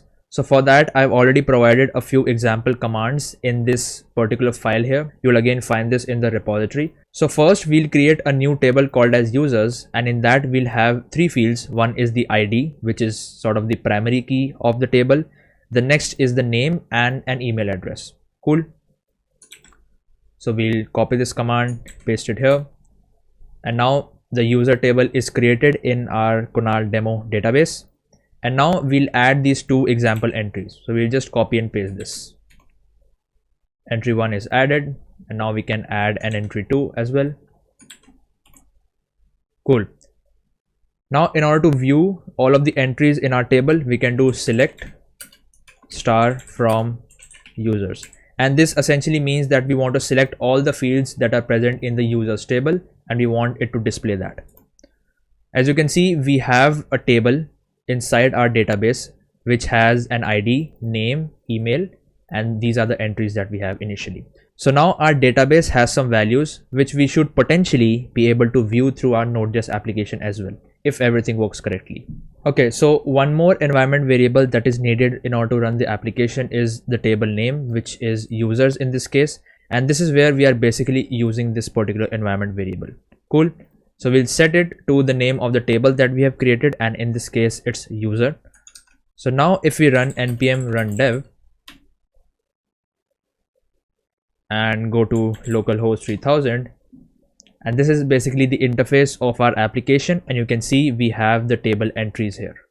Cool. We can also test this in real time. So let us say we add a new entry into the table. We change the name to Kunal at example.com and we change the name to Kunal Verma. The new entry has been added in the database. You can see right here. And if we reload this page, you can see that a new entry has also been added here. So our application is working fine. So now let us go ahead and prepare the infrastructure of our application so that we can deploy it on AWS, and we'll use Terraform to do that. Alright, so now let us first create an AWS IAM user so that we can authenticate to our account using that. So head over to your AWS root accounts console. You can create a free account on AWS, and don't worry at all, you are not going to get charged to build this project or the services that we are using. We'll try to stay under the free tier so that it doesn't cost us anything, but be sure to destroy your infrastructure once you have already built this project. Cool. So we'll head over to the IAM tab here. We'll head to users and we'll create a new user here. You can give the name as, I don't know, TFCLI or something like that, or let's keep it simple. We can name it as Terraform VS Code. Provide user with the access to AWS console. Nope, we don't need that. And now let us attach some policies. So I'm directly going to attach the administrator access to this one because we don't want any permission issues, but you can select the policies that you want from here individually as well. So I've attached the policy and I'll hit next. So this is basically our username.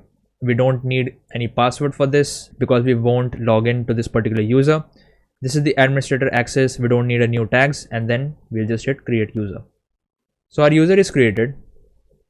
And now let's create the access key for this particular user so that we can authenticate this with Terraform. So we'll create a new access key, and among these options, we'll select the command line because we only need the command line access to this particular user. We don't need to log into the AWS console.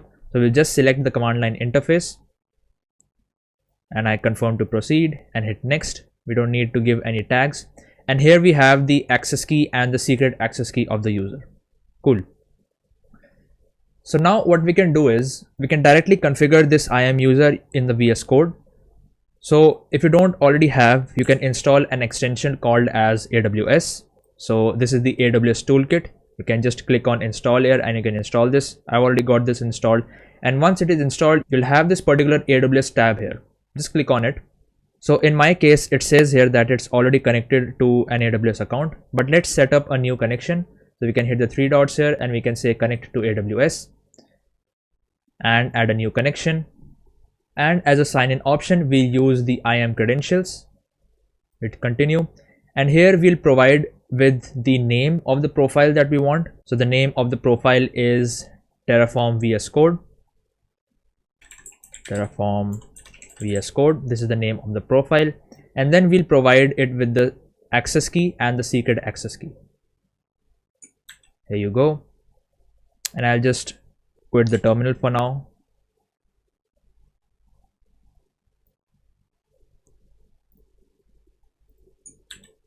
There you go. And we'll hit continue. So it's connecting to the IAM user, and it says here that it's already connected to the IAM user.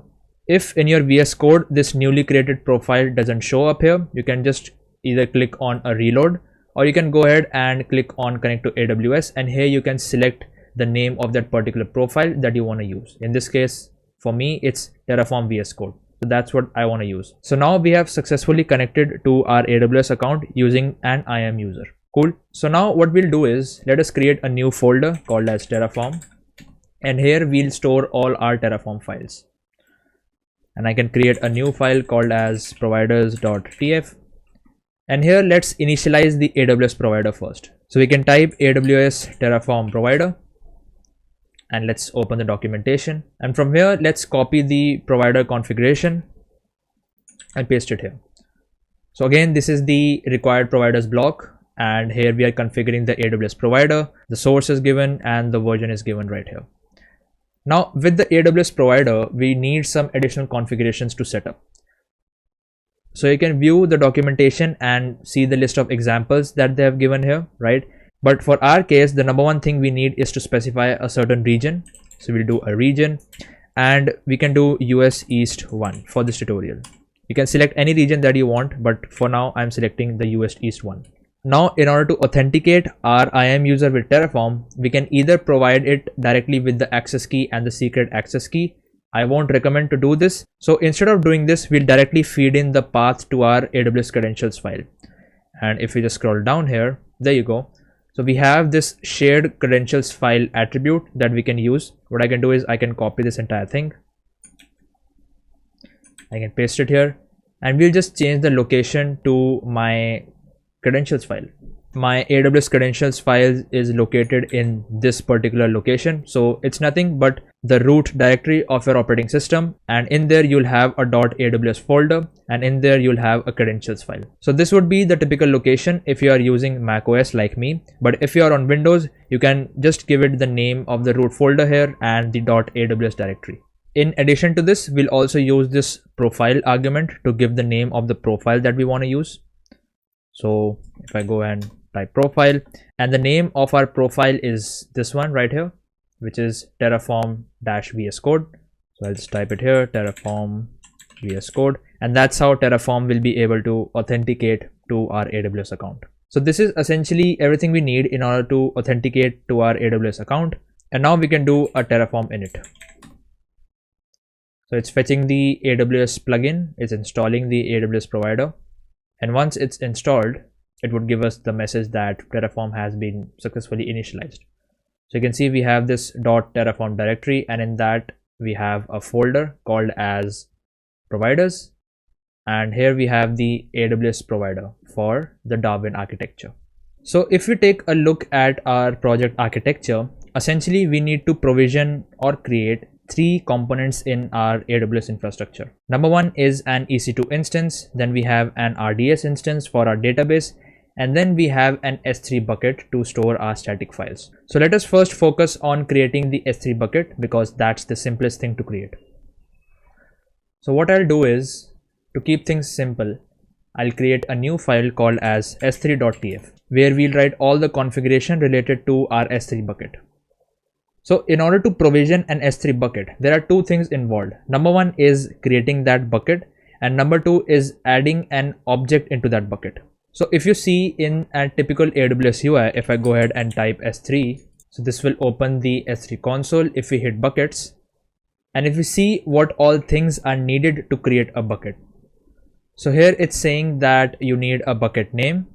Then you may need to set up access control list, which is disabled by default, and that's what it recommends. But this is just additional permissions to give to the S3 bucket so that you can control who can read and write your S3 objects. And then we have one option to block public access. Then we have an option of bucket versioning, and yeah, these are some configurations that we don't need to worry about right now. So this is what we essentially want. So we'll keep it simple. So what we can do is we can search for Terraform S3 bucket resource. Yep, this is the one. So you can see we have the AWS S3 bucket type resource, and this basically provides an S3 bucket resource. Cool. So this is basically a resource that will help us to create an S3 bucket. What we can do is we can copy this boilerplate here, we can paste it here, and you can see we have the resource keyword. Then we have the type of the resource, which is an AWS S3 bucket, and we can give it the name right here. Again, if you remember, this is the local name that Terraform uses to reference it, and I usually prefix that with something related to Terraform. So what we can do is we can do tf underscore s3 bucket. So we know that this is a name that belongs to Terraform. It is not the name of our actual bucket. Cool. And now we can give the bucket a name, and this has to be unique. So we can call it as Node.js bucket, I don't know, 0123, let us say. Cool. And then we can give it some tags if we want. So we can do Node.js Terraform bucket, and let's keep the environment as dev. This is again optional to do, but we'll just follow the boilerplate which is already given. Yep, so this is what we need to create an S3 bucket. So what we can do is, now we can do a Terraform plan, and this will tell us that this is going to create a new S3 bucket in our AWS account, which has the bucket name Node.js bkt0123 that we have given. Everything else is left to default, and we have just a bunch of tags which are set here. Cool. So yeah, I'm happy with this. We can now do a Terraform apply, and I'll say yes. So it's creating the bucket resource, and it says that it has created the bucket. So what we can do is we can go in our AWS account, go to buckets, and you'll see that the Node.js bkt013 has been created. So you can check and view this, and right now we don't have any objects, right? So objects are basically what you want to store in your S3 bucket. So once we have created the bucket, we now need to create an object in our bucket. So in order to create an object, we'll have to create another resource. So what we can do is S3 object Terraform. So in order to create an object, we have this resource type called as AWS S3 object, which we can use to create a new object in our S3 bucket. We'll just copy this boilerplate for now, and we'll make some changes into this. Again, I'll follow this particular naming convention here. So this is an S3 object. Cool. Now the name of our bucket has to be this one, which is already created. So in order to reference the name, we can do the resource type. See, it's already giving the resource type, the reference name of the bucket, and then if we hit dot, these are all the different attributes that we have which is associated to our bucket resource. And to give the name, we'll just do the bucket. So this will basically return the name of the bucket that we have already created. Cool. In the future, if you change the name of your bucket, we don't have to worry about this particular field, because this will automatically fetch the current name of the bucket from here. Make sense? Two additional things that we need to set is the key and the source, right? So if we go ahead in the documentation and we scroll down a little bit, this is the argument reference, and here it says that the key is required. So this is basically the name of the object once it is in the bucket. Cool. So in our application, we have this public folder, and inside that we have this images folder where we have our logo right now, which is being displayed on the UI. So essentially what we want to do is we want to store all the images inside the S3 bucket, right? That's what we're going to do. So this is essentially the name of the files which we'll see once they get uploaded into the S3 bucket. So essentially what I want the key name to be is the name of the file in this particular folder, right? So first let's process all the files which currently exist in this folder, right? So for that we can use something called as for each, which is basically like a loop which will fetch all the individual files that exist in this images directory. Cool. So here we'll use a function called as file set, where we'll give the path of this particular images directory. I can copy the path here, right here. You can also do dot here. So what this will do is it will go back a folder from our Terraform folder. It will go into the public directory and to the images directory. Cool. So this is basically the path that our loop will read, and next we'll provide it with the pattern. So the pattern is essentially an expression that we want the loop to return. So in this case, we want the loop to return all the different files that are present in the directory, and for that the pattern is a double star. Cool. So this double star will basically return all the different files that are in the directory, and even the subdirectories that we create if we create in the future in this images folder. Cool. If you want to explore more about the for each, you can also write for each Terraform. And this is basically one of the meta arguments that we discussed in the resources section, if you remember. So you can go ahead and read the documentation and understand how this for each works. Cool. I'll leave a link to this in the description box as well. But essentially this line will create a loop in this particular directory and it will return all the files which are present in that directory. Now to name the object that will be created in our S3 bucket, we can name them as images. So we'll basically have an images folder on our S3 bucket, and inside that we'll have each dot key. So each dot key represents all the different files that are inside this particular directory. The workflow will look like, once the loop runs, it will recognize the first file. Each dot key will append the name of the first file here. If we have multiple files, let us say we have one more file here, so the loop will run again. It will again append the name of the particular file here, and it will create a new S3 object. So that's how things will work. So next thing we want to give is the source. So the source will be same as this one, which is dot dot public and images, and we'll also append it with each dot key so that it recognizes all the individual files that are in our images folder. Cool. So yeah, that is, I think, it for our S3 object. What we can now do is we can do a Terraform apply. This is essentially also run a plan. So it's refreshing the state first. So now it says that it will create an S3 object with the name logo.png. So right now we only have one image in the images folder. That's why it's creating only one object. But in the future, if you add multiple images to this particular folder, it will keep on adding the objects, right? So the number will increase. So right now we only have one. We'll hit yes. And it says that the object has been created. So if we reload this S3 bucket, you'll see that a new folder which is called as images has been created, and inside that we have our logo.png, and these are all the different information that we have of this particular object. Cool. So now, for example, if we add a new image in the object here, so this is basically a random diagram of the container runtime interface. Don't worry about this, I'm just showing it as an example. If I do a Terraform plan, you'll see that it will again create a new object called as cri.png, and this will basically add to our already created folder. So we can do a Terraform apply auto approve just to quickly create that. So it's creating the object it has created, and now if we reload this images folder, we'll see that these two images have been uploaded. So we have successfully created our S3 bucket, and we have also created the S3 object. Cool. So now if we refer to the architecture, so we have created the S3 bucket, that is done. We'll now go ahead and create the EC2 instance.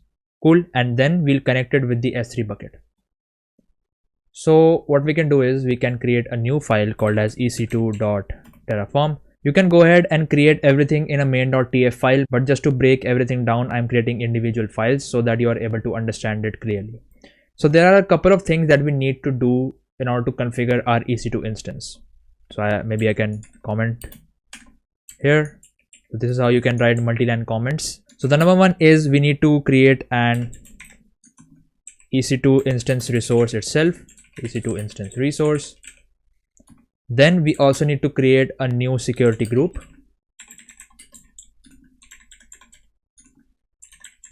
To give it certain permissions, and the permissions that we need to give our security group is we need to open the port 22 for SSH so that we are able to securely connect to our EC2 instance via SSH. Next, we need to open the port 443 for HTTPS access. Because our Node.js application would be running inside the EC2 instance, we would need to open port 3000 as well, right, for our Node.js application, so that we can access it by visiting the IP address port 3000 on the internet. This is needed. So this is basically an overview of what our EC2 configuration and the resource would look like. We'll have a few extra things to configure when we'll create this particular resource, but that is something I'll explain as we do it. So let's first create the EC2 instance resource. I can go ahead and do EC2 Terraform. So this is basically the AWS instance resource, and this provides an EC2 instance resource. So what I can do is I can simply copy this particular line here and I'll paste it here. Again, we have resource, then we have the type of the resource, which is AWS instance, and let's give the local name as TF EC2 instance. Cool. If you're familiar with creating an EC2 instance on AWS console, if we just open that, we'll go to instances and we'll go to launch instances. So what do we need in order to create an instance? Number one is the name, of course, and then we need to select an image that will run inside our instance. Cool. And every OS image has an AMI ID associated with that. So AMI is basically Amazon Machine Image, and every image has an ID associated with that. Cool. So for example, if we hit Ubuntu, so this is basically the AMI ID, and this is what we need to give in our Terraform configuration. The next thing we need is to configure the instance type. So we'll keep it as T2 micro because we want to be eligible for the free tier, right? And then we essentially configure a key pair, which is essential for us to being able to connect to our EC2 instance via SSH. I'll tell you how we'll configure and add this to our Terraform code just in a sec. Then we have all these network configurations, which is essentially our security group. So we'll need to attach the security group that we'll create to our instance, and we'll do that as well. But yeah, this is essentially what we need to create our instance. So let us first copy the AMI ID from here. What we can do is we need to use Ubuntu. So we'll copy the AMI ID from here. We'll do a copy and we'll paste it here. So this is basically an AMI ID, and here we are using the Ubuntu image. Cool. For the instance type, we'll use T2 micro because that's what we need.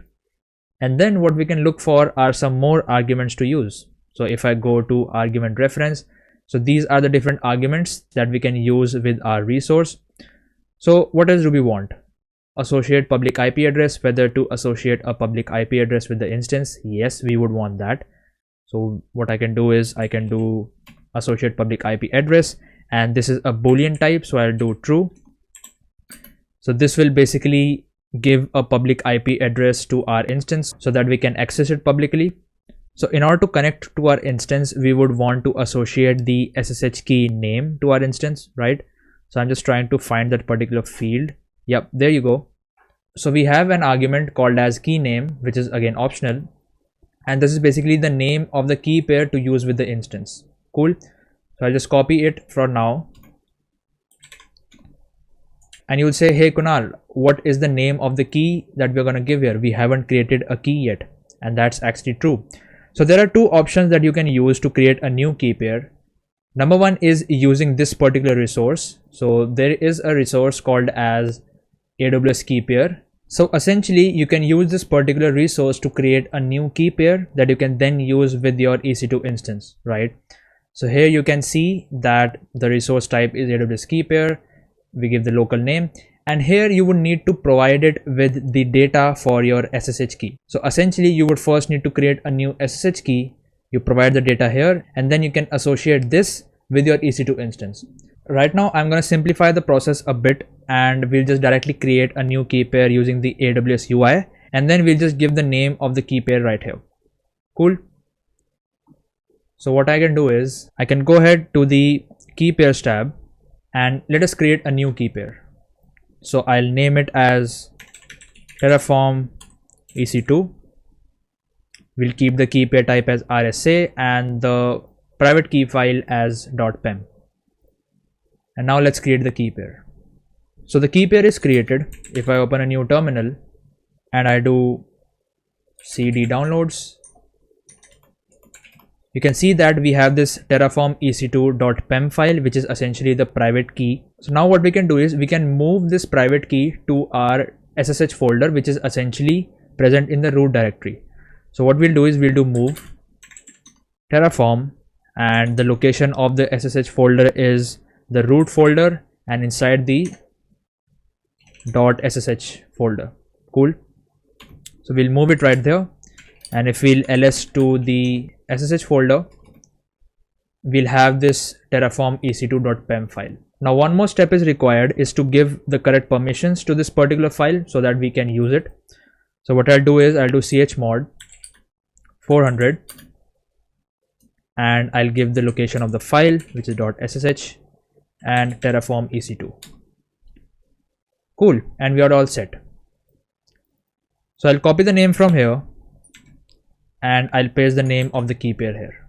So we have associated this particular private key with our EC2 instance, and when we'll do an SSH to our instance, we'll again use this particular key to do that. Cool. So now we have the AMI ID set, instance type is set, associate public IP set, key name is also set. I think for the base configuration of the instance, this looks cool, and we can name it as the Node.js server. And let's just apply this and see if the instance is getting created and if we are able to SSH into that as well. So what we'll do is we'll do a Terraform plan. So this is first refreshing all of the state, and it's saying that it will create a new instance resource with the AMI ID as this, and the instance type as T2 micro, and the key name as Terraform EC2. One thing I would definitely want to point out about AMI ID is that it keeps on changing depending on the region that you have selected. So be sure when you are copying the AMI ID from here, you have the region selected as US East 1, basically the same region that you have configured in your provider, and in my case it is US East 1. So it will basically create the instance in the same region, and this particular AMI ID is associated with the US East 1 region. This is something to note so that you don't have conflict in your EC2 instance and the region in which you are creating that. Cool. So once we have checked everything, we can do a Terraform apply, and let's just do auto approve because I know everything is supposed to be correct. We'll wait for the instance to create. This takes a while, so we'll wait for it to create and then we'll come back. Cool, it shows that the instance has been created. We can head over to the AWS console, and if we hit the refresh tab, you can see that we have a Node.js server which is up and running. The status checks aren't clear yet, it's initializing, but the important thing is that the instance is created. Now if we look at the configuration, we have a public IP address that we can visit, but right now it won't show anything because nothing is running in our instance. Now one important thing is that we can't really connect to our instance right now using SSH because we haven't created a new security group and associated with this particular instance, right?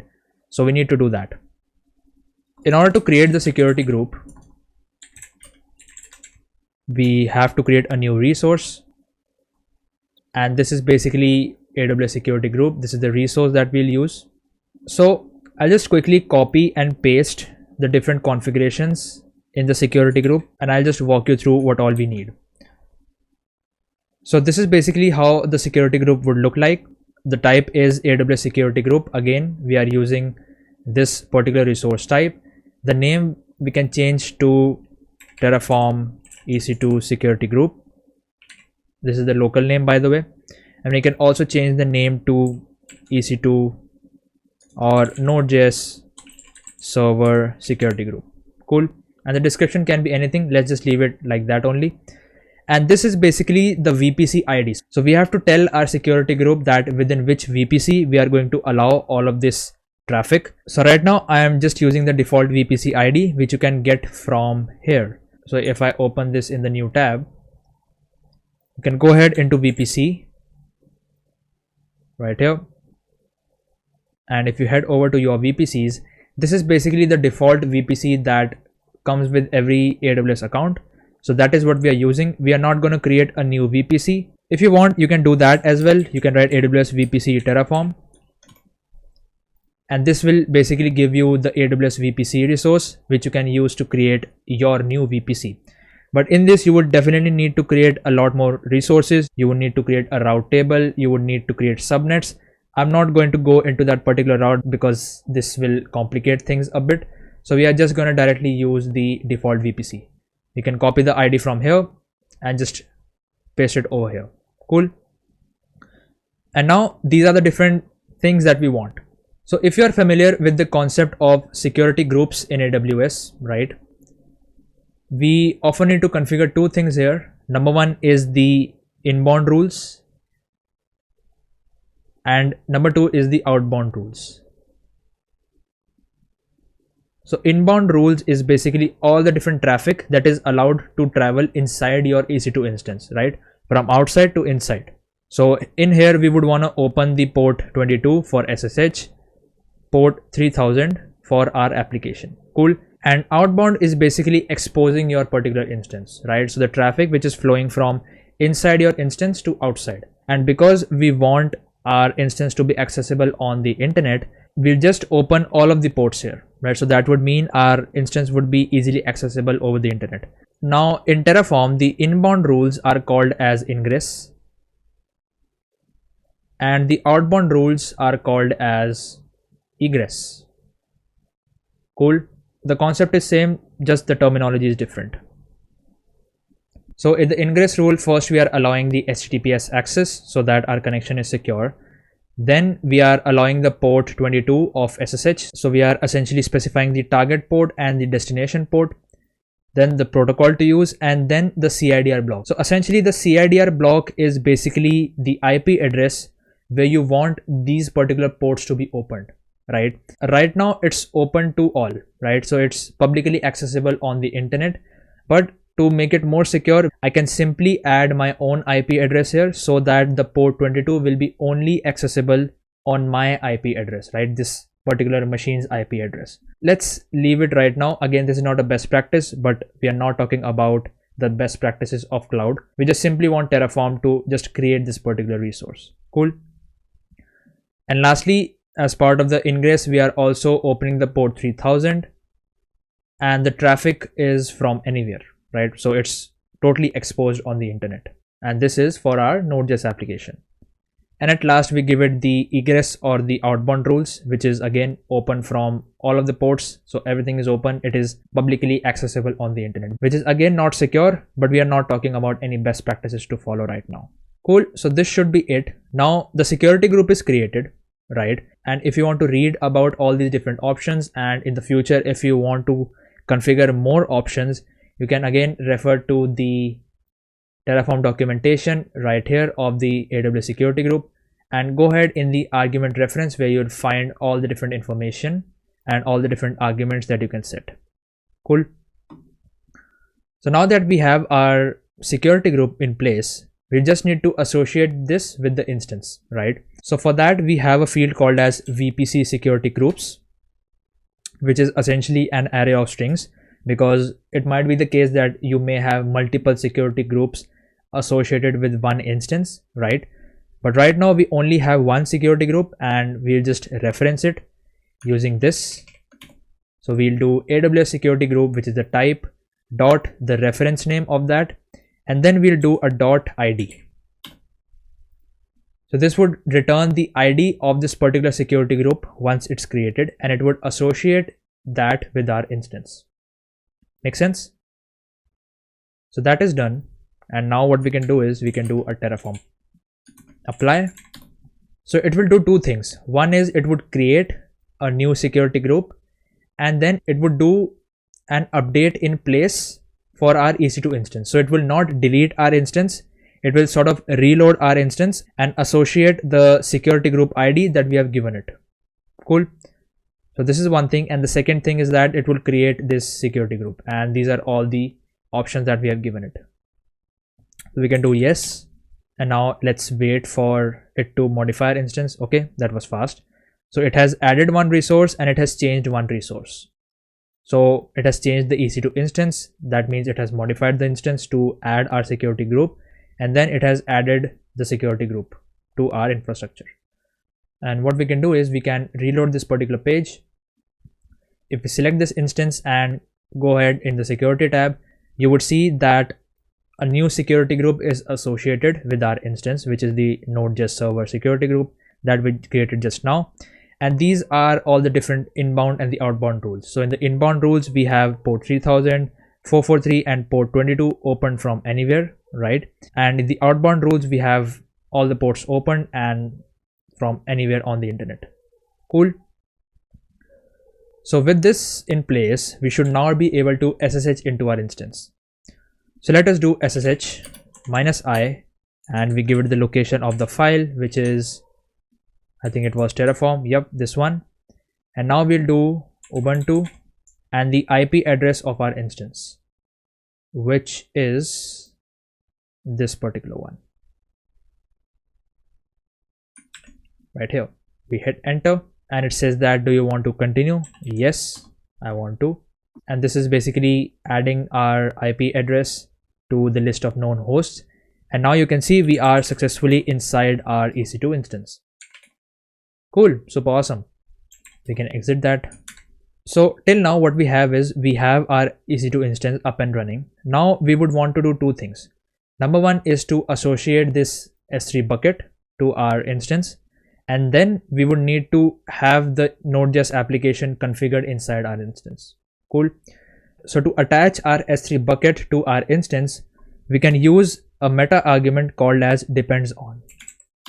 So you can see that the depends on is again a meta argument, which basically handles any dependencies between two resources. Cool. So what we would want is, we would want that when we provision our infrastructure, we would want that our S3 bucket gets created first before our EC2 instance, right? So our EC2 instance creation process is dependent on the creation process of the S3 bucket, right? So what we can do is, we can, in the depends on flag, we can reference the S3 bucket here, and to reference the S3 bucket, we would need to copy this type. You can do a dot S3 bucket, and that's it.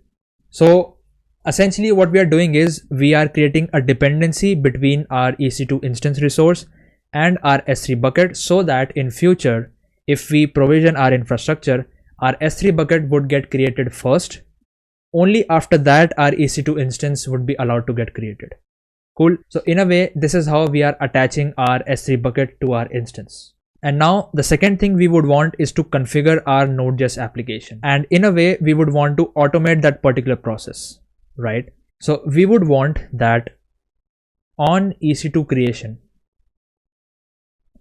that means when our EC2 instance gets created, we would want some kind of an automation to work, right? That would first clone the Node.js app, because we already have the source code on Git, so we would definitely need the source code in order to run the application, right? Then we would want to configure the environment variables. Basically all the steps that we did in order to test our application locally, right? So we first clone the repo, we set the environment variables, and then to start the application, we can do an npm start. And of course, before doing all of this, we would also need Node.js and npm installed on our EC2 instance, of course, right? So this is the step 0, let us say. Step 0, step 1, step 2, and step 3. So these are all the steps, and this we have to automate. So what we want is, as our instance gets created, these are all the steps that we want it to automatically run, so that we have our instance configured, right? When it comes to automation, right, we can create a simple bash script that would run all of these steps one by one, right? Now the question is, how can we associate this particular bash script with our EC2 instance? So for that, we have something called as user data. So the user data is essentially an argument that we can give with our EC2 instance resource, and here we can provide anything that we would want to execute when we are launching the instance. Cool. And in this case, we are providing it with a bash script. What we can do is, we can do user data, and it can take a bunch of strings as an input, but in this case we are going to feed it with an entire file. So let me just quickly copy and paste the contents of the file here. So let's just see what we are doing. So firstly, we are cloning our repository, which is basically the Node.js MySQL, getting the source code, and we are cloning it inside a folder called as Node.js MySQL. Then we are changing the directory to Node.js MySQL, of course. And after that, we are installing Node.js. So we do a sudo apt update, then we install Node.js and npm, the latest versions of that. And then here we are editing the environment variable file. Cool. So we are adding all of the different environment variables that we need in order for our application to run. And we have already seen all of these variables which are right here. The only difference being that the database host would be our RDS instance, and I'll show you how we'll feed in the RDS instance host ID here. That would be a really interesting process to look at, to be honest. For now, let us leave all of these values as empty because I just want to test that whether this would get created or not. And one additional field I would want to use is this particular one, which is user data replace on change. So this is a Boolean value, which basically would mean that whenever we change something in our particular script, it would trigger a recreate operation in Terraform. That means it will first delete our instance and spin up a new fresh EC2 instance with the changes that we do in our particular script. And I think that's what we want. So I'll just copy it from here and do this, and we'll set it to true. Cool. So if we do a Terraform plan now, so essentially it says here that it's going to destroy and then create a replacement of our EC2 instance, right? That means our IP address and everything would change. Cool. We can directly do a Terraform apply auto approve because we already know what changes are going to be done. And let us just wait for it to first destroy the instance and then create a new one. So if you go ahead to the instance tab, our previous instance is shutting down. This operation will take a little bit of time, so we'll just come back when this is done. All right, so this is done. And now if we go ahead and reload this tab, so you see we have the Node.js server up and running, all of the status checks are done, and we have a new public IP address. So let us connect it using SSH, and then we'll see whether our script ran or not. So what we can do is we can just change the IP address here in the previous command. Hit yes, and if we do ls, you'll see that a new folder called as Node.js MySQL is created. Now if we do a cd into this, so we have all our code base right here. Cool. And the next thing we did was we also installed Node.js and npm. So if we do npm/v, so that's also installed, and if we do Node.js/v, that's also installed. Cool. And apart from this, we also created a new env file, and we created these particular environment variables. We didn't give any values, but this file should also be created. So if we do ls/a, you can see that a new .env file is created, and if we do cat.env, you can see all of these particular environment variables. Only the variables for now have been created. So this is super cool, and it has also ran the npm install command, so we can also see the node modules package, and all our essential packages that we need to run this application have already been installed. This is basically user data, and again, instead of writing this particular script here, another option is you can give it a file, right? So maybe you can write script.sh. We can create a new file called as script.sh, and we can provide it with all the commands that we need it to run, right? And deleting this end of file and end of file here.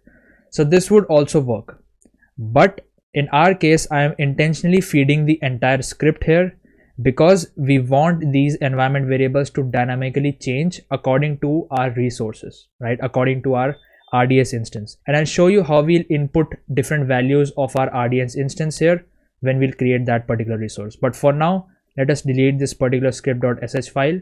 I just wanted to show you that that particular option is also available. Cool. So with that, I think we have everything set in place for our EC2 instance. What we can also do at the end is create an output. You can write output. The name of the output can be EC2 public IP, and we can give the value of EC2 instance, and we can select the public IP argument from here. Cool. So every time our EC2 instance is created, we'll have the public IP address as an output of that particular operation. An interesting thing we can also do is we can append this particular value to our entire SSH command, right? So what we can do is we can do ssh -i dot ssh. Let me just copy the entire command from here. We'll exit from our EC2 instance, and this is just a minor optimization that you can use again. So I'll copy this entire command from here. I'll replace this IP address from the actual value of the IP address, which is this one, AWS instance dot this, and then we have the public IP. Cool. So now as an output, it would give us the entire command to SSH in our instance, and we can just simply copy and paste this in our new terminal and we'll be able to SSH. We don't have to write the entire command again and again. So this is just a minor optimization. This also shows you what is the different way you can use an output variable, right? So that's super cool. We can run a Terraform apply to apply this change, and we can also do an auto approve. So this will refresh all the state,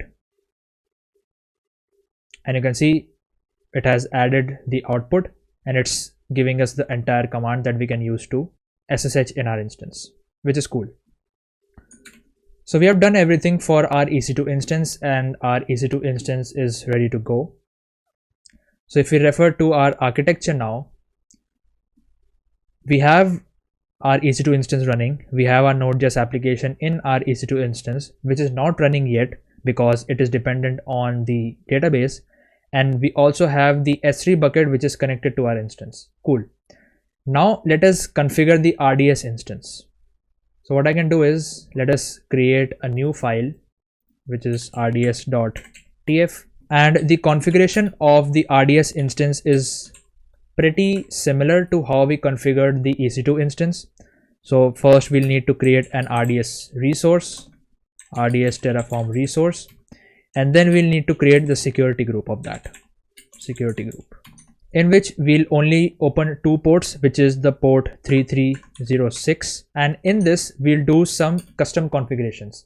So what we want is, we want that the port 3306, which is of the MySQL instance running inside our RDS instance, is accessible to the EC2 instance, right? So a way to do that would be to attach our EC2 instance security group that we created, which is this one, with our RDS instance. So we'll specify the security group with this particular configuration right here, and this way our instance would directly be able to communicate with the MySQL running inside our RDS via port 3306, which is again the default port of MySQL instance. Cool. And one more thing we'll also add here is the CIDR block, which is again the allowed IP addresses on which this RDS instance would be accessible. And in this particular case, just for security purposes, we'll provide it with the local IP address. And why we are doing this? Because eventually when we'll create the RDS instance, we would definitely want to test it and create the new tables and everything in our instance before we connect it with the EC2 instance. You will understand this a bit more when we write the code. So these are the only two things that we need to do. And again, we can create some outputs as well, so that our work is a little bit much easier. Okay, so let's first create the RDS resource.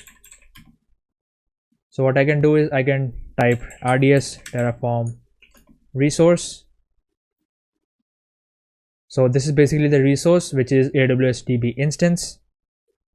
And if we scroll down, this is a really simple example, and they are already using a MySQL engine. So that's good for us. So I'll just copy it and paste it here.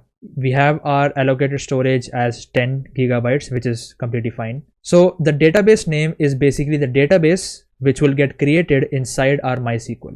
Cool. We can give the name as Kunal demo, right? So this will be a brand new database that will get created inside our RDS instance.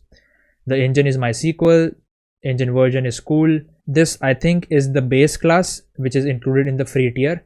We can also double check this. So if I head over to my Amazon, head over to RDS,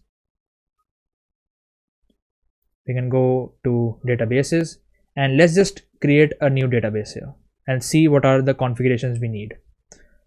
So firstly, we'll need an engine type, which in this case is MySQL for us. Cool. And this is basically the engine edition, the engine version, and we want it to be included in the free tier. So we'll just go ahead and do free tier. Now here we are providing it with the identifier name. So there are two things. Number one is the name of the RDS instance, right? The instance that we are creating, which will be visible right here. And the second thing is the name of the database, which will get created inside that instance, right? Inside MySQL. So the name of the RDS instance is basically the instance identifier, right? And the DB name is the database name that would be created inside that instance, right? So to give the name to our instance itself, we can type identifier here, and we can name this as Node.js database, let's say. Cool. Give it as Node.js RDS MySQL. And I'll also change the local name here to TF RDS instance. So this is basically the name of our RDS instance itself, and this is the name of the database that would be created inside that instance. Cool. I hope this makes sense. Apart from this, we would need to give it with the master username and the master password as the login credentials. So the username we can give it as admin, and the password we can give it simply as Kunal123. Let's keep it simple. So when it comes to connectivity, we would definitely want to associate a new security group. So we'll create that and then we'll attach it to our RDS instance, so we don't need to worry about it. So another thing which we need to configure is the public access. So by default, this is set as false, and that would mean all of the AWS resources that you configure will be able to access your RDS instance, but we would not be able to connect it to any other external IP addresses, right? But in our case, we would definitely want to log into our instance through our computer's IP address, right? So we would want to keep the public access as true. So to set the public access, there is a field called as publicly accessible, and we can set it as true. And again, if you want to see all of these particular arguments, you can go ahead in the documentation in the argument reference, and you can find all of the arguments that you need. The only thing which is left is to associate a security group, right? Which for now I'll just comment it out because we haven't created that as yet. But let us also create a security group as well for this. Again, I'll simply copy and paste the security group configuration. So essentially it will save a lot of time. And this is basically the security group that we need. So firstly, we are specifying the default VPC, which is again the same one which we defined in the EC2 security group, right? The name is allow MySQL. We can change the name. I'll also change the local name to TF RDS security group. The description, let's leave it as default. And these are the two things that we need to configure, which is the inbound and the outbound rules. So you see in the inbound rules or the ingress, we are configuring the port as 3306. That is the port of MySQL. Protocol is TCP, and in the CIDR block, this is basically the IP address of my system, right? And how you can find that, you can just go to what's my IP, and if you open this, so this will give you the public IPv4 address of your local system. Cool. So we have added this here so that we are able to access the RDS instance from our local system as well. And then this is where we are associating our EC2 instance with the RDS instance. So in the security groups field, we are giving it with the ID of the EC2 instance security group. I may have to change the name here, which is this one, and we'll give it the ID. Cool. So now our EC2 server and the RDS instance is connected via port 3306, right? And that's how that particular connection is made. Again, in the egress, we are allowing all the outbound traffic, so we don't need to worry about that. But this is essentially the configuration we need for the security group for our RDS instance. Cool. And now we can uncomment this and provide it with the RDS security group right here and its ID. And yeah, this is everything we need to create our RDS instance. Let us apply these changes and see what happens. So we'll do a Terraform plan. So this will create two resources. Number one is the RDS instance itself and all of the information that we have given it. So you can see publicly accessible is set to true. So we will be able to log into our instance. And the next would be the security group and all of the different configurations that we have given to that particular security group. Awesome. So we'll do a Terraform apply auto approve. Again, we know all the changes which are done. You can simply do Terraform apply. We don't have to do the auto approve. That's optional, but just to save time. So I'll wait for the instance to create. Now RDS instance definitely takes a little bit of time to create and to initialize. So let's just wait till this gets created and we'll come back. Okay, this one definitely took some time. So you can see it took around like 2 to 3 minutes to create, and that's actually a lot of time. So if you go ahead to the RDS database tab, if you reload the instance, you can see that the instance has been created. So the name is node.js RDS MySQL. The status is available. We have the security group in place. So if we open the allow MySQL security group, and if we check the inbound rules, you can see that there are two inbound rules. Number one is that the port 3306 is accessible from my IP address so that we can test out our RDS instance, which we'll do just now. And again, the port 3306 is accessible to the security group of our EC2 instance. Cool. So that's how our EC2 server will be able to communicate with the MySQL, which is running inside our RDS instance on port 3306. So that's created. And again, it's publicly accessible. Cool. So now let's connect to our RDS instance on our local machine before we configure anything else. So I've opened a new terminal and the command is pretty simple. I'll just increase the font size for you all to see. So the command is mysql -h, and then we give the host name of that particular instance. So we'll copy the endpoint of the instance here. We'll give -u as admin. I think we can also double check this. So if we go under configuration, you can see that the master username is admin and the master password is Kunal123, I think. So I can do this. We don't have to specify the port because the default port is 3306. What I can do is -p, which is what password. I'll do Kunal123. So it should be able to connect now if everything is set up correctly. If it's not, we can just double check our configuration once to see whether we haven't missed anything.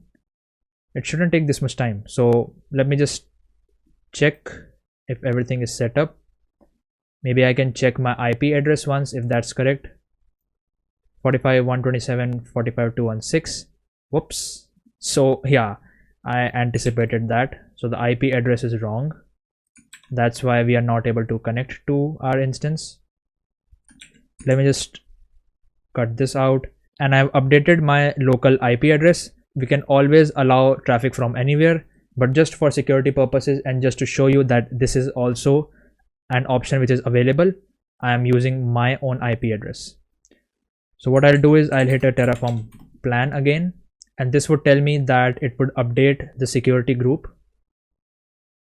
Yep, it would update in place. I'll do a Terraform apply auto approve. So these are some of the things that happens, and it's always good to double check.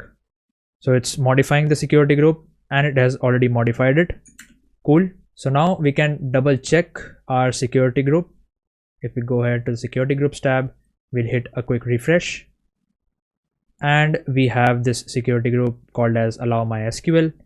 And let us check the IP address one. So it's 45.127.45.216. Yep, that's correct. Now we should be able to access our instance. So we'll just do the same command. We'll do Kunal123. Great. We have successfully connected to MySQL, which is essentially running on an RDS instance. Now if we write the show databases command, we see that Kunal demo database is already created because we mentioned this while creating our RDS instance right here. So this is already created, which is good. We just need to add a couple of data into this database. So we'll do use Kunal demo. And now we can simply come here and we can copy these commands. So we'll first create a table called as users right here. And I'll also, what I can do is I can copy this, and I'll also copy this particular data as well. Cool. So the data is created, right? And if I do select star from users, so we have these two things configured. I'll maybe also add one more data so that you don't say, hey man, we already tested this out locally in our system and you are just showing that the data is being fetched locally and we are not connected to the RDS instance. So just to show you, we can do something called as, I don't know, rds.com, Kunal at rds.com, and we can do hello from RDS, something like that. Cool. So the data has been added and we have it right here. Sure. So the database configuration is done. Our RDS is created, our EC2 instance is running, and we also have created the S3 bucket. Now we need to set the environment variables in our EC2 instance so that our application is able to connect to that instance and is able to fetch the data that we have added to the database. So let me come back to the EC2 configuration, and it's pretty simple to do that. So this is basically the database host, which is essentially the RDS endpoint, the database user, which is admin in this case, password, the database name and the table name, and the port on which our application would run. So we can directly write the port as 3000 because that's static. But these are the things that we want this particular script to pick up dynamically, right? For example, in the future, if this particular RDS instance is recreated, so the host name and the endpoint would change, right? And we would definitely not want to keep these values static here. We would want them to be dynamically changed. Cool. So what we can do is we can directly reference this resource and its arguments. So what I can do is I can do something like this, and we'll do AWS DB instance dot instance, and what we'll do is we'll do endpoint here. So this will basically give the endpoint or the host name of the database which we want. The next thing is the user. Either we can write the name of the user, which is admin in this case, directly, or we can dynamically do that. So let's go with the dynamic option. So I'll just copy this again here, and the field should be username. So that's that. Again, I'll do the same thing for the password. Password, same thing we'll do for the database name, DB name, and I don't know if there is a field called as table name here. Table name, no, there's no field, so we'll directly input in the name of the table, which is users. That could be a static value, no worries at all. But yeah, host, user, password, and the database name, these are all dynamically allotted values. So if in the future our RDS instance changes, these values will automatically change as well, and we don't need to worry about that. Cool. Now before we move ahead, I just want to show you one thing. Let us create a few outputs to the RDS instance as well. So one output can be the endpoint. So we can do RDS endpoint, and the value is this one, right? Another thing we can output maybe is the DB name if you want. RDS DB name, the value, and this one. Okay, this is not the DB name, this is the username, right? So I'll just write username, and we can also output the database name as well, and we'll give the same value which we gave it here. Cool. So this is all done. Now I'll hit apply on this and it will create all of these particular outputs. I want you to focus on the format in which this endpoint would get printed. Okay. So I'll do a Terraform apply directly, or let's do a Terraform plan. So it's refreshing all of the state. Okay. So these are the outputs that now we are doing. Number one is the database name. Then we have the EC2 public IP address, endpoint, and the username.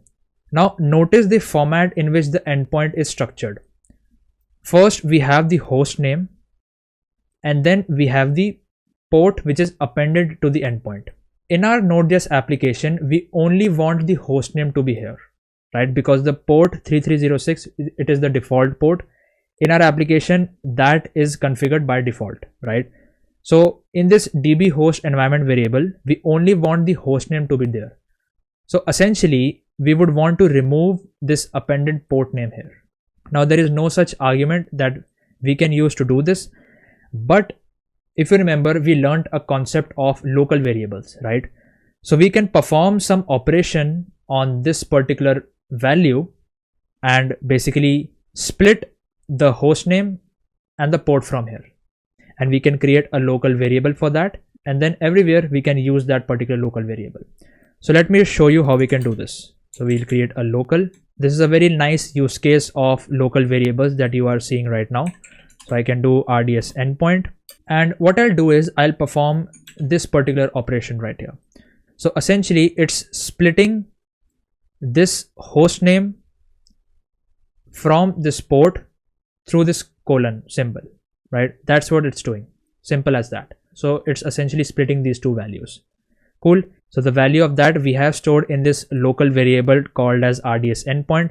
And now this is what we can also output. So we can do is local.rds endpoint.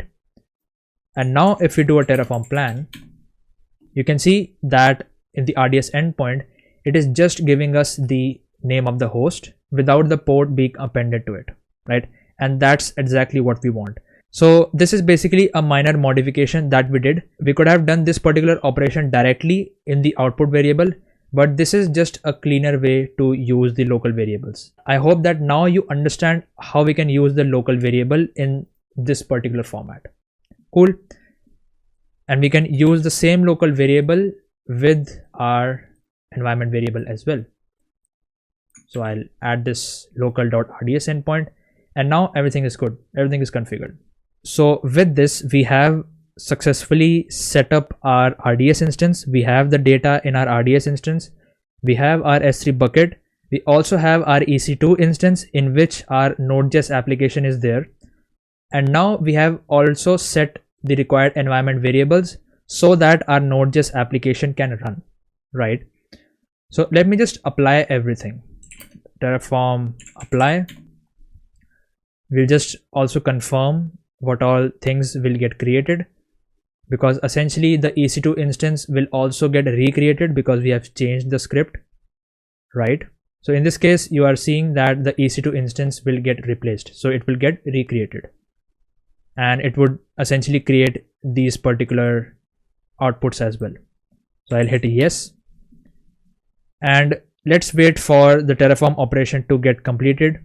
Alrighty, so the operation is done and it has given some bunch of outputs. So database name, the EC2 public IP. I think we need to change the name of this variable because right now we are getting the entire command here, right?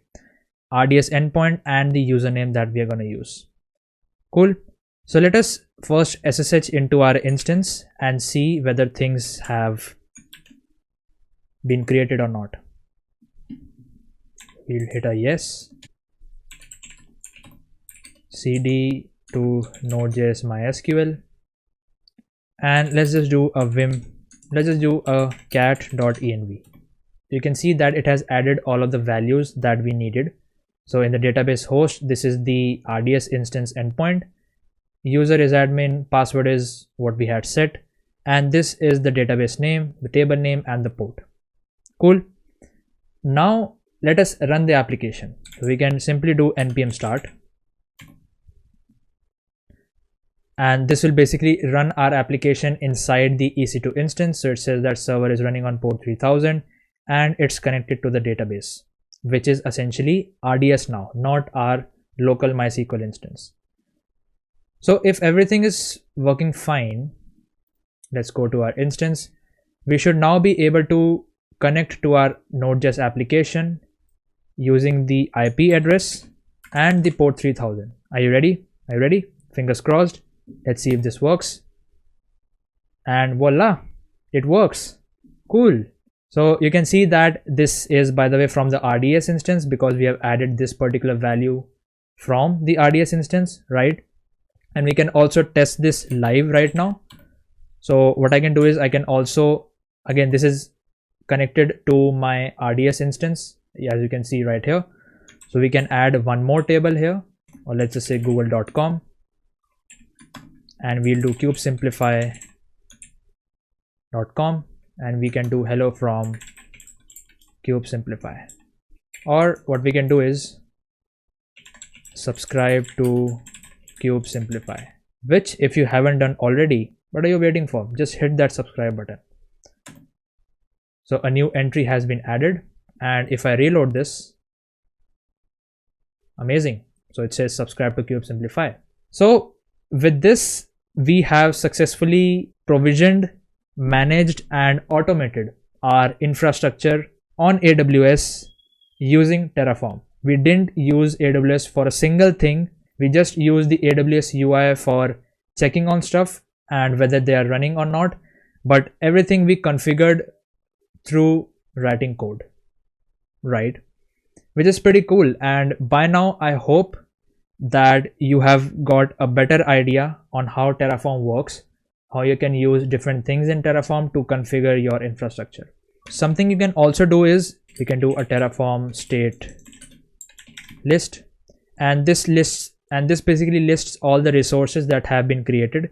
So we have the RDS and the EC2 instances, we have the S3 bucket and the two S3 bucket objects, and then we have the two security groups as well. Now if you want to view these particular values, right, for example endpoint, username, database name, etc., etc., you can just directly use the Terraform state show command, and let us just do RDS instance, and you can view all of this information from here. So these are all of the different arguments that you can use, and this is just helpful to quickly navigate through the different arguments, and you can just use the values that you want with the outputs or with the variables that you create. Speaking of variables, we can optimize our code a little bit using variables as well.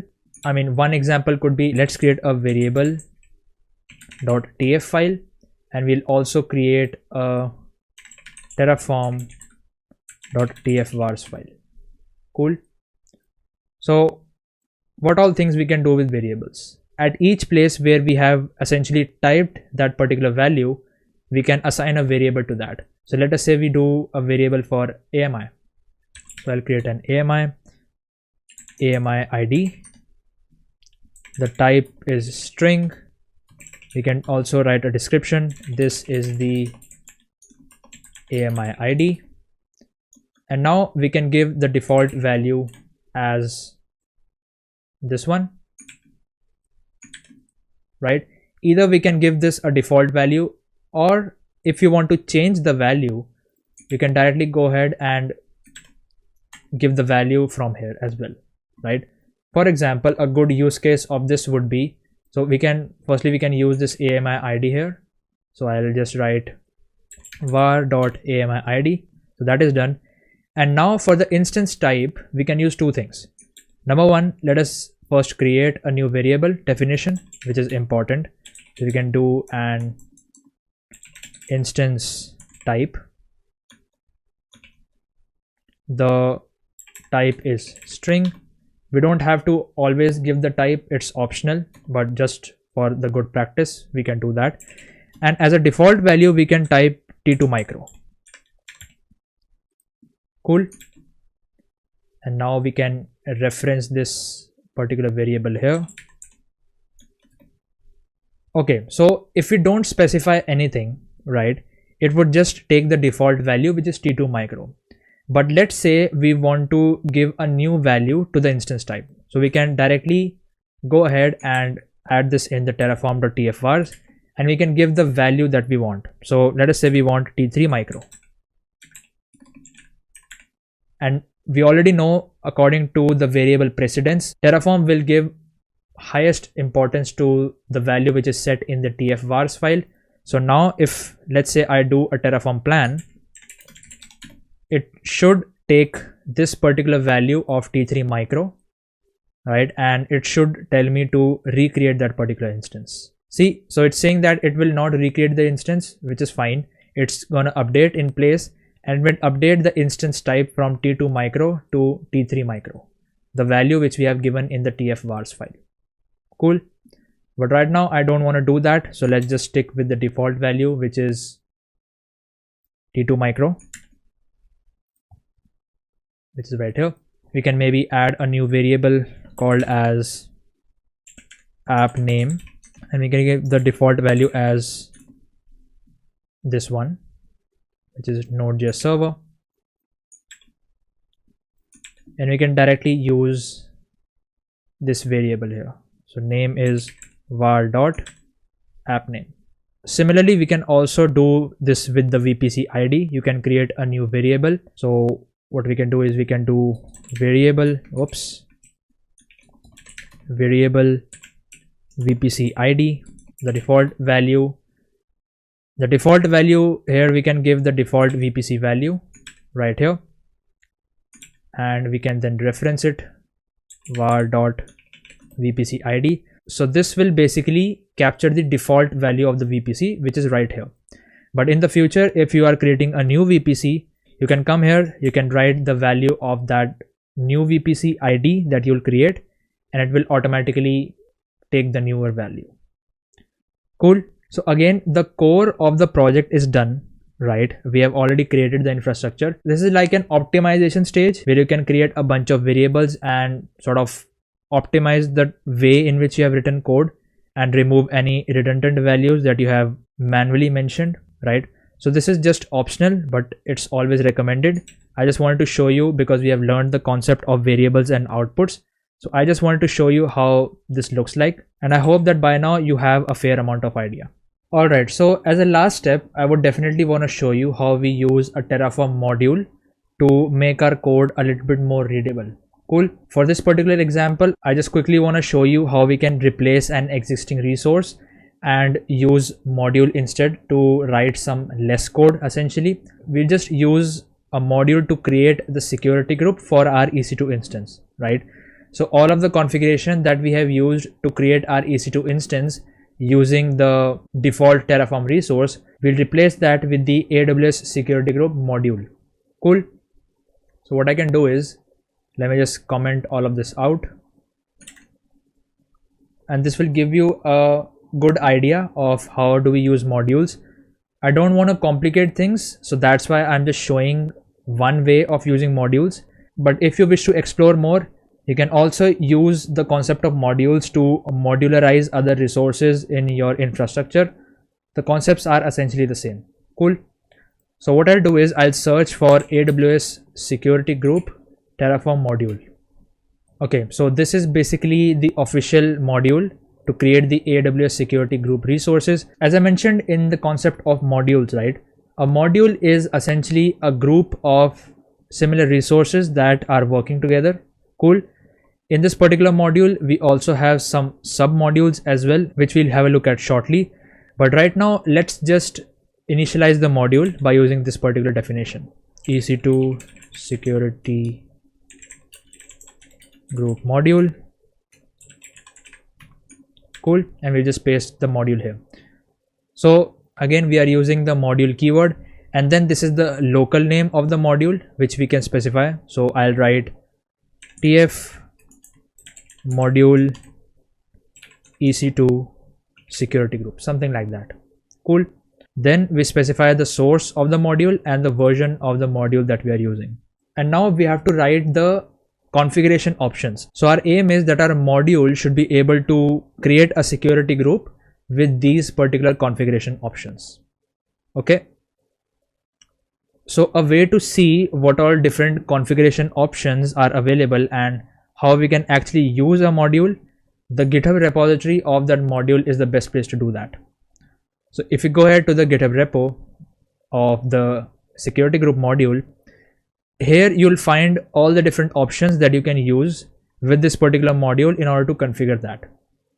So it says here in the usage section that there are two ways to create security groups using these modules. Number one is you can use some predefined rules, right? And you can also specify custom rules. Okay, so for our purpose, let us see what we are doing. So in the ingress, we have these three rules set up, right? One we have is for HTTPS, right? The other one we have is for SSH. The next we have is for port 3000. Cool. So what we can do is, let us explore these predefined rules first. So if we read the documentation, you can see a field which is called as ingress rules, right? And they have just mentioned HTTP 443 TCP. From the documentation, what I can understand is when we specify this particular type of configuration, it will automatically populate all of these values like port 443 and everything as a part of the ingress, right? And we don't have to write the configuration itself. It will populate everything for you. We just have to mention this particular rule right here. Now you would say, hey Kunal, how would I know what rule to write and what rules can we use? So I think they have a file called as, yep, there you go. They have a file called as rules.tf where they have defined all of these particular rules and the options that exist with that particular rule. So if we just scroll down, here you can see we have some predefined rules. So we have this HTTPS 443 TCP. So it's giving from port to port, the protocol, and this is the description, I believe. Pretty interesting, right? So instead of writing this entire block, we can just directly use this particular rule to populate all of these values. So that's what we can do. So what I can do is we can do ingress rule, and we can specify the HTTP 443 TCP. This is the number one. And I think they'll also have one rule for SSH if I'm not wrong, because the port 22 of SSH is something which is the default behavior. So they should definitely have a rule for that as well. Yep, there you go. So we have an SSH TCP, the port 22 and the TCP connection essentially. So we can also use this particular rule as well. Now, because these two had a default behavior, we can go ahead with this particular line of code. But for our application, which is running on port 3000, we would need to set some custom rules, right? You would see that there is something called as ingress with CIDR blocks, right? And here you can specify the same configuration from and to, the protocol, the description, plus the CIDR block as well. And that is what we want. So what I can do is I can go ahead and do something like ingress with CIDR blocks, this one. That's an array of objects, and I'll open the first one, and here we can write the same configuration. So we'll write a from port 3000 in this case. We'll write a to port, which is again 3000. The protocol is TCP, and we would also need the CIDR blocks, which is basically specifying that we want to allow traffic from anywhere. So I'll just copy the CIDR block from here and we'll just paste it right here. And I think we are done. What else is left? Yeah, we have to specify the egress as well. So I think they'll also have a rule for egress if I'm not wrong. We can just check this rules.tf file, and this would depend on the kind of module that you are using. So you would definitely have to follow the documentation and see the examples if you want to understand how the module works. So maybe I can search for egress here. Alright, so here I can find egress rules all. Okay, so everywhere they have mentioned all, and I think the all string means that everything is allowed, and in my opinion that is what we need. In this particular egress rule, that is what we meant, right? Everything was allowed from 0 port to 0 port, and all the traffic from anywhere across the internet was allowed. So let's just use this rule only. So we'll write egress rule, and we'll write here all, and I think this should work. So what we can do is we can do a Terraform plan. Okay, it's saying that the module is not yet installed. Okay, so we'll have to do a Terraform init as well. And while we are on this topic, we'll need to reference this module in our EC2 instance as well. So I'll copy the name of the module where we have given the security groups. We'll replace this with module dot tf module EC2 and the ID of that. So this should be it, security group ID. And what I feel is this would be an output that they would have created. So if we go ahead in the outputs.tf file, if we search for security group ID, so here you can see that they have an output called as security group ID, which is the ID of the security group, and this is basically the logic that's going on in the backend. We don't need to worry about the logic. I mean, the logic would be essential to know if you are just getting started and you want to know how this is working in the backend.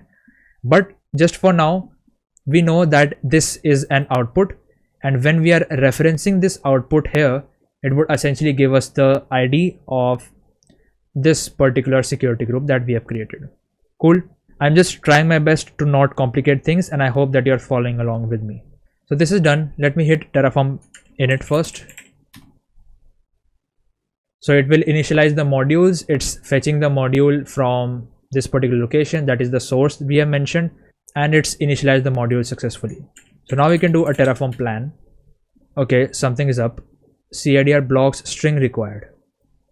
Okay, I think this is not an array, so let me correct that. Cool. And what's the second? A managed resource AWS has not been declared in the root module. Okay, so the error is basically in the RDS resource, right? Because in the RDS instance, we have also specified the security group of the EC2 instance. So what we can do is we can directly change the ID so that it uses this one right here. And now it should work as usual. By the way, I also added the VPC ID here, just like that. And I also gave it the name as well. So this was something that was left and we needed to do that. So it is doing three things. One is it would create a new security group. It would update the security group ID in the EC2 instance and the RDS instance. And then it would destroy the security group that already existed. Cool. So once we hit a Terraform apply, we can see all the different rules that would get created. So first we have the egress rule, which is allowing everything essentially. Then we have the HTTPS rule, which is giving the from and the to port 443. This it's giving by default. We haven't specified this. We just mentioned the ingress rules that we wanted to use and all the other configuration that is pre-specified by the module itself. So we are not mentioning this, which is pretty good.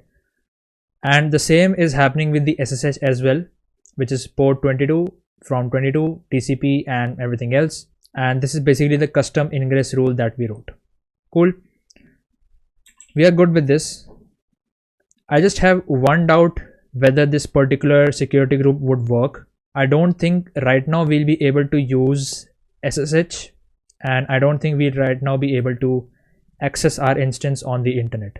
But let's just see if I'm wrong, and I'll tell you why. If this doesn't work, I'll tell you why it didn't work, and then obviously we'll try to fix that. Okay, so this is a pretty interesting scenario, and I'm glad that I'm able to show you.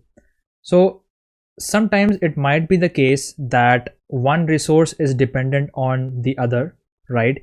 And if you try to delete one of them, it won't get deleted, and this would be sort of how it would look. Now it's saying still destroying, so essentially Terraform right now is stuck in a loop and it's not able to delete it for some reason, because the resource might be dependent on some other resource. For example, in version 1, this particular security group that we are trying to delete was associated with an EC2 instance, right? Now what we did was we are trying to delete this security group, but the EC2 instance is up and running, right? Now although we have replaced the security group ID with the new security group that we have created using the modules, The EC2 instance is already up and running. That's why Terraform is now stuck in a loop and it's trying to delete the security group, but it's not able to do that, right? Because the security group originally was dependent on the EC2 instance. The EC2 instance exists right now. We are only trying to delete the security group. One way to deal with this is we delete the security group and the instance simultaneously. So basically we delete both of them and then recreate them again. So essentially what I did was to speed up the process a bit more, because we have a lot of resources which are dependent on each other. I destroyed the entire infrastructure. So I just did a Terraform destroy auto approve, and now we don't have any resource which is provisioned. So I can just do now Terraform apply auto approve, because there were a lot of resources that were dependent on each other, right? So if you try to delete one of them, it will just end up getting in an infinite loop, that particular operation, because there are dependencies in that particular resource. So an easy way to do that is to destroy our entire infrastructure and create it again. Now this is something which you will definitely not do in production. You will obviously not destroy your entire infrastructure at a single go, right? But this is a workaround that you can do right now because we are just learning, and I don't really want to complicate much of the things for you. Cool. So we'll just wait for everything to get created again, and I'll come back once that is done. Alrighty, so things are created and it's looking fine. Now we don't have to change anything because we have set the variables in a way that everything will be changed dynamically. But first I just want to check the security group that we have just created. So I'll reload this tab, and I believe the name was, yep, this one. So you see in the inbound rules we have this custom port 3000 and the access is allowed from anywhere, and the egress rule looks fine. The access is from all the ports and all the traffic is allowed. So I think the all represented all traffic from IPv4 and all traffic from IPv6, right? So I think that is what it represented. But I'm afraid that we won't be able to SSH into this one because the SSH rule has not been added here, right? Although we are using this particular ingress rules, it's not getting added here, and I feel that that's because we haven't specified the CIDR block, or basically the IP addresses on which we want the SSH port to be open. I think that's the reason. So what we can do is we can do something like this. So we can specify the rule, and then we can specify the CIDR blocks, basically the IP address from where the traffic should be allowed. So I'll add another object here, and I can do rule, and the rule right now we'll mention for both. So we'll do one for TCP, and the CIDR block is anywhere, and we'll do the same for the SSH as well, just like that.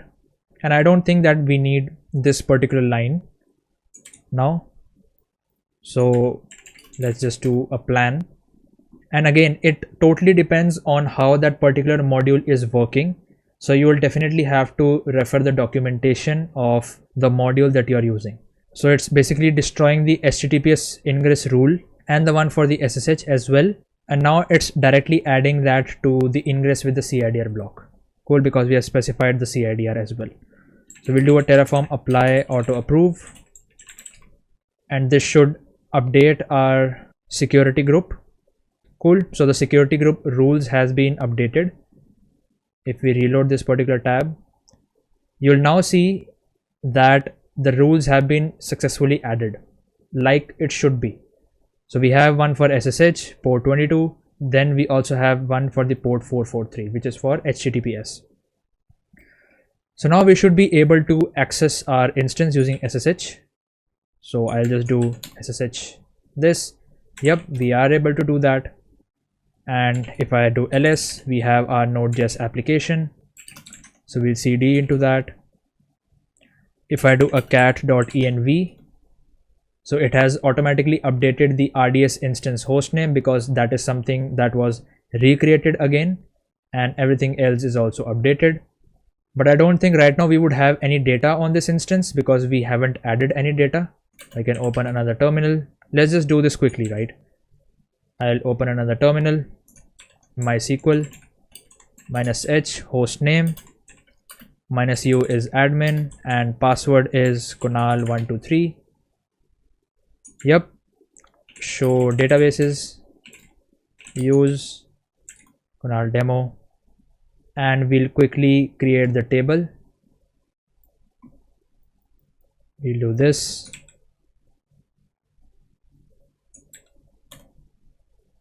And we'll add these two fields as well. Cool. So we have added these two fields, and now if we reload our application, boom, it works. So I hope that now you understand the concept of how a module works, right? I know you would say, hey Kunal, but aren't we writing the same thing just in a different way? Yes, in a way we are doing that, but you imagine using a module in a production grade application. This is a much cleaner way to write code rather than this, right? And that's why essentially we used a module. So go ahead and you can also create a module to maybe replace the security group of the RDS instance. Maybe you can also create a module to create an RDS instance in the first place. So we would definitely have a module RDS Terraform module. Yep, we have that. So this is basically a module which you can use to create an RDS instance, right? You can go ahead and implement and modularize your project to make it look better. But again, this is a best practice that you should use. The main concepts we have already covered. We have completed the project essentially, and we have provisioned all of these different resources. We have extensively used Terraform, and essentially we have defined our infrastructure as code. Cool. But I hope that by now, if you are following along with me till this particular point, which by the way, if you are, congratulations, and I'm really proud of you. But I hope that now you understand how Terraform works in real life and what all things you can do with Terraform. And I hope that you have now a solid grasp of the concepts we covered through this particular course, because we have used every single one of the concept while we built this particular project. And again, if you're following along with me till this particular point, you can maybe take a screenshot of, let's say you can maybe take a screenshot of this particular application, and you can share it on socials that you have provisioned the entire infrastructure on AWS just using Terraform, and you should be proud of yourself. Cool. Maybe I can just increase the font size a bit for you all to take a screenshot, and maybe I can pause a little bit as well. So yeah, you can take, okay, these balloons are here. But yeah, I hope that you had a lot of fun and the concepts are pretty clear now. Alright, we are at the end of this particular Terraform crash course. If you are stuck around till now and you are still watching this and are not bored with listening to me throughout this entire time, I just want to congratulate and thank you for taking this journey with me. I hope that you found the entire course useful, and I really hope that you at least learned one thing new in this particular course. That's essentially my whole aim with every video I create. So just to sum it up, what we have learned till now, we started with learning about the importance and what exactly is infrastructure as code. How does it fit into the picture and what are its benefits?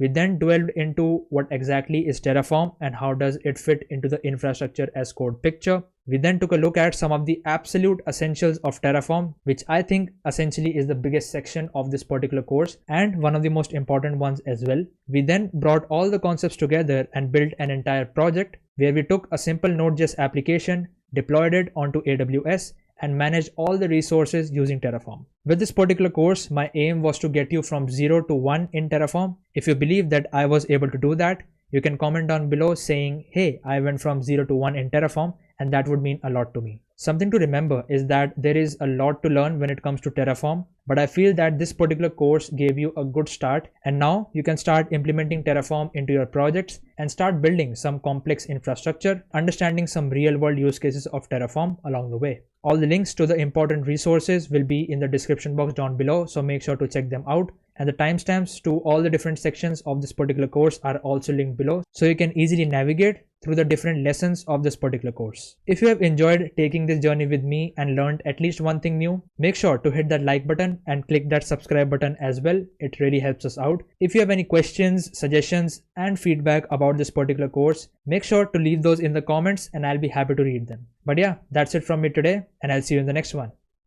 Bye.